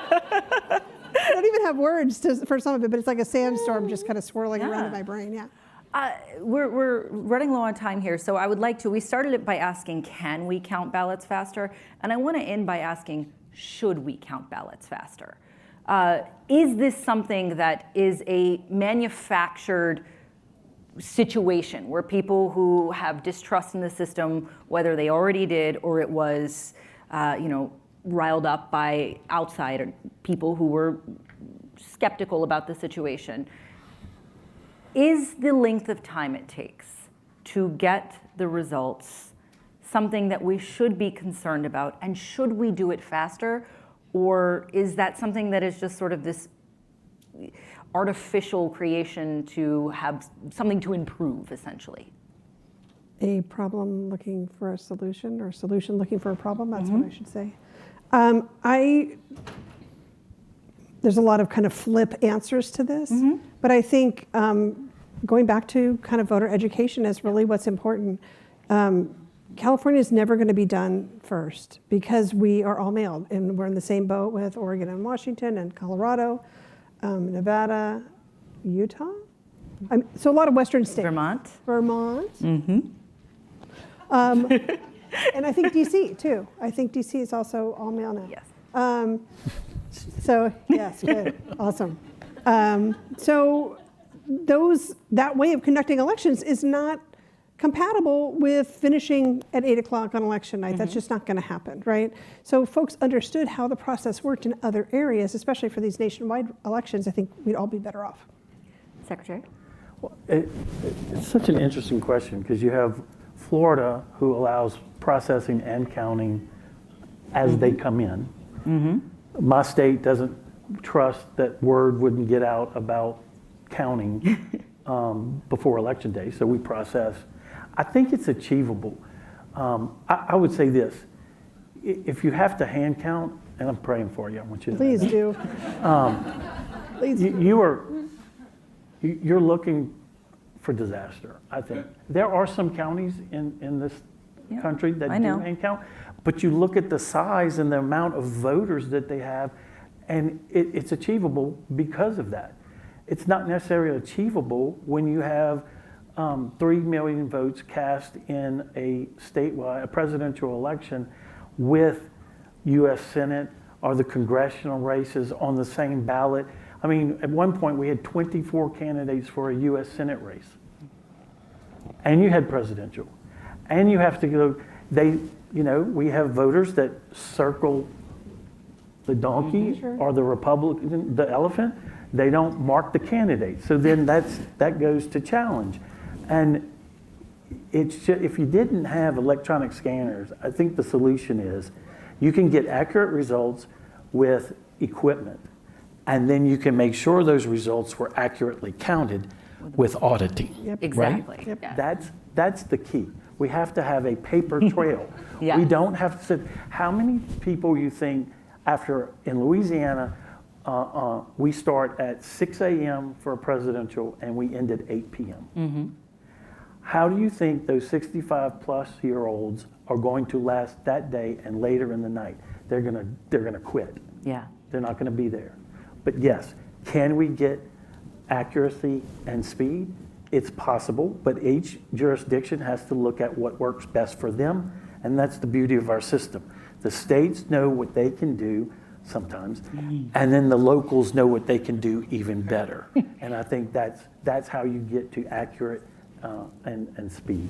Secretary, real quick, should we count ballots faster? I can speak to my perception of Vermont, and I would say that we are on the right track because you need to balance accuracy, fairness, and speed. But at the end of the day, I think it's important that every state be thinking about how we can make sure that every legally cast ballot was counted. Secretary White?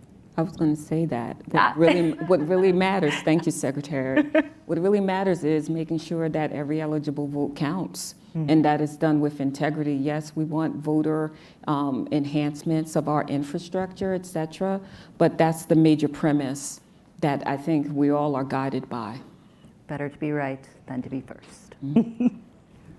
That's great. Thank you, Diane. Thank you, panelists. This was outstanding. I'll give them a round of applause. I'll just have one final question. Do any of you want to announce your candidacy for the U.S. Senate for the state of Maryland? Young is still here. We're still looking to break news, so anyone wants to stand up and do that. As I mentioned, we're going to take a 15-minute break now and start again at 3:20. We're actually running on time, which is amazing.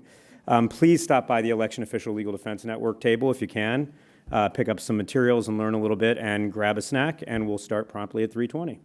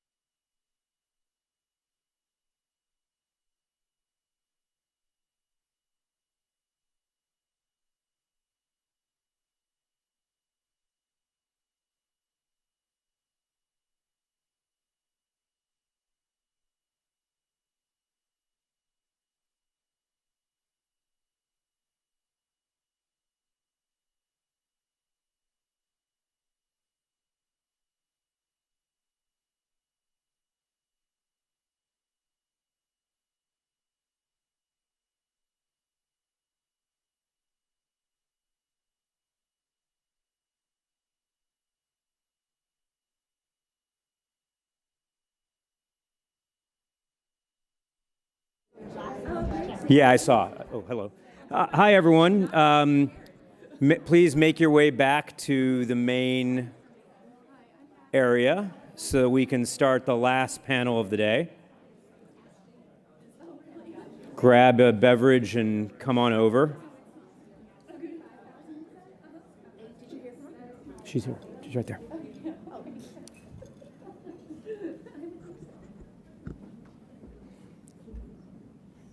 Thanks, everyone. We've got a minute or so if people on the north end of the room want to make their way to the south end.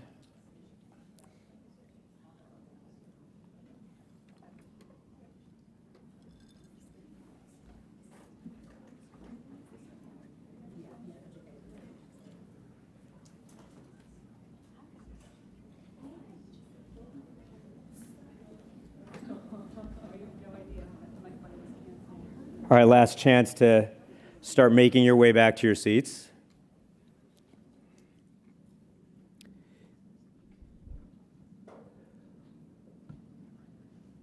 This last panel is about something that I know is on a lot of our minds lately. Is about an issue that has caused challenges in the election community unlike any we've seen before.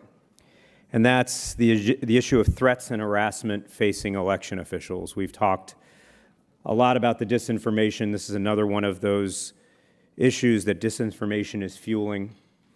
It is leading to an environment of harassment and isolation for tens, perhaps hundreds of thousands of our fellow Americans who we rely upon to facilitate our democracy, to give us voice. And I'm really pleased to have such an outstanding panel up here today. It'll be moderated by Amy Gardner of the Washington Post. To her left is Secretary Shenna Bellows of the state of Maine. I'm going to skip over Natalie in the middle and come back to her in a second. We've got Bill Gates, who is a supervisor in Maricopa County, Arizona, and Secretary of State Jocelyn Benson of Michigan. I should say, if you look on your program, originally, Gabe Sterling was supposed to be here. Gabe, unfortunately, tested positive for COVID, and he's on the mending side of that, thank goodness. But he couldn't be here, and like a second-string quarterback coming in the fourth quarter to throw the game-winning touchdown pass, we are joined by Natalie Adona, the clerk recorder of Nevada County, California.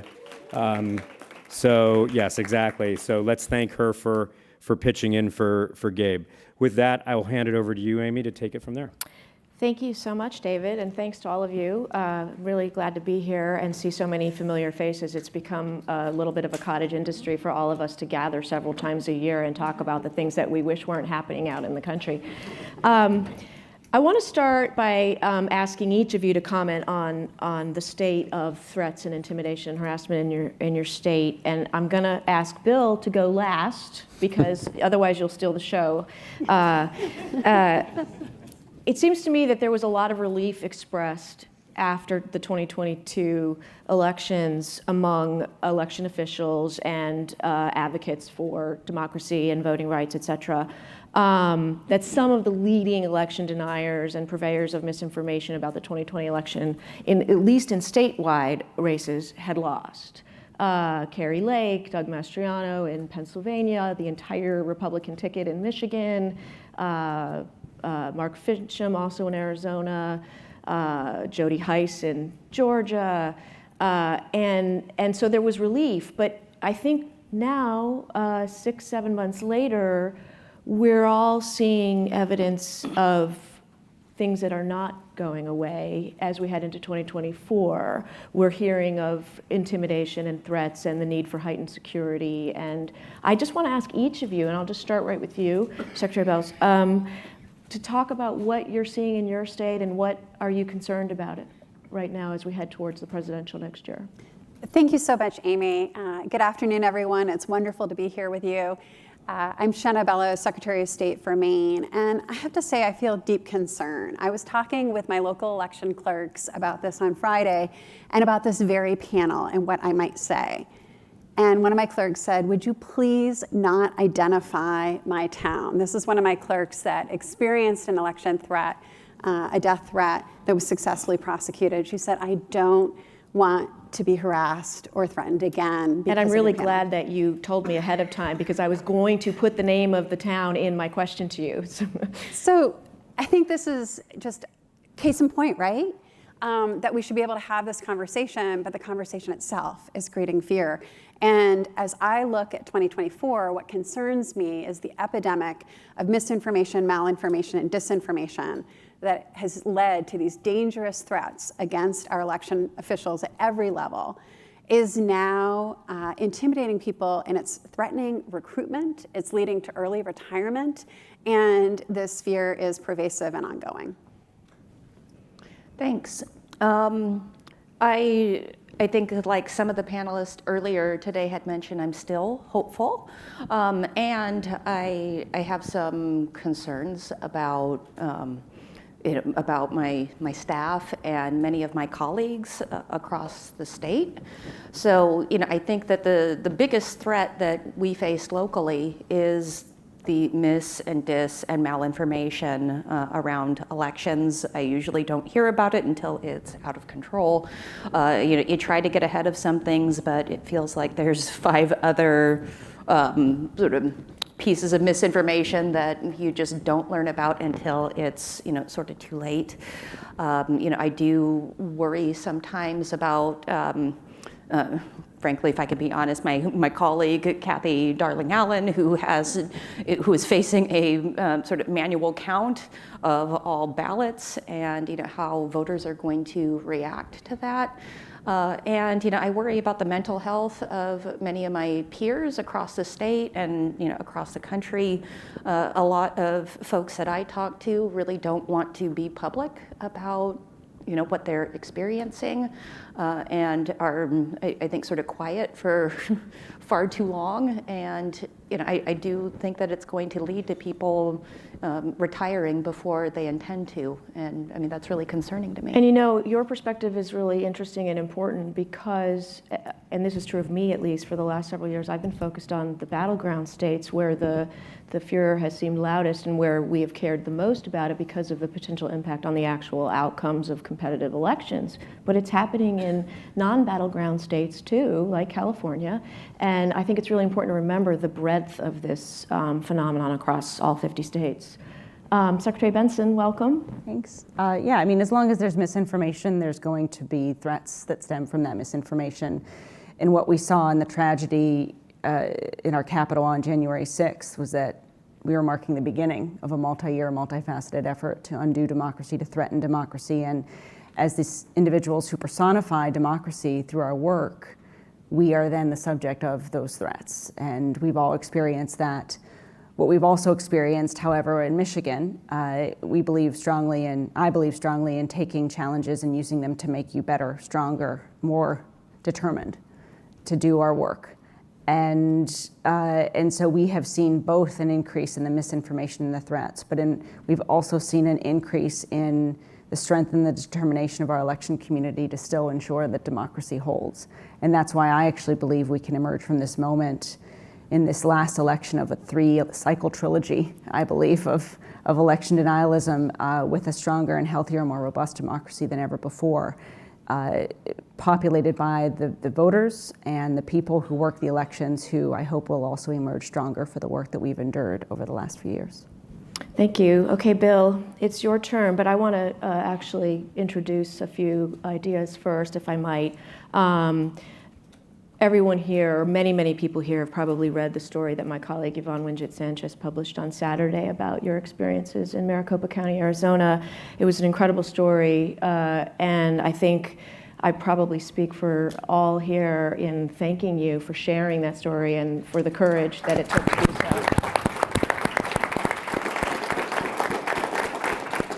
I want to start first, before I ask you to comment, by reading a passage from the story.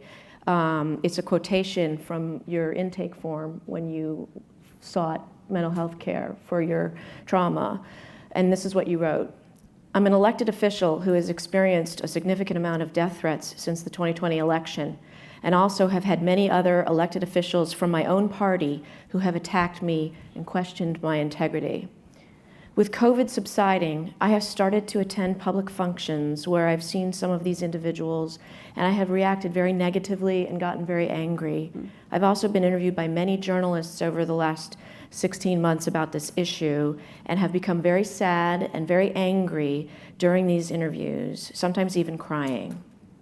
So I wonder if you could start by sharing some of the details of what happened to you that led you to that moment, and also what the impact was not only on you, but your family, and the moment when you realized that you wanted and needed to do something about it for yourself. Yeah, well, thanks for asking me about this. And it's a little embarrassing for me to be sitting up here in front of this group telling this story, because I think this is the story of many people here and many people across the country. And for me, I think I was generally kind of known as a mild-mannered guy, you know, conservative Republican, not a guy to rock the boat. And I experienced in the 2020 election, when we certified the election, saying that Joe Biden had won Maricopa County, and that became this, you know, controversial statement to this day. And then we rolled into the Cyber Ninja audit in 2021, and my colleagues and I were one vote of the Senate away from literally being jailed. And I couldn't understand what was happening. And these people that I had worked with, other Republicans, for years on local issues, statewide issues, they turned their back on me and my colleagues.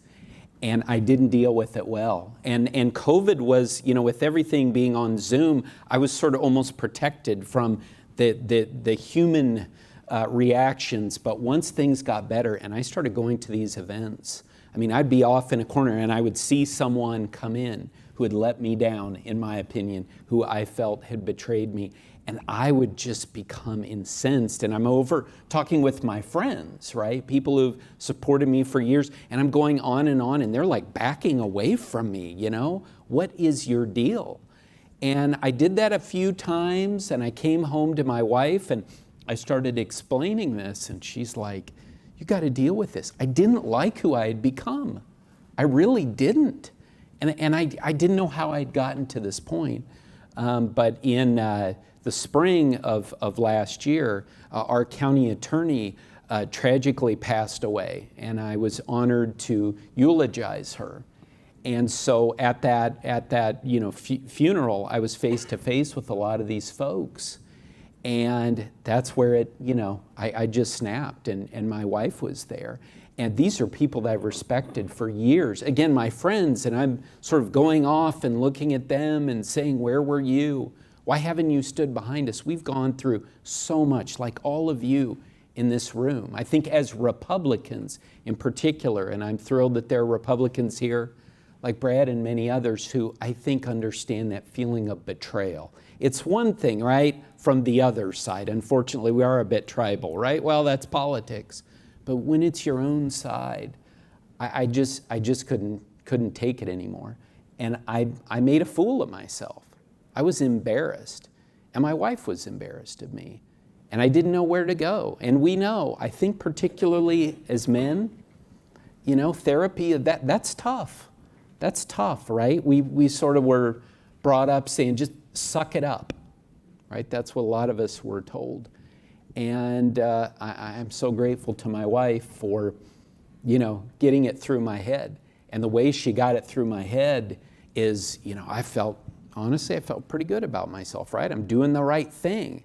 I'm trying to do the right thing here, even though it will have negative impact on my political career. But I didn't realize that I was not paying attention to her and my kids, my family, what really matters. And so that's what it took for me to really wake me up. What has been the reaction to the piece that you've heard from folks you know? So this was the thing, you know, when I was trying to decide whether to do it, I really had to look inside of myself and decide why I wanted to do it. And I decided it was because of the people in this room and the others that you represent, right? Maybe if someone read my story and it kind of clicked for them, if it maybe caused them to think about things, to pray about it, whatever might be the way to address it, that's why I decided to go ahead and do it. The reaction has been pretty remarkable. Not only have I had people reach out to me from the election community, and that's wonderful for them to open up to me, but I'm hearing from people in other places in politics, or literally just people, lawyers, doctors, Vietnam veterans, who are reaching out and talking to me about the trauma that they've been dealing with or maybe not dealing with.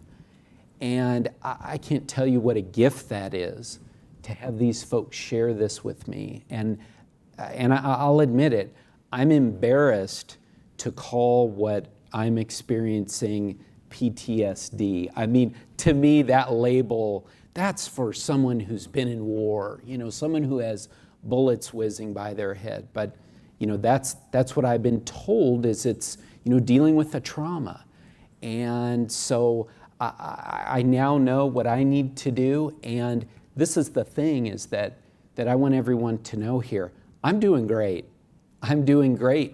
This is something that I've dealt with through the past couple of years, but I think that going through therapy gave me the wide stance that I needed to stand alongside my colleagues on the Board of Supervisors and the County Recorder, and to do our very best working with our whole team in August and November of 22, when we had an election that a few people paid attention to in Arizona, I think. One last question on this, and that is, can you just talk a little bit about how do you stay in that wide stance when some of the forces at work that created the trauma aren't gone? You told me and some of us on a call on Friday a story that indicated just how things haven't changed in Maricopa. Maybe you could share that story and then talk about how you recommend to your colleagues here how to continue staying healthy and strong as these forces continue to work out there in your state and your county. Was it? And I apologize. It was the Lincoln Day dinner. Oh yes. So again, look, I know that there continue to be questions out there about elections, and I feel like it's my job, my colleagues' job, to continue to educate folks. And we really leaned forward on that in Maricopa County to try and pre-bunk and then post-bunk the various conspiracies that are here. And I would be remiss if I didn't recognize Ray Valenzuela, one of my partners in Maricopa County, who is our director of early voting and works with the recorder. And so, we're doing our very best, but unfortunately in Arizona, we do have, the fever has not broken. And in the Republican Party, which I've been a part of the Arizona Republican Party since the day I registered to vote, we have certain folks that simply are not acknowledging the facts of what are going on. So I sat with someone last week who was at our Lincoln Day luncheon. For those of you who are familiar with Republican politics, that's something we do, an opportunity to get together, break bread with other Republicans. And so the Maricopa County Republican chair was actually acknowledging the elected officials in the room. And one of the people that was recognized was the, quote, Secretary of State in waiting, Mark Fincham, and was invited up to the stage. So again, we unfortunately have people who are unwilling to acknowledge the facts of what's going on and the truth. And that's why we need to continue to lean forward. And I understand people who want to, not be out there in the public eye on this. But when we do that, then it creates a vacuum that others fill with misinformation and disinformation. So we're going to continue to push forward, but and I know I'm preaching the choir here in this group, everyone is moving in that same direction, but we need those who have decided to be a little quieter to raise their voices And if we do that, then we will be successful in making sure that the truth is out there. Thank you so much. Very compelling. Secretary Benson, you'll notice this is going to be the second time that I name check a Washington Post story. I got to take my shots where I can. We had a story a couple of weeks ago that colleagues of mine, Greg Jaffe and Patrick Marley, wrote about Ottawa County, Michigan, and where there has been a wholesale takeover of the county board, and they're doing a lot of stuff, and they want the way elections are administered to change, and it's based on misinformation. And I wondered if you could address how prevalent that story is in Michigan, because I don't believe that's the only place where that's happening, and also what some of the consequences are of having inexperienced people with authority over elections, and what kinds of things they're trying to do, and what you're trying to do about it.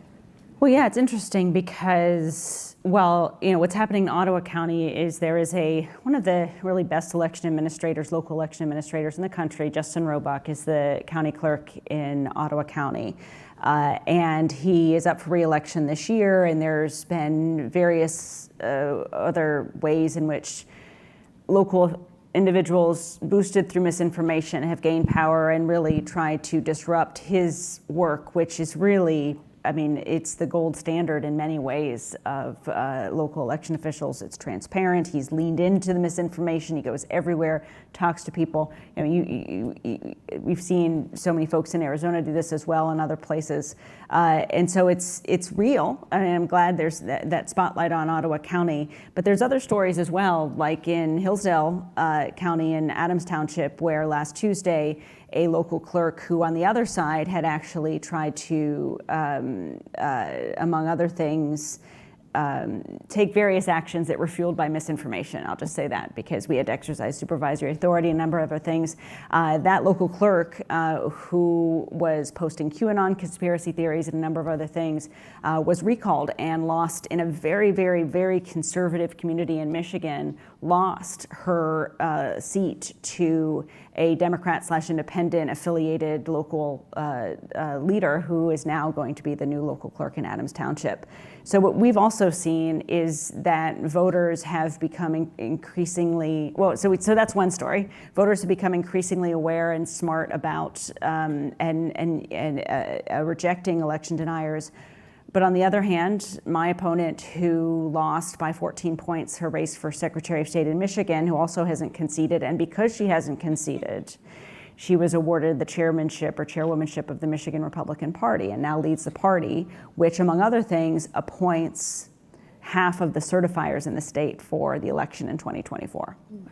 So what I see all of this is an ongoing battle, as I mentioned earlier, with many battlefronts, with emerging vulnerabilities that are really oftentimes personified by election officials who are either standing up to do the right thing and dealing with much headwinds as a response or threats, and others who are choosing to succumb to conspiracy theories and in some ways losing their positions as a result of it. I think at the end of the day, not only is transparency and truth our friend and on our side in combating all of this, but voter engagement. And that's why, in my view, the most dangerous thing, we can talk about a lot of specific things we're doing in Michigan, a Truth Tellers Task Force, where we're equipping faith leaders to be at the polls to spread truthful information and a number of other things.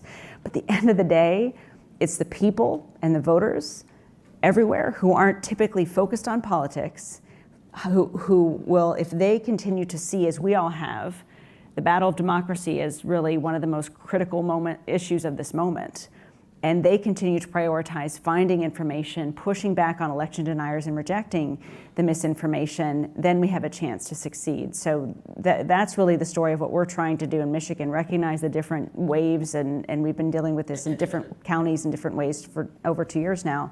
It's not going to end anytime soon. We hope it'll subside after 24, but it might not. We have to be prepared for that. But we can't lose sight of the fact that the way out of this are voters who are Republican, Democratic, Independent, who are, and the professional election administrators who do their jobs every day, working together to just continue with the truth on our side, with the law on our side, with the Constitution on our side, and the vast majority of the American people on our side, demand that democracy survive. And that's what I think you're going to see, in my view, is the next chapter of the Ottawa story. And that's what we've seen in other counties that have, like Ottawa, dealt with these types of things. Secretary Ballots, maybe now is the time to go in a little more detail about Town X in Maine. And I think the themes that you had mentioned about that story are the inexperience of newcomers to election administration. And is that the town where they're contemplating a hand count too? That's exactly right. Yeah. And so Maine administers elections at the municipal level, not the county level like New England. And so we have more than 500 towns, many of them, most of them very small. This is a small rock red town. It's been Republican as long as I've been alive. And the clerk that was threatened after the 2020 elections, physically threatened by someone who was really, I think, fell victim to disinformation and lies and election denialism, that clerk left before 2022. And when I talked to the new incoming clerk, this individual and indeed other individuals in the town were still very active. That clerk has now left. We have a new clerk. We've seen an exodus of other town officials in that town. And suddenly, Maine has the old-fashioned New England town meeting style of local government. And I just found out that at this June town meeting, there is a warrant article to require hand count in this town to eliminate the ES&S election tabulators, something the town doesn't actually have the authority to do, but that doesn't seem to matter. And so you have now this toxic mixture of people with experience leaving their positions, and then some of these ideas grabbing hold. And that makes me worry about the future in 2024. And across our state, we are seeing some difficulty when longtime clerks are retiring in recruiting people to take those local election officials' positions. And seriously, it's very low pay oftentimes, and you're potentially subjecting yourself to harassment or threats. And I wish that weren't true, but it is. And I think that's ongoing. What is your office doing in that town to address what they're trying to do there and to address their inexperience? Because Maine is like one large small town, we can do clerk education, we can do clerk training. For the first time before the 2022 election, we did de-escalation training. We brought in the FBI and the Cybersecurity Infrastructure and Security Agency, CISA, to do de-escalation training for our clerks. We did a pilot with clerks who wanted to do security analyses for their polling places with CISA. So we're trying to provide those tools, that training, for local election officials. We had one town in 2022 where local election officials walked off the job about 3 weeks prior to the election. So I was able to call a retired clerk and say, can you go in and run that town's elections? That town has still not been able to find a permanent replacement. So we can do a lot, but there's still this larger structural problem that's emerging because of the epidemic of disinformation. And you told another story that I'd love for you to tell here today about one way your office of how many people? 3, 4? No, we're a little bit bigger than that, but Sorry. not much. I was exaggerating. It's smaller than, say, Arizona or Georgia. Let's put it that way. Yes. One of the ways that your office combats the misinformation is by testifying with every single bill that comes through the legislature. And this is an amazing, not so fun fact. Tell the story of what happens to every single bill that's introduced in Maine. Maine is special. Every state should model themselves after Maine, but every bill gets a legislative hearing, and every bill gets a committee vote, and every bill gets a vote on the floor of the House and Senate. Now this means... Cannot imagine. This means great things can happen, like we were able to pass protections for our election workers in 2021. So it is now a Class D crime to threaten an election worker. And we also were able to secure resources for training and for post-election audits. But it also means we have to combat a lot of disinformation. And we have seen those bills pop up, bills that would restrict our ability to accept federal funds from Congress, which we desperately need. Another bill that would require 24-hour camera surveillance of all of our absentee drop boxes to be maintained for over a year and available to anyone who wants to examine that surveillance and then harass the people using those drop boxes. So we're trying to knock down that disinformation in the legislature every single day. And you're right, we actually do have 3 people that testify before the legislature on elections. So well done. It was a stab in the dark. One of the areas that I know every election administrator in America has had discussions about, at the very least, if not taken action on, is ramping up security measures, actual physical security measures. And I wonder if each of you could talk about what you're doing or seeing in your state, what you need that you aren't doing or wish you would do, and also I think a really important sort of related topic is funding for elections. And so why don't I start at the end with Secretary Benson? Yeah, funding is it. I mean, we were able to have $8 million of federal funding distributed to clerks throughout the state in 2022, all of which was taken and we have 1,500 local clerks in our state who administer the elections on the ground level. And we basically said, submit for this money, and people use it for security guards, for bulletproof glass, for other types of recruitment of additional individuals, and then on top of that, on top of the funding, we also worked extensively with Michigan State Police and local law enforcement to ensure a direct line was made and the relationship was built at the local level so that everyone knew who to call and what to do in response to any potential thing. And we're actually building that out even more robustly for 24.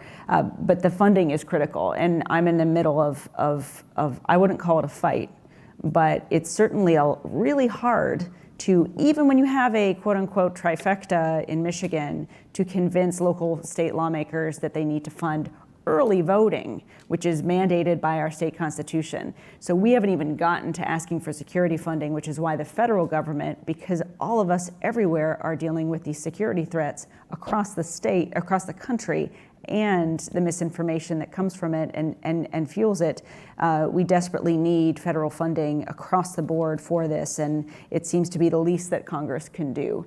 Is bulletproof glass just a new normal for election offices around the country? I mean, we anticipate all potential things that could occur. We're also trying to get a bill passed to ban firearms within 100 feet of the polling place, which we hope will pass so we can join states like Georgia and Texas with those protections. Truly, Georgia, thank you for having that protection. I mean, we have to take seriously the moment that we're in and prepare for it. And that's, I mean, I hate I'm not comfortable necessarily using the battle analogies, but that's what it feels like in this moment and what it's felt like for Michigan since April of 2020 when armed individuals showed up at our state house to try to disrupt the process. Right. So we have been, and I come from a military family, so we come and respond to things as though everything is a battle and we are in a battle over the future of our democracy, which in many ways we really are. And the weaponry that we see oftentimes in battle, we have to be prepared to potentially be used by those who oppose the basic tenets of our American system of democracy. Bill, has your county ramped up physical security for election administration, and have you been able to fund it adequately? Yeah, so we're very fortunate that we have an incredible team. So we have Maricopa County Sheriff, and then we work with the FBI, we work with other local law enforcement. This all started for us in November of 2020. When we all recall, the eyes of the country were on Maricopa County, and we had a lot of people in the alt-right and others who decided to hang out outside of our tabulation center while our folks were still counting the votes. And so that's when we really worked very quickly with our sheriff to build that infrastructure up. Then with 2022, we had significant work, like I said, partnership. And and I was there in the tabulation center along with Ray and all the other workers, and we felt very safe, and it was because of the very intentional efforts of the sheriff's office and others. We saw this coming. As I think most of you know, in Arizona, we do early voting. So that starts 27 days in advance of Election Day. And so we have, because state law allows it, we have folks in there, they're doing their work, they're actually tabulating the votes, and we had people posted outside of our tabulation center. So our elections workers are working 12, 14-hour days. They're walking outside and folks are coming up to them. They're videotaping them. They're taking pictures of their license plate. We heard about that, and Recorder Richard and I stood up and said, this is not going to be allowed to continue. We're not going to allow the harassment of the election workers to continue. Some people don't like to hear that because some people want to intimidate all of us. They want to intimidate our elections workers. And so we have to continue to speak the truth, but we do need to provide physical security. And again, I just can't say enough about local and federal law enforcement and the partnership, and the funding has been there to support it. And certainly my colleagues and I on the board and Recorder Richard are committed to funding these physical security efforts. Thank you. We've been able to do a few things, but like my colleague Kathy had sort of alluded to earlier, some of these streams of funding have to be approved by the County Board of Supervisors, and there's only a few things statutorily that I'm able to just sort of do without going through layers and layers of bureaucracy. So a couple of things is hiring private security to sort of monitor the process of getting ballots returned to headquarters. I wish we could, have a little bit more, oomph to that, but we're able to afford, our headquarters at the very least. We've also sort of switched our recruitment process slightly for our vote center managers and have been able to actually recruit them as county employees, so they have to go through the background check and sort of have to be vetted a little bit more than, say, a stipend poll worker. Is that a result of a situation that you encountered, or just sort of proactive? Well, I think that, I had become, a little bit concerned about some of the folks who were sort of targeting me specifically, but sort of more generally sort of behaving in ways that I don't think are conducive to a nonpartisan poll worker. So at the very least, I wanted the managers to be able to go through the background check and sort of go through that county process. They sort of like it because they get paid a little bit more than a stipend worker. And I have the ability to sort of know that we're dealing with someone who is sort of an honest broker. Not that we doubted before, but it's good to have that sort of confirmation. In 2020, because of the pandemic, we did install cameras around the sort of tabulation areas, so we could have the ability to sort of play back things and keep an eye on some of the spicier people who would come into our office to observe. For the other things that we had been talking about, things like ballistic glass and stuff, those are the maybe nice to haves, but we don't have the funding streams to be able to support that. And I think a lot of sort of talking with the county about what's reasonable. I certainly don't want to turn the elections office into Fort Knox and make it unwelcoming, but at the same time, I do want my staff and all of the poll workers to feel like they are safe. Apart from my duty to run the election, I do have a duty to make sure that our employees are in a safe work environment. Totally. And if they don't feel safe, then I need to address it, but we need to do it responsibly. It also occurs to me that there's another mandate, which is for there to be transparency. And actually, before you go, Shanna, I wanted to ask Jocelyn to follow up on security in Michigan, because remember in 2020, the circus of Wayne County, and as you've thought about heading into 2024, have you had discussions about how to, you sort of, I feel like you probably have to do two things there. One is make sure it's secure, but also not eliminate transparency, because there was so much misinformation that came out of those protests and the night, the counting and all of that stuff. And have you thought about how to address security while also sort of thinking proactively about how to nip misinformation by having enough transparency? Yeah, I mean, if people bang on windows, then it cracks the glass. You have to put boards up to keep the glass from breaking and falling in and hurting people, right? And so that's real. That's the security piece, and then it becomes a fuel for misinformation. I think we're all a lot more seasoned now, having lived through that, where, at the same time while all that was going on, you had hundreds of challengers from both political parties inside, we're talking about Detroit, observing the process. We anticipate that will continue to be an issue, and we have, again, grown in terms of our protections and also regulations of challengers. I think the bottom line is we need to be very clear, and what we found to be most effective, frankly, is just to be very clear at the outset, proactively, the boundaries of the law and the guardrails that we will enforce, and also, the importance of having the transparency piece so that we invite people. We recruit poll workers from both parties. We ensure that there are poll workers and observers from both parties there to allow for that transparency, both pre, during, and after the election process. But at the same time, if at any point anyone becomes disruptive, be they a poll worker, be they a clerk, be they a challenger, be they someone outside the process, we will enforce the law and they will be removed.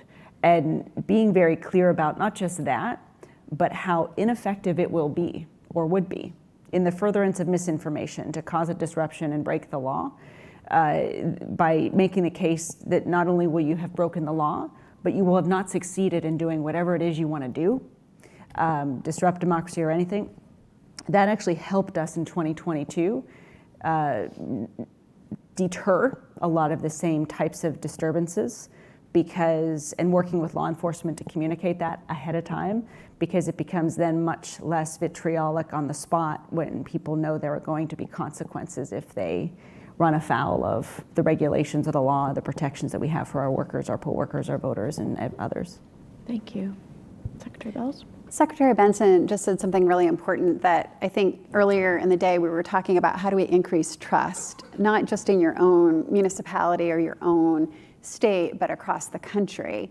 And I think what she referenced in terms of poll workers from each party, observers from each party, is something that happens nationally. And I think really leveraging people from both parties and independents as well, leveraging our civil service employees and leveraging partnerships. So in Maine, we have scarce resources. We cannot afford bulletproof glass in most situations.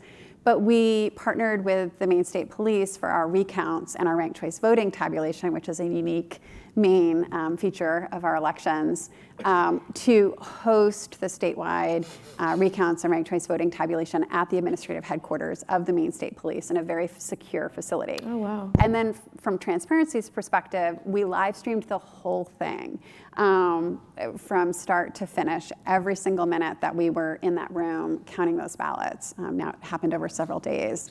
That was on Facebook, and I was narrating it. It was very boring. Sounds gripping. Not winning any Pulitzers like the Washington Post. But on your way, on your way. But anyway, I think, so those partnerships with law enforcement, the Brennan Center helped us do some training for our police chiefs and our sheriffs, leveraging partnerships with CISA for statewide cybersecurity summit. We haven't even touched on cybersecurity and the threats coming in online. Sure. So I think it's all of those things. You mentioned the conviction for harassment. Did that prompt any steps taken by your office or in local offices in Maine? So we are doing annual training now for our clerks in de-escalation techniques and threat reporting for our clerks to centralize those threats, and really making sure there are strong partnerships with law enforcement at every level so that they are trained to respond immediately when they get that call. So in 2022, we just had one in the state that we know of, a threat against an election worker, but that person immediately received a visit by law enforcement. And that one didn't move to prosecution because the person who had been very angry, very threatening, was so chastened by the immediate law enforcement presence that he was apologetic. He realized that he'd lost it and needed to adjust and make amends. So, I mean, that's a happy ending that doesn't always happen. The there's another person in Maine who served jail time, and that's another consequence as well. But we need to make sure that there's an immediacy of response. And can I just add to that really quick? Because, I mean, my experience, unfortunately, with our election workers is quite different. Unfortunately, because I would like to be able to be responsive, and I'm sure that law enforcement would like to be responsive, when the thing is happening in real time. And I have heard, about incidents with some of my workers that were deeply concerning, where I would have called the cops, but they didn't tell me until months later. Wow. Because they just did not know how to react. They couldn't believe what they were experiencing. One of the incidents that comes to mind for me is at around the time when one of our busiest vote centers had closed for the evening. A voter had come up maybe 5 minutes after the polls closed, and the election workers said, "We're really sorry, the polls are closed," and the voter got angry. The vote center workers felt trapped in the vote center. They had closed the doors to sort of avoid confrontation with this voter, and they described to me a sort of very long incident where there was pounding and shouting at that door. And I was thinking, why am I hearing about this months after the fact? Why did you not feel comfortable calling our office? Right. So, I think that there's got to be, some sort of training, more training, and we do provide the training. I have been sort of, it's been hard for me because I have done the training of our vote center workers in the past to say, please report, please report, please report. And then I see the look on their faces where they're sort of actively thinking, should I do this? So it's, I got to strike a balance between, report if there's an incident, but you probably won't have an incident because most people are really good. They don't want to be confrontational. I'm still trying to figure out, how to sort of be more of a resource to our workers. Thank you. I had been looking forward to asking Gabe Sterling a question about Georgia, but I'm going to ask his stand-in, Secretary Raffensperger, this question instead. I'm not ambushing him. I asked his permission ahead of time if I could ask him this question. There was a retreat there was a Republican donor retreat in Nashville a few weeks ago, and there were two interesting things that happened at that retreat, in my opinion. Even though the most of the headlines out of the retreat were that Trump was still asserting his dominance over the party and was still talking about having the 2020 election stolen from him. But two things happened. One was that Governor Brian Kemp, who attended the retreat, told donors, not a single swing voter in a single swing state will vote for our nominee if they choose to talk about the 2020 election being stolen. And then the other thing that happened was that in a closed-door session with Cleta Mitchell, the prominent Republican lawyer and election denier, a wealthy North Georgia donor, who I believe, Secretary Raffensperger, stood up and said, the 2020 election was not stolen and we need to stop talking about it. And there was a little bit of booing that you could hear on the audio, but I thought that both of those facts, the fact that Governor Kemp felt comfortable standing up and saying that, knowing that it would get reported in the media, and that this donor from conservative North Georgia would also get up and say something that Mr. Bagwell got up to say, was quite remarkable, and perhaps a moment to feel optimistic about what might come next. And Secretary Raffensperger, I thought that was a good question to ask you, since Gabe's not here today. Was there a question in there? I thought my governor was quite clear on that one. I think it's... Should we feel optimism? We've been talking about all the ways in which the story has not gone away, but... And I think what we've shown in Georgia, if you're an election denier, be it Stacey Abrams or anyone else, you're not going to win in Georgia. And that's the point the governor is making. And we've moved forward, and anyone that is going to be hard stop to steal in 2024, they're not going to have success in Georgia. And so when I said that we're going to have our primary on March 12th, 2024, I said that really victory runs through Georgia. For someone that has, a vision for our country and a vision to move the state forward. Looking past is not going to be successful, and being stopped to steal is not going to be successful. And I think we've proved it with our 2022 results. Thanks. I don't have any more questions, but I think if anybody in the audience does, we can open it up. Are we doing microphones? Yeah, microphones coming this way. Okay, stand by.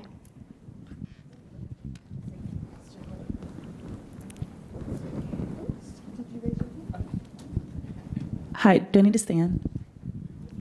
Okay, I'm hearing that. Yes, okay. Hi, my name is Talise Murray, and I work for Declaration for American Democracy. But I want to start off, I'm also training to be a psychiatrist, and I just want to thank every single one of you who named the mental health issues that we have in our work and we have in our field, and especially you for being so public about it when we know so many, not only males, but in the Republican Party are so oppositional to that work. But we're talking about threats and harassment, and for me, who works on advocating and moving state and federal policy, I'm just really curious, what are you all seeing as the gold standard and what you would like to see from either the federal government or your states around protecting our election workers? I know in my state of Michigan, we've had some bills introduced where we talk about prosecution, but there's pushback around when there's vagaries in the law, how that can be weaponized, where, if someone's in the line complaining, saying like, oh, I'm still in line, my child is crying, I'm hungry, someone can say, oh, you're harassing me, oh, you're threatening me. And now we have a genuine tired person facing the court of law for something that's not actually a harassment, but when it's so vague, we open ourselves up for that. So I guess for me, my question for the four of you is, what would be the gold standard if you got to choose what some legislation at either the federal or state level to protect our election workers? Hopefully, we don't have to keep having bulletproof glass at my grandmother's polling place in Detroit. So I'm happy to give you the Republican view on this. Always. All right? Yes. At least this Republican's view, which is we don't always look to the government for answers. And this is a big issue, is we need, starting within my party, we need more leaders within the Republican Party to stand up. When these threats are out there online, speak out against it. Say that it's wrong. I mean, the silence has been deafening, not from all, but many Republicans. Same thing, community leaders, business leaders, they've been, for the most part, silent. Again, my experience is the Arizona experience. And I think that's one of the things that has led to so much cyberbullying. The Cyber Ninja audit and all this has been a vacuum within my party. So while I am thrilled to see the prosecutions that have been taking place, both at the federal and state level, I think that's important. People need to understand this isn't a game. This isn't like crank anchors here where you're calling people up. This is serious when you make these threats either digitally or on the phone. So I'm pleased to see that. But I think there's a lot of personal responsibility that people need to take on, because those business leaders who benefit from, say, a pro-business environment in the state of Arizona, well, that's done because there are certain leaders who are elected who have that perspective. If they are driven away by the harassment and the threats, so that's what I think we need to do. More personal responsibility, but certainly I'm open to legislation that might provide additional protections to election workers as well. Anyone else? Yeah, I mean, I completely agree with that. There, needs to be some personal responsibility for the things that you say, because words matter.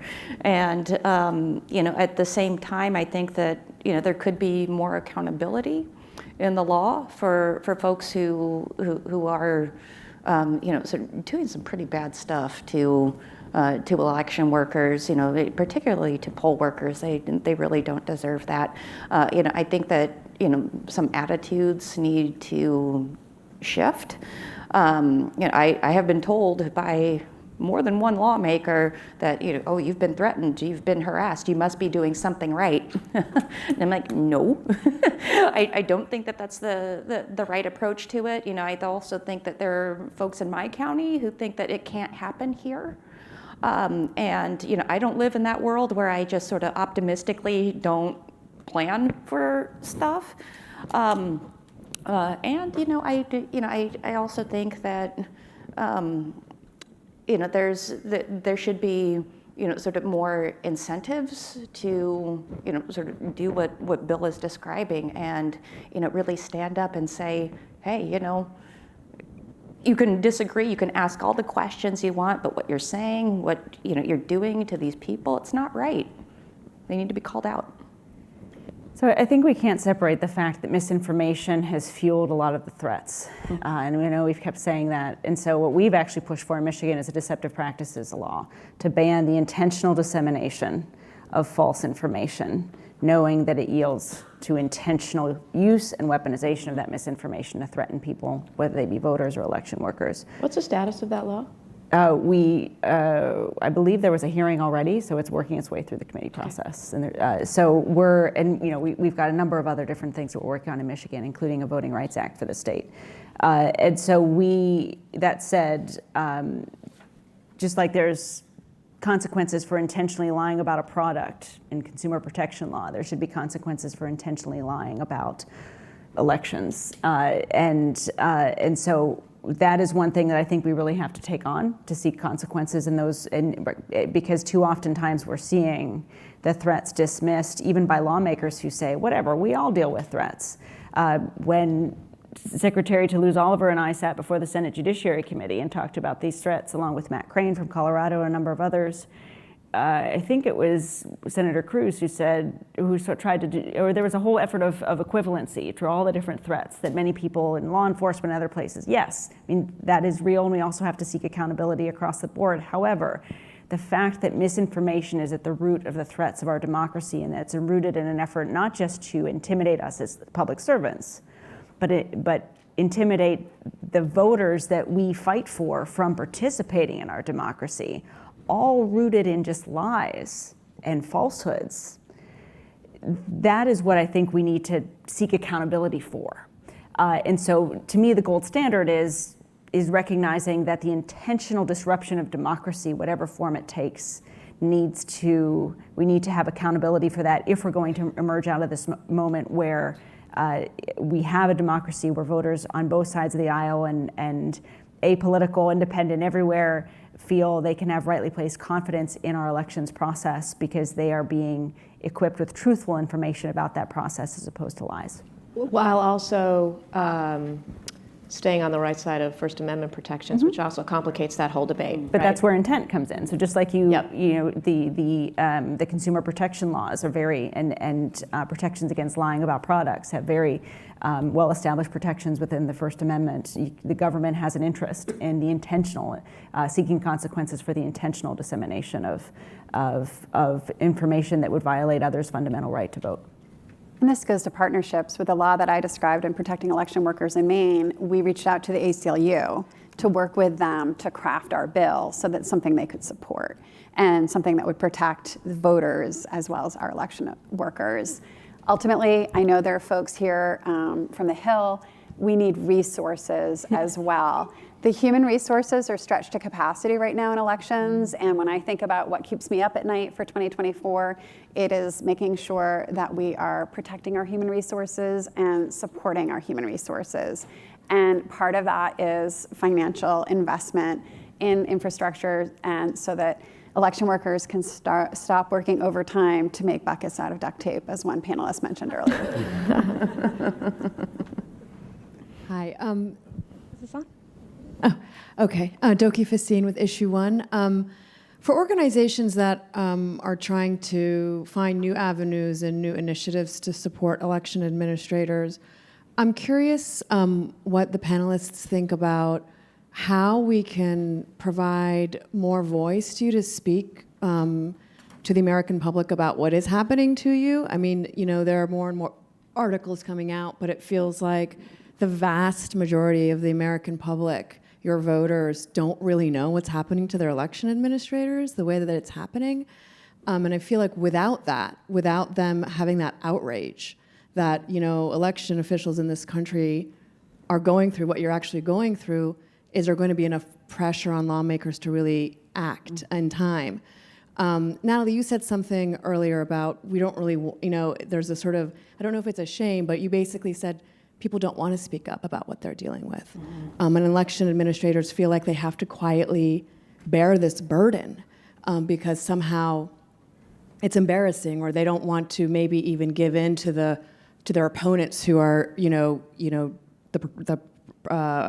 people who are causing this, and sort of make them feel like they're winning, right? Giving more sort of fuel to what they're doing.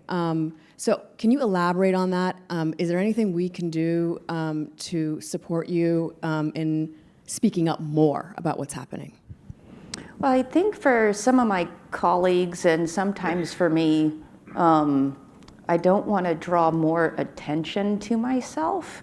I definitely don't want to draw more attention to the fact that sometimes, what people say is really hurtful. I do want to sometimes put on a strong face for my staff because they are, pretty bothered by, all of the things that sort of people say.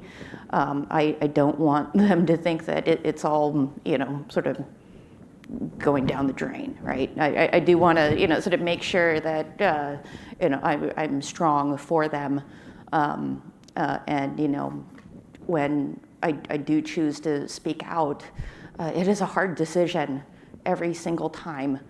It is hard to have that kind of spotlight on you, and the reason why I admire the Washington Post article so much is that it is hard to stand up in front of people and say I need help, and I can't do it by myself. It is really rough. So I think the best thing that folks like, and organizations like Issue One can do is to, sort of have our backs, sort of bring a spotlight, bring legislation, be an advocate for more funding so, we can do our jobs and don't have to worry about that part. So exactly what you're doing, just, more. And maybe if I can just add on that point, is about sort of seeking help. I mean, between Game 4 and Game 5 for the Suns, okay, had to work that in. Devin Booker's and Kevin Durant have to get ready for the next game, right? They go, they ice their legs, right? They go, they stretch, they do things like that. We work with our minds, right? This is what we use. We use our brains. And to think that we are robots that don't need to, get work on ourselves, work on these challenges. We are not building widgets as elections officials. We have one of the hardest jobs in our country right now. We, along with the courts, are the guardrails, people have said. Mm-hmm. So for us to say, now, the choice to become public, that's another issue, and that's up to everyone. But I would encourage people to say, it's not a sign of weakness to say, I need to go get ready for that next election, right? And I need to go, hit a golf ball, or, go pray. I need to go to church. I need to go to therapy. Whatever it is, we have to take care of ourselves. You talk about supporting human resources. And one other thing I'll say on that, we go into politics, we kind of expect the slings and arrows. But our elections workers, who in the interest of transparency, which I completely support, are on 24/7 live stream in Maricopa County. People watch this all day long. They see something happen that they don't understand, claim that is an example of fraud, and then they post that person who, again, never ran for office. They are serving an important role, but they never chose to be in the public eye like that. And then they become the source of threats. They're a victim to this. That is wrong. And those are the sorts of things that appreciate your support, all of your support. But you know what, in particular, let's support them. And I know everyone here is committed to that because they're good people who have given their lives to this. And if we don't support them, guess what? That next generation, they are going to choose something else. But fortunately, I've seen a lot of people in that next generation come up to me and say, I'm inspired by what's going on in elections administration, and I choose that career. So there's, there's a lot of optimism out there too, and I'm very encouraged to see that. Hi, thank you all so much for, it's been a very illuminating panel. My name's Dan Wellick, I'm a professor at Rice University, and I want to ask you about something that you've hinted at, which is cybersecurity. That could be XY 6-digit number at Twitter generating a lot of noise, or that could be other coordinated nation-state interference in our elections in various ways. We hear about it in the news occasionally. I wonder if you could illuminate how you've dealt with cyber threats and cybersecurity issues in your administration. So we've partnered with CISA in multiple ways. They've been hosting Tabletop the Vote exercises for election officials across the nation annually. That's been a very useful tool for us and our clerks. Additionally, hosting a statewide cybersecurity summit to work with clerks on some of the cybersecurity basics. I think it's really important. It's also an element of disinformation, right? One of the chief myths is that somehow the tabulators are connected to the internet. And I like to say, no, it's a modern day abacus. They are hardened machines, they're not connected to the internet, but that's a hard conspiracy theory to fight back against. So one of the challenges, of course, as we talk about cybersecurity, is to bat down those conspiracy theories that are epidemic and, in fact, being sown in some cases by foreign actors who are seeking to disrupt our democracy and, unfortunately, undermine voter confidence and voter participation, as Secretary Benson mentioned earlier. By the way, isn't it interesting how many people we're learning have said that they don't actually believe that Dominion machines flipped votes? People like Fox News executives and hosts of Fox News programs, and also Cleta Mitchell said that at that Republican donor retreat. It's kind of interesting that there's a new line in the sand where some people are willing to say out loud, no, that was a bridge too far for me. Although I don't think that the rank and file conservative Trump-supporting public has followed yet about the Dominion machines. Mm-hmm. It's almost like accountability matters. I think just for me, at the county level, having the relationship with the county IT department is really important.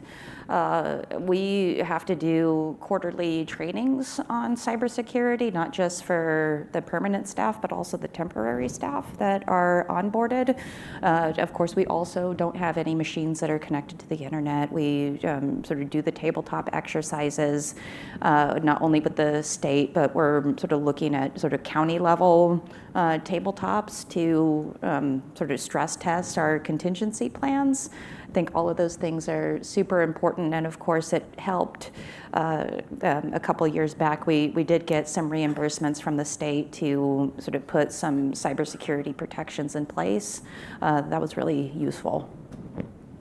Yeah, and same thing for us in Maricopa County, fourth largest county in the country, so we have a very robust cybersecurity program, not only in elections, but throughout the county. And same thing, and we have talked about this a lot in Maricopa County, that it is an air-gapped system.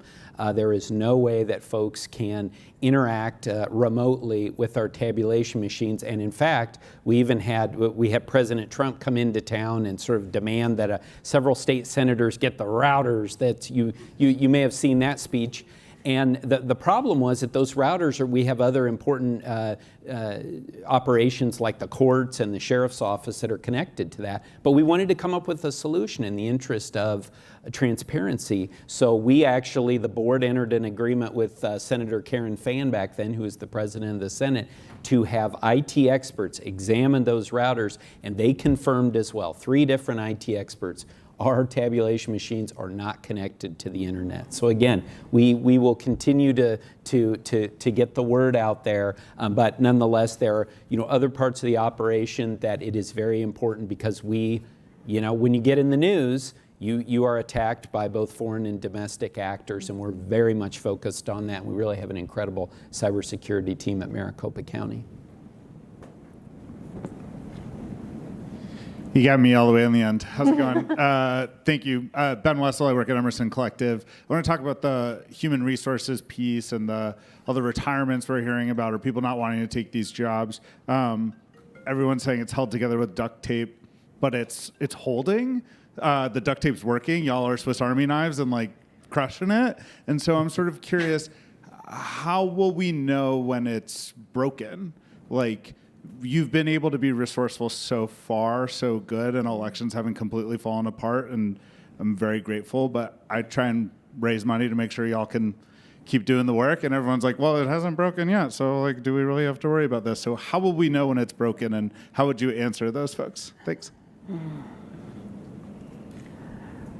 I mean, I think the images of our United States Capitol on January 6th indicates something's broken. And I can say, having observed the escalation of election costs that, among other things, misinformation has yielded, whether it be security or other things, to the stress of whether it's people leaving the profession or people just simply not being able to do basic functions of our statewide Bureau of Elections, of making sure things are posted on time or things are responded to on time. If you just look at the data, there's no question that the stressors are increasing.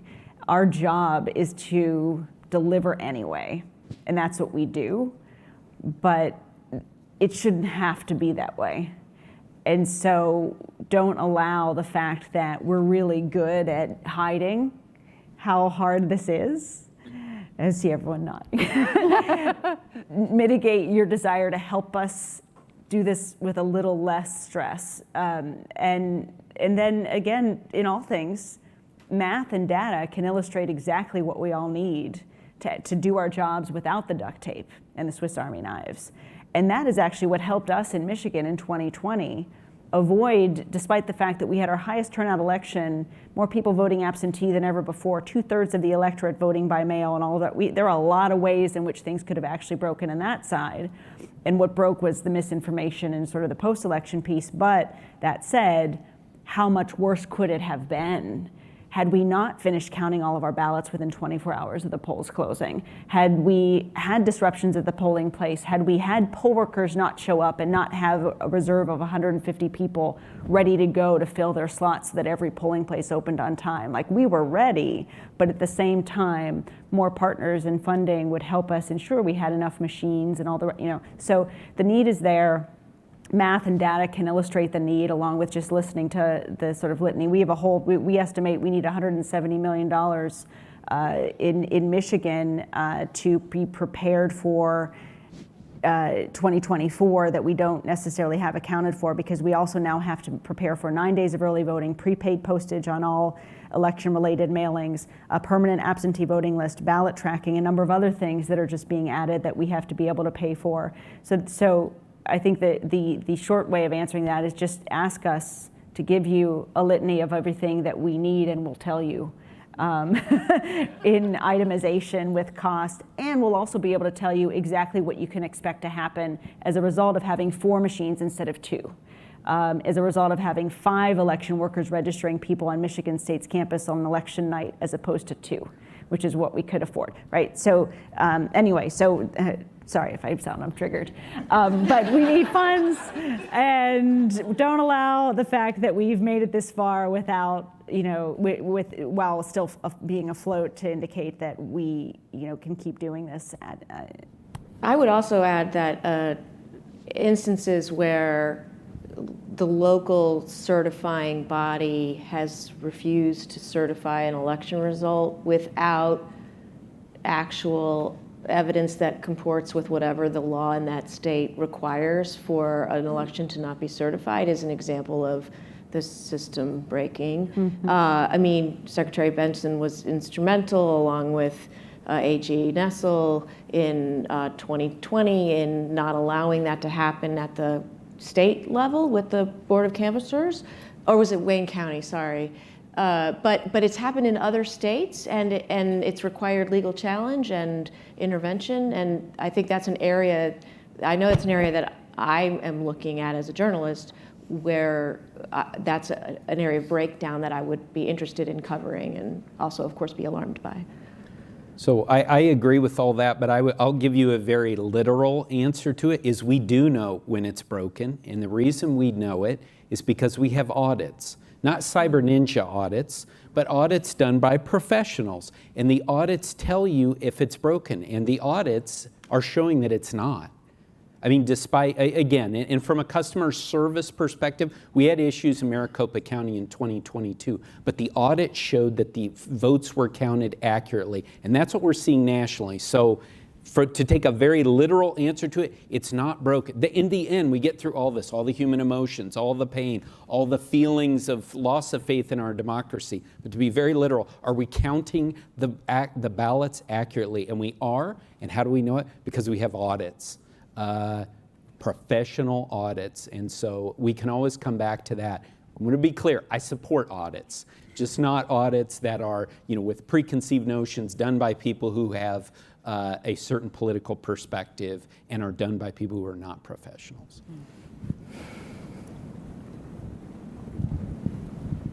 Hi, Katie Freechild with Public Citizen. Thank you all for your incredible service to our country in your respective states and counties. I have a hard question that's on the cutting edge, I think, which is that AI is going to make disinformation hyper powerful and allow people who are being influenced to think they're talking to a real person that's been trained on hate or been trained on disinformation. And I wonder if you have any thoughts about how you and we, as people who care about democracy, can potentially use the tool to partly get out ahead of it, in addition to, I hope, pursuing regulation as we are. I think we have to start by just talking about it more, and it needs to be center stage in our planning for 24 and beyond. And we're starting to do that in Michigan and looking at the solutions, but I'm a sort of academic by training as well, and we just got to start with data collection, understanding of all the potential problems, all the potential vulnerabilities, all the potential benefits, if you could see sort of positive use of it, and just we have not, I believe, as a community, spent enough time and energy and space having these conversations, and that's what we have to start doing. Yeah, despite my name, I don't have great insight on this question. We need a regulatory framework. So when I was head of the ACLU in Maine, we had a legislator introduce a ban on drones. We knew that drones were not going to be banned in Maine, but we started the conversation, and we were successful in passing legislation to prohibit law enforcement drone surveillance of First Amendment protected protest activity, because that was the goal. And so I think thinking through what is the regulatory framework to protect civil liberties, the First Amendment, and our elections, because it's deeply, deeply alarming, especially in the environment that we're in, with less self-regulation by social media companies than there was in 2020 as we work to combat disinformation. Hi, Chris Piper with the Elections Group. I want to thank all of you for being so open about the treatment or therapy, what you've done. In 2021, I was administering the Virginia election. I knew that the outcome would determine most likely whether I would continue in the position. I came home to my wife a few days before the election, and I said, I think I need to start therapy again. She goes, well, why? And I said, because I'm going to need it if I don't get to do this job for the next 4 years, and I'm definitely going to need it if I stick around for the next 4 years. So I thank you, but the question I have beyond therapy, because therapy can be expensive, and everybody that serves as an election administrator is dealing with some sort of trauma. But I would love to hear from each of the panelists what you do beyond therapy to take care of yourself. I know Secretary Benson's a runner. I also am a runner. Meditation and mindfulness has been a key for me. But I would just think it would be great to hear what else you're doing beyond therapy. This community is a really key piece to supporting all of us. And I ran a half marathon on Saturday wearing a T-shirt that Secretary Benson made for me that says Democracy Defenders, which I know she made for Secretary Toulouse Oliver and a few others. So I think that is really important. These events are an important opportunity to come together, to share best practices, to share learnings, to share strategies for the future. I would just say, and I don't mean to make light of the serious issues that you're raising, Chris, but you get to live in Maine, so that's therapy too. True. One of my favorite places, as you know. For me, I also do, quite a bit of exercise, and I've also sort of returned back to my more artistic endeavors, whether that's just like a stupid doodle on my notepad or taking a pottery class. I'm just trying to figure out ways to sort of come back to who I am and rediscover who I am. It's a constantly changing thing, and it's a wonderful distraction from work. Yeah, and for me, obviously, you guys know some of what I'm doing, but also I love hiking with beautiful mountains right within the city of Phoenix where I live. Love getting out there; it clears my mind. I find prayer is also very helpful through all of this, and just spending time with my family and being silly, with my daughters when they'll, let me hang around with them. All those things are great, and that's what we have to remember. We are, and I've said it before, but we are not robots. We're not bureaucrats. We're people who are trying to do a job, and if we don't take care of ourselves, we're not going to be able to do the best possible job for our constituents. Yeah, and I ran a marathon last weekend, and I say that to say, I used to run 2 a year. After 2019, I was only able to do 1, I'm sorry, it sounds weird, but I'm trying to get to is from 2019 until the spring of 2021, I didn't do any races because of COVID and all that stuff. But when I started running, when I ran another one in 21, and then I just ran this one and I did one in 2022, and then I just did this one. Every time I do it, yes, it's running and all that stuff, but it actually is like a definition of who I am. It reminds me who I am. And it reminds me of another community, the running community, which is incredibly supportive and amazing. And I was telling someone the other day when I was talking about the race, it was excruciating. It was the hardest one I've ever done. But I was there with thousands of other people who are all going through the same thing, and we were helping each other out, and we were supporting each other, and we were fighting through it, and we got to the other side, and then we succeeded. And it is very much a metaphor for our battle over democracy right now. And what it helps me do, and why I think we all have to find the thing that helps us do this, is my point, is it helps me redefine who I am in the midst of a environment where everyone else is trying to define me and my work and our work product for us in a way that's false, in a way that's malicious, in a way that comes through threats and other ways. It's a way for us to reclaim who we are and to remind ourselves of our power to define who we are, even in response to all of these stressors and pressures. And that's how we get through it. And that's how we keep going. So my advice is to find whatever it is, or other ways to sort of define yourself and remind yourself who you are at your core, because becoming attuned to that, proud about that, and focused on that is actually how we fight our way through the sea of noise when everyone, including the former president of the United States, is trying to define us in a way that's not true, or our work and our elections. And that's how we also reclaim our power to define what democracy really is, what our work really is, what our election protection work really is. And if we can do that for voters and actually say, no, actually, this is the truth, your vote is secure. And we're going to fight as hard as we've ever fought for anything, every election, to make sure you can have confidence that when you vote, your vote's going to be counted and you can trust the results of the election. Like, that's our job, that's our duty, that's our responsibility. And we become more emboldened to do that as we take care of ourselves. I think that is an outstanding place to draw this to a close. Do you agree, Mr. Becker? Thank you to all of you so much for telling your stories and sharing your insights and experiences with this group. I've got 4 story ideas in my head already. I appreciate it. Yeah, thank you. That was an excellent panel. I was reminded of something I said actually to Yvonne in that Washington Post piece about you, Bill, that since 2020, election conferences have become much more like group therapy sessions than kind of the boring affairs they used to be. I hope today we failed in our effort to try to make election conferences boring again. But it's really important that we recognize just the value of coming together as a community as we have here across party lines. And I'm just incredibly thankful to you all and for everyone for participating here today. We're going to wrap up day one. We are all going to go upstairs, one floor in the elevators to the reception. You have to take the elevators to get there. Hope everyone will join us. Please, everything is ready up there, and it's a beautiful day in Washington, D.C., where we can all get a chance to talk amongst ourselves and thank each other for all the good work that everyone in this room does. So thank you. I really appreciate everyone coming here today. We'll see you tomorrow morning.